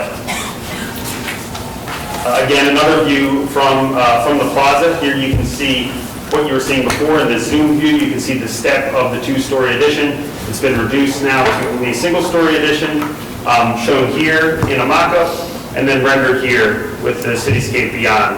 You can see there's an 80s office tower beyond there. And this is a rendering showing what we're proposing. This, again, is that existing 10th floor extension, and then the sort of extrapolation of that in the addition that we're seeing beyond. Working closely with staff, we have provided additional visibility photos. These are zoom views that are showing what you're seeing from points north. This is, as it notes here, the previous proposal. So again, in the previous proposal, you were seeing a portion of that 10th floor, the railing above that, a good deal of the 11th floor, and the railing above that. So these are all taken from similar positions as you're moving east from 6th Avenue and 52nd Street. Under the current proposal, the visibility of the volume itself has been completely eliminated, and here you're only seeing that railing. Again, the colors have been saturated, but this is a glass railing we're proposing. Moving closer towards mid-block, previously, you still caught a little bit of visibility of the railings and of the volume at the 11th floor. Again, this is the previous proposal. And then, as you got closer to mid-block, you can still see the railing. And then from this viewpoint here on 5th Avenue, you can see that 11th floor railing. Under the current proposal, visibility from all of these viewpoints is completely eliminated. So there's no visibility from closer to mid-block on 52nd Street, and there's no visibility of anything from 5th Avenue. And then this is the previous proposal showing views from the center. Again, these are zoomed in views, and they have been sort of hyper-saturated to really bump up the colors. So you can see the step of the two-story addition here, and you can see the two stories there. Under the current proposal, that's been completely reduced, it's been reduced so that now you only see the one-story addition with the glass railing above. And this is just a photo key plan showing where those different shots were taken from. Visibility begins somewhere around here in between 50th and 51st, and then it's visible from these points on the plaza. So that concludes the presentation. Happy to take questions. Are there any questions? Any questions? Okay, thank you. We can, if there are no questions, we can close the hearing. All right, comments? Well, I may stand alone on this, but my comment doesn't change from what it was last time, which is to say, if there's a way to eliminate visibility in this case, then that's what I would want, which is to say, it's a rare occasion where it's an individual landmark, the various elevations and stages these buildings have is extremely important to how the viewer sees these buildings. And so if you can see it, I can't vote for it. I'm not categorically opposed to putting an addition there that's not visible, but it shouldn't be interrupting the various stages of the building. Yes, Ed. My approach to a rooftop addition is, I think, different, at least in this case, it's different than John's. For me, the test is, does the addition interfere with my appreciation of the original building? If it does, whether it's minimally visible or very visible, whether it's 3 stories or a half a story, it doesn't, that's not a test for me. It's just a question of, can I still appreciate the original building as an artifact, as a complete building? If it does, then it's inappropriate and I'll vote against it. If it doesn't, then I most likely will find it appropriate, as I do in this case. I think the removal of the second story was an important gesture. I've forgotten exactly what I said. Sometimes I do that. But I probably was thinking it interfered with my appreciation of this individual landmark. At least I hope that's what I said. So it's been done. It's been eliminated. And parts of the first floor have been pushed back. So I can support it now as minimally, very minimally visible from a great distance, and in no way does it depreciate in any way my appreciation of this wonderful building. Yes, Diana? Yeah, one of my concerns was the effect on the profile, which on page 3 is now basically going away, and now most of the visibility is just the glass railing, which I think is going to be really very minimally visible. In the case where you actually can see it, it's in the context of seeing it through an aperture at other buildings. You're not really viewing the structure and the shape. So to me, it's not having a significant impact on your view of the entire structure of the building. So I think I can accept this now that it's been modified. Okay, other comments?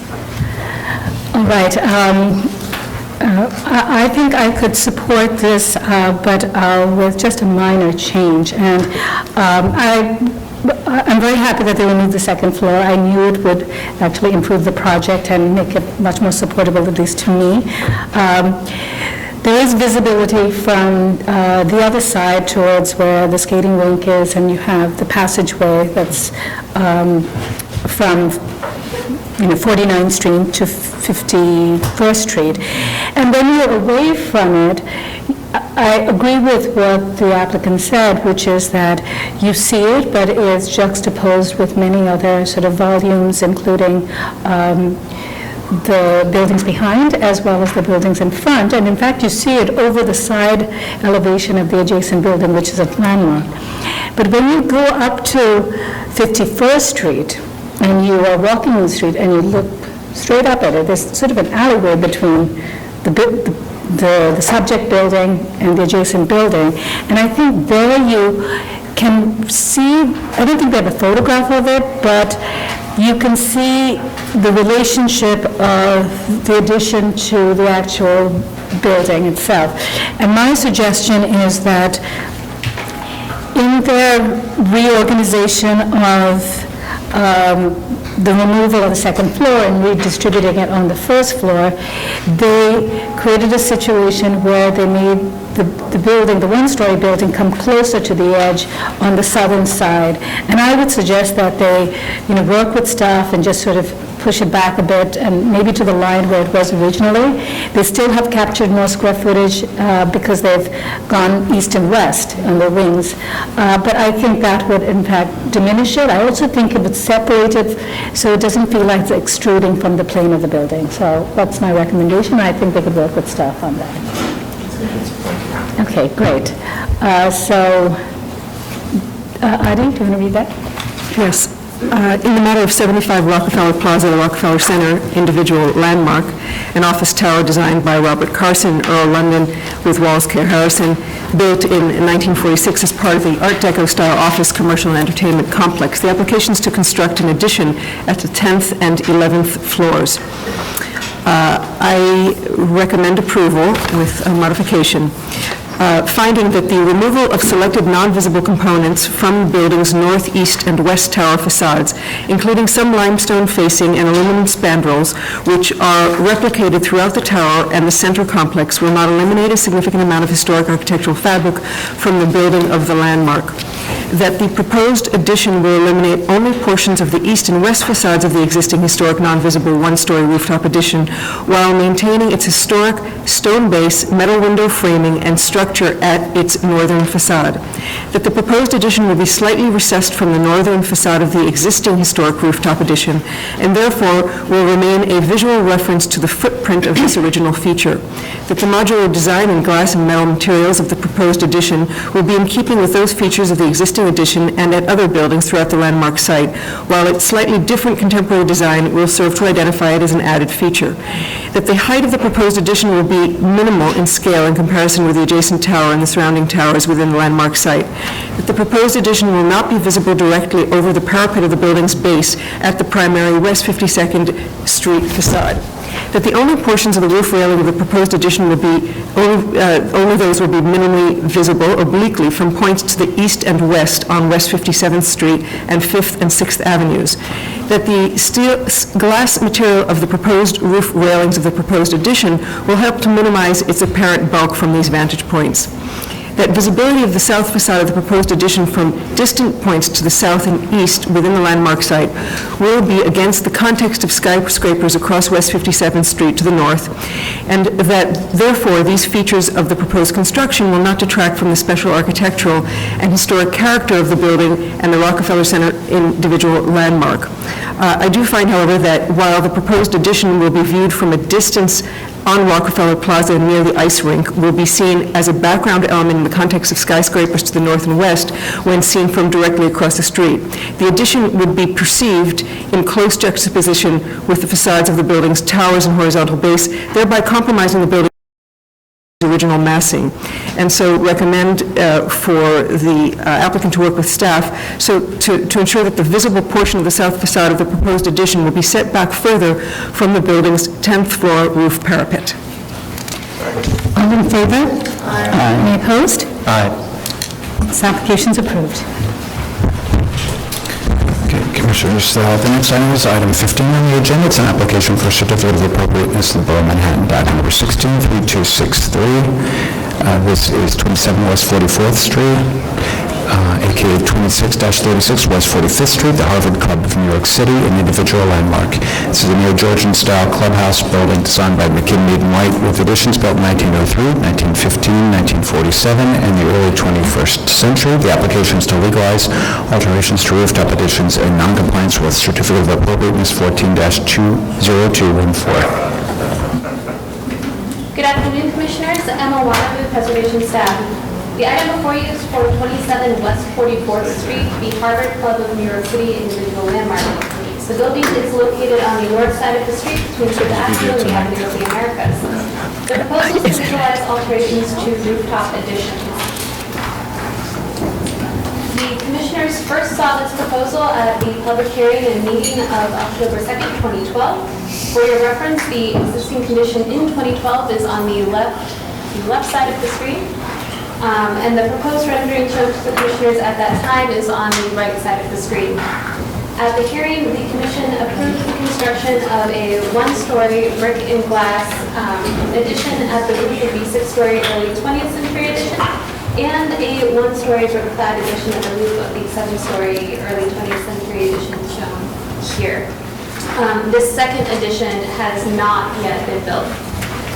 During construction, the design was changed without approval for the change from the LPC. This image on the left is the as-built condition. The massing and dimensions of the overhanging piers and the footprints and placement of the glazed wall have changed from what was approved, and a cutout was added to the overhang.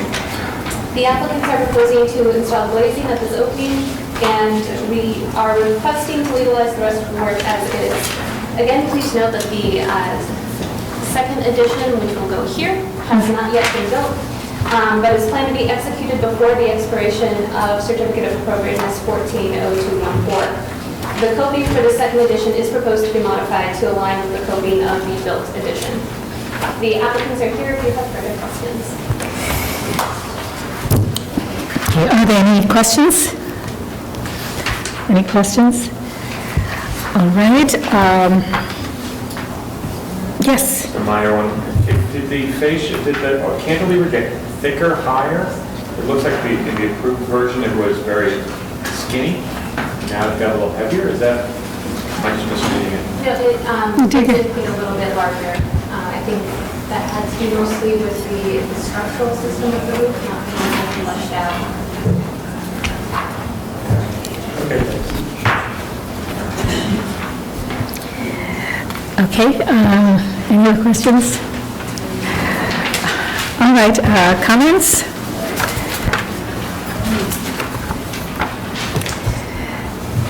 So yes, okay, go ahead. I guess I'm okay with it as is. I don't see it as a major modification. I think the addition of the hole in the thing just lightens it up a little bit. If you are looking in that way, which I doubt many people will, it's viewed against the clutter of other higher buildings. I don't really find it to be egregious. Okay. Others? I could accept it as is also. Okay.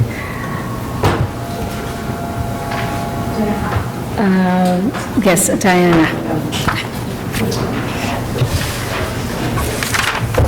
In order of a certificate of appropriateness, Borough of Manhattan, 163263, 27 West 44th Street, a.k.a. 2636 West 45th Street, the Harvard Club of New York City, individual landlord.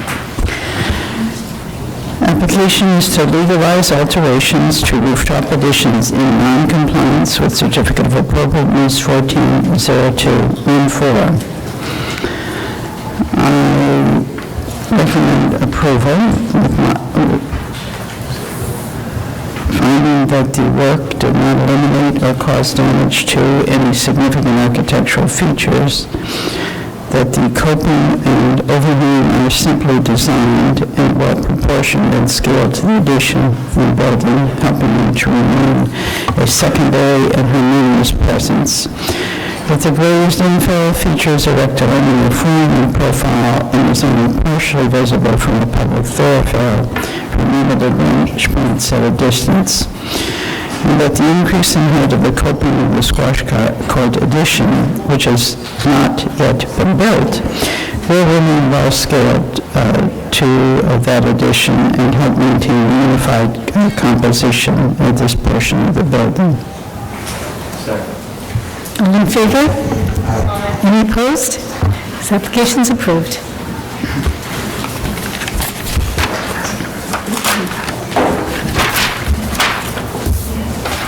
Okay, Commissioners, the last item of the day is an application for a certificate of appropriateness, Borough of Manhattan, docket number 182967. This is 404 West 20th Street, located within the Chelsea Historic District. It's a federal-era row house building with Greek Revival-style alterations built in 1829-30.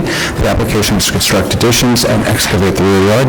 This was first presented on April 19th, 2016. There was no action taken at that time. Good afternoon, Commissioners. Derek Dana, Preservation Department staff. The project before you is 404 West 20th Street, located on the south side of West 20th Street between 9th and 10th Avenue in the Chelsea Historic District. The applicant is proposing to construct additions at the roof, side yard, and rear yard, resulting in the reconstruction of secondary facades and roof adjustments in massing, profile, and plane. The alterations and additions are visible from several vantage points. Previously heard at the April 19th public hearing, there was no action taken, and the Commissioners were concerned about the loss of the building's original volume, scale, characteristic of its type, and the effect of the proposed enlargement in the context of the adjacent row houses. The Commissioners asked the applicants to restudy the volume and massing, of the proposed additions and alterations to the roof and rear of the building. The commissioners were mostly in support of the infill at the side yard, but had concerns about the materials and details. The applicants have made changes to the proposal and are here to present this application. Thank you. Thank you, Barry. Reopen the hearing?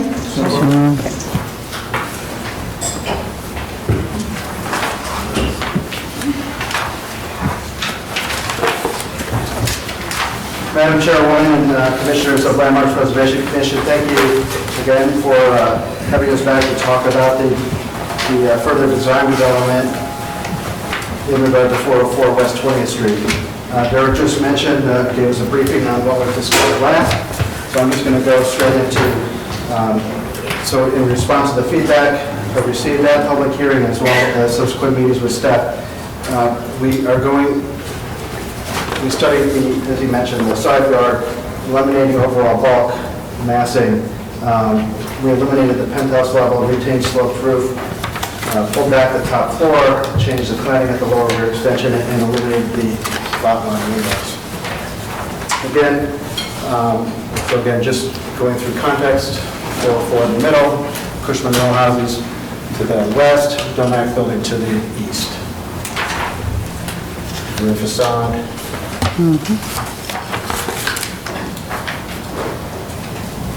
Rear donut, rear yard.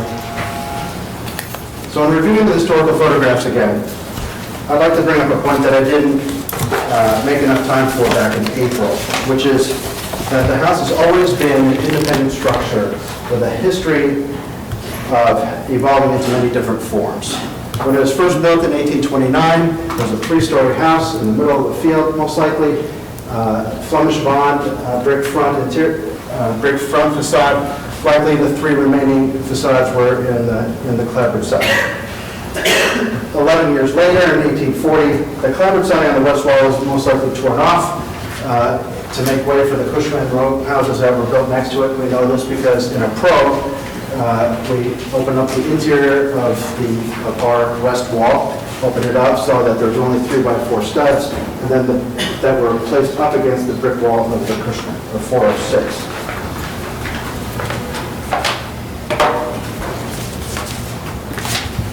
There's also at this time that a fourth story was added.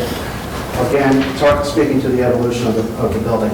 Fourth story was added, and then curiously, with a running bond on that floor versus matching up with the Flemish bond that was built there originally. And then it wasn't almost until 7 years later that the Donac building was built. Probably at some point, as I showed you before in the rear elevations, the asbestos shingles and so forth, that's where we feel the asbestos shingles were added, 2 windows were installed. It was that, from about that point, we feel like the building kind of stopped evolving, and it's still in its current state today. Is this a 4-story building or a 3-story building, a basement? What is it? 3-story with basement, so 4 stories by 5. Oh, okay, so I see. They added I think got it. In the designation report, it refers to 2 stories, but it's 2 stories above grade. So we consider this a 4-story building in its current state. So again, you can see that evolution again in these historic Sanborn maps. 1895 shows a small shed structure. 1904, you can see that structure is gone. And then even in 1911, you can see that a much larger structure was built back here, which we mentioned before. Now I'll mention that this lot coverage is almost 70% of the entire lot. So I just want to bring that up as we continue in our presentation. So just as a quick snapshot of the front elevations, the left one is the current existing condition. The middle one is the facade that we presented in April. The red line shows the top baseline or data line that shows the existing roof line. So you can see here that the distance from here to here, what we showed you in April, that shows the height of the penthouse. That's come down significantly. We are proposing to reframe the roofing. We're still aiming to do that in a sloped fashion. But we are pitching it up a little slightly higher just to try and gain a little bit more headroom. Again, you can see in the front facade renderings, this is what we presented in April. This shows our response to some of the comments regarding the side yard infill. Right now, we're showing horizontal clapboard siding here versus the brick that we showed in April. We've removed that cornice, and it's very simple here. I think these are very nice, those are great comments, and I think it looks. Just repeat the material there. Well, this horizontal clapboard siding, which is on the side, exists there today. We would replace that back with like a fiber cement siding to match the horizontal clapboard that's there now, because it's deteriorated. And we're going to match this portion, the front face of that infill with a similar material, same material. Cement board. Yes, to make it look like clapboard siding. Is the depth of that reveal different from what was there previously? Because, okay, so it's the same? Same Okay, so it's just a rendering issue. It's the furthest we can recess it and still comply with zoning.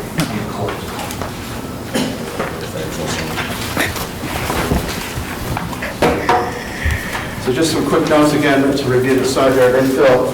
In its current state, the side yard is non-compliant, non-functional after construction of the donut, due to only a 30-inch gap between the two buildings. It has been recessed, as I just mentioned, to recall its previous existence, but only to the extent zoning allows. We have provided some pictures showing some other historical side infills here on Elliott Place at 174 State Street. Elliott Place is right here. State Street is right here.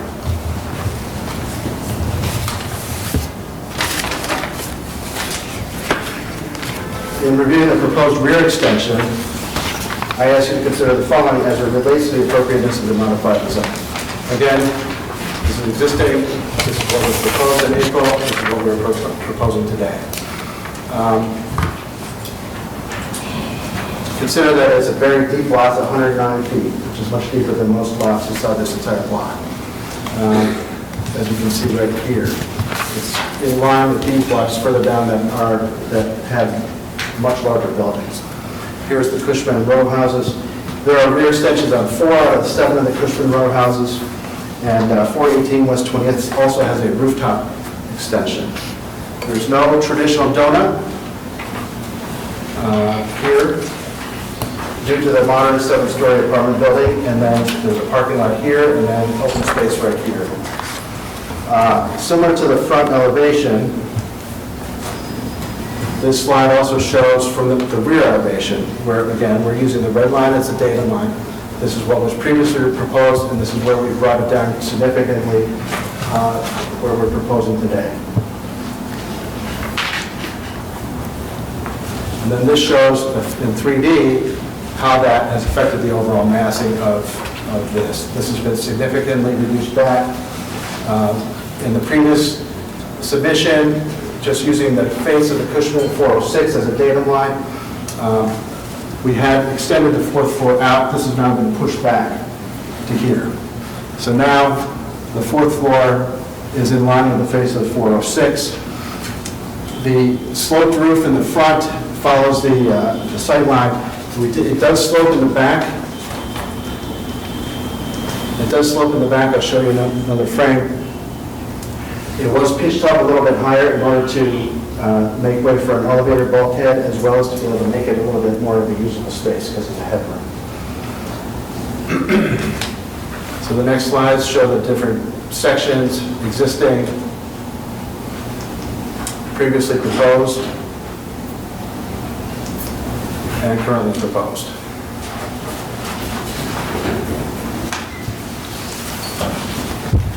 So here in the renderings, again, showing you what was proposed back in April on the left and what we're proposing today.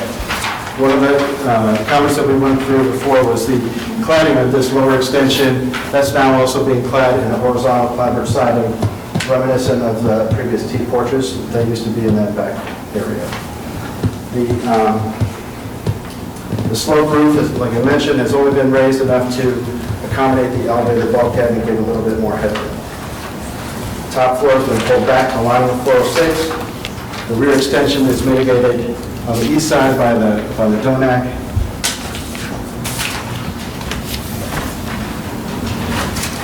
As well, so we just try to reduce the massing, reduce the bulk. From a zoning, so one more, I'd like to just present this picture here, which didn't make the deck. It's in the deck. Yeah. Didn't make the package, but it's on the top of the shot. Just want to mention that, so as a study, which we've mentioned before on that 1911 Sanborn map, we took this structure here, which we assumed was a one-story structure at some point, and we wanted to see how the massing looked of that precedent. This is precedence not just on a building anywhere else on the block, it's precedence for this actual site. And I think you can see that... But what is the height of that cube?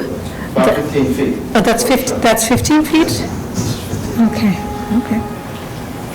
So it's pretty, I think, pretty significant to look at this way, because we know that it existed for at least 4 years, because we see this addition in 1897, and we see it on another sample map in 1911. So that same addition is still there. The assumption is 15 feet is based on what? The assumption is that we took pictures of the rear of the Cushman row house. Can you see the scar or something? You can see scars right above this line here. So we were using that as a bit of a datum line. It's probably a little bit lower than that. But that scar relates to the building that's on this lot? Correct. But we know that there was a structure based on the sample map, so we're just taking an assumption that it was a one-story structure. But even more pertinently, at least for me, why do you think something that existed for at least 4 years, over 100 years ago, is a precedent? Well, I think it's a precedent because it was actually it was part of the property at one point historically. Okay, this will come to our own thought. And I have another question. Yes, sure. Yeah, I just want to know, where is that line? Yes, sir. And that line is that line? Yes, sir. Okay. One more point, I mean, we removed the lot line windows that were on the previous scheme. He's not showing them. And lastly, from a zoning standpoint, the reduction of the overall bulk has left almost 2,500 square feet additional FAR that is unrealized.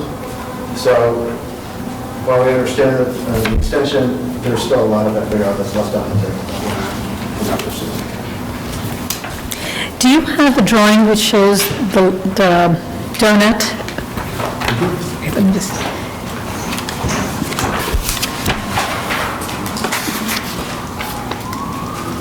Right, yeah. Okay, and so can you tell us the protrusion of the one-story base, the lowest level, I think it's basement and first floor or something, how does that compare to the other extensions that you see on the similar rows? Right. It extends past it. It does, but do you know what this, the length is and how much more? I think about 8 feet, no. 10 feet more than what the others do? About 10 feet past this line. Right, okay, so 10 feet past the second and third floor. Yeah. But how does that relate to the other? Okay, so that's in line with this. That's approximately in line. Okay. And then the rear, the bottom, the lower two-story extension sticks out an additional 10 feet. Okay. All right, do we have questions?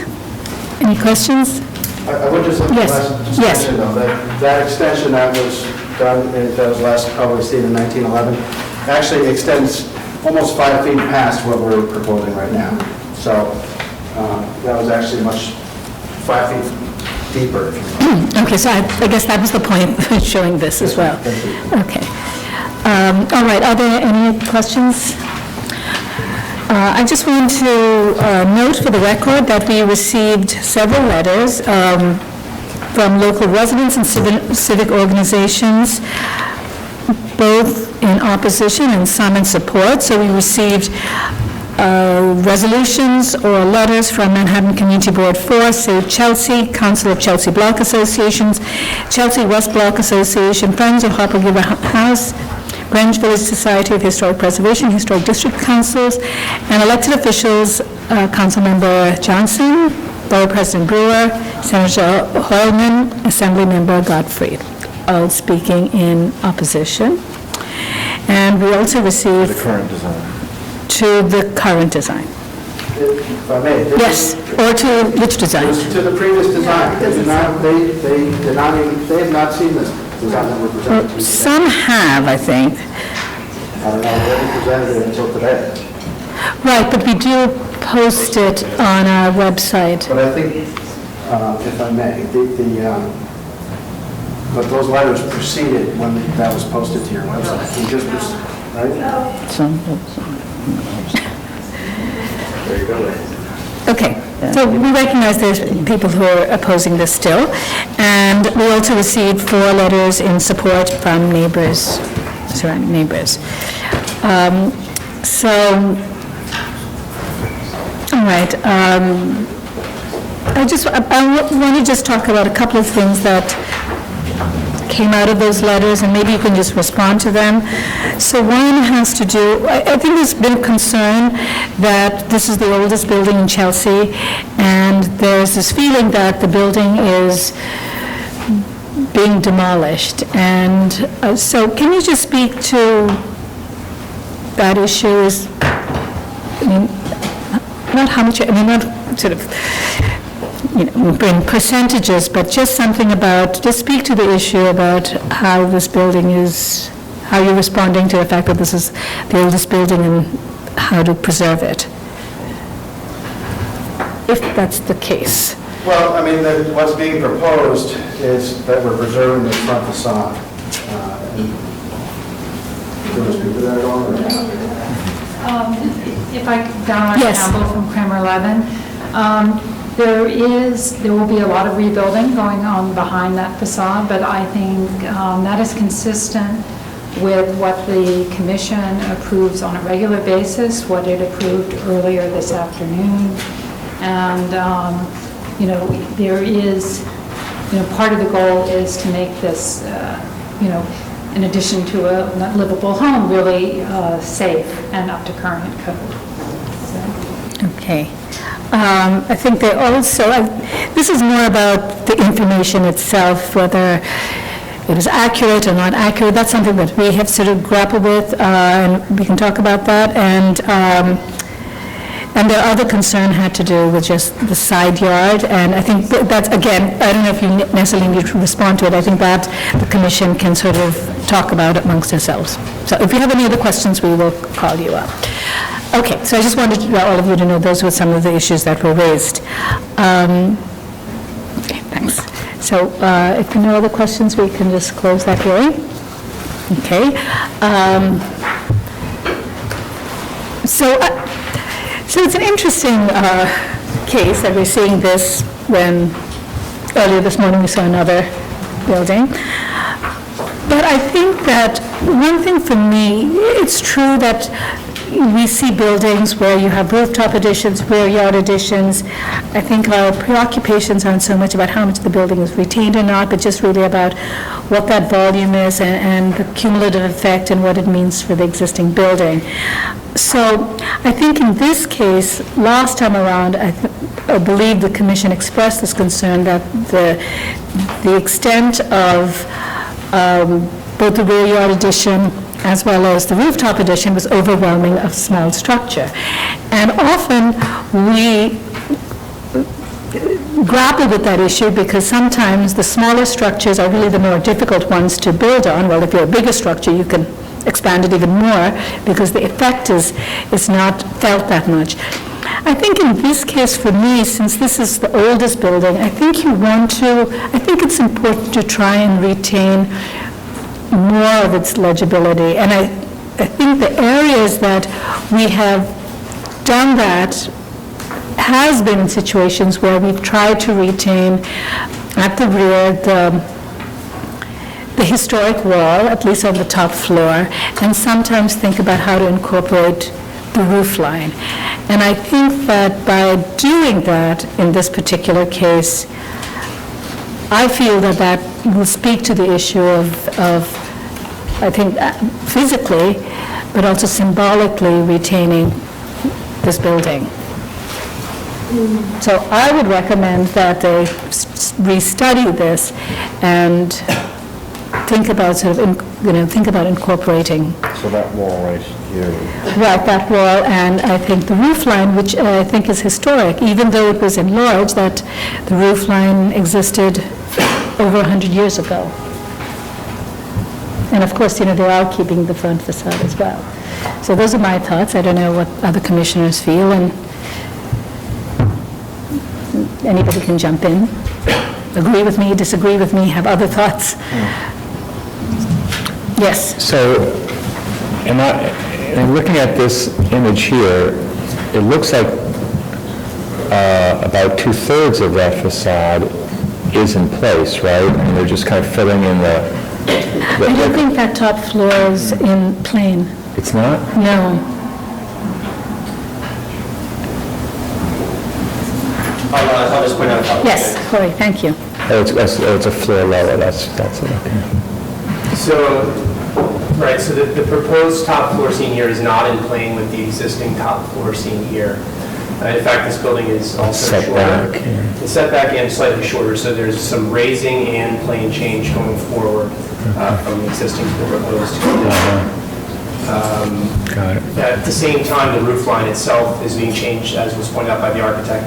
This front-facing slope is in the same sight line.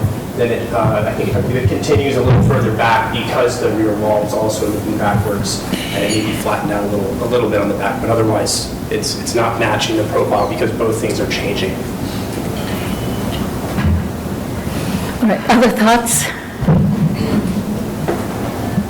Yes. I think your thoughts are right, and I think we should look at a scheme that maybe keeps, at least, this is pretty traditional around this table to keep, if it exists, to keep the top wall in place. In this case, it would be an understanding that the roof would also more or less be kept in place, even if additions were made to it or something. At least it would be legible. In terms of the footprint, I think that's where I was focusing a little bit as well.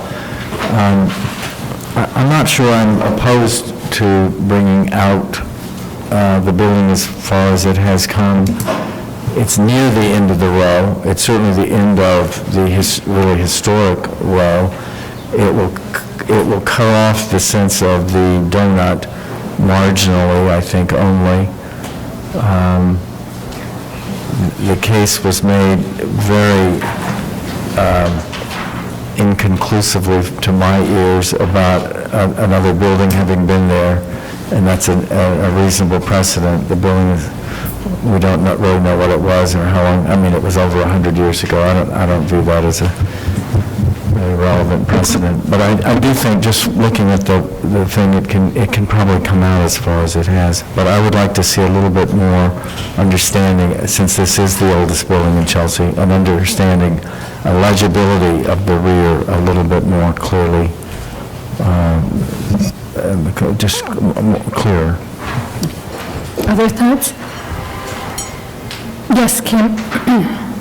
I agree with both of you that more of the existing building should remain, though I do think, I agree with Fred, that a small rear yard extension wouldn't be bad, but you need to still retain some of the roof at the rear, the top story at the rear, something to recall the building, instead of just decimating everything. Okay, other comments? All right, so why don't we ask them to come back and take a look at that and come with the next iteration. Okay, good. Thank you. Okay, with that, that's today's session. Thank you.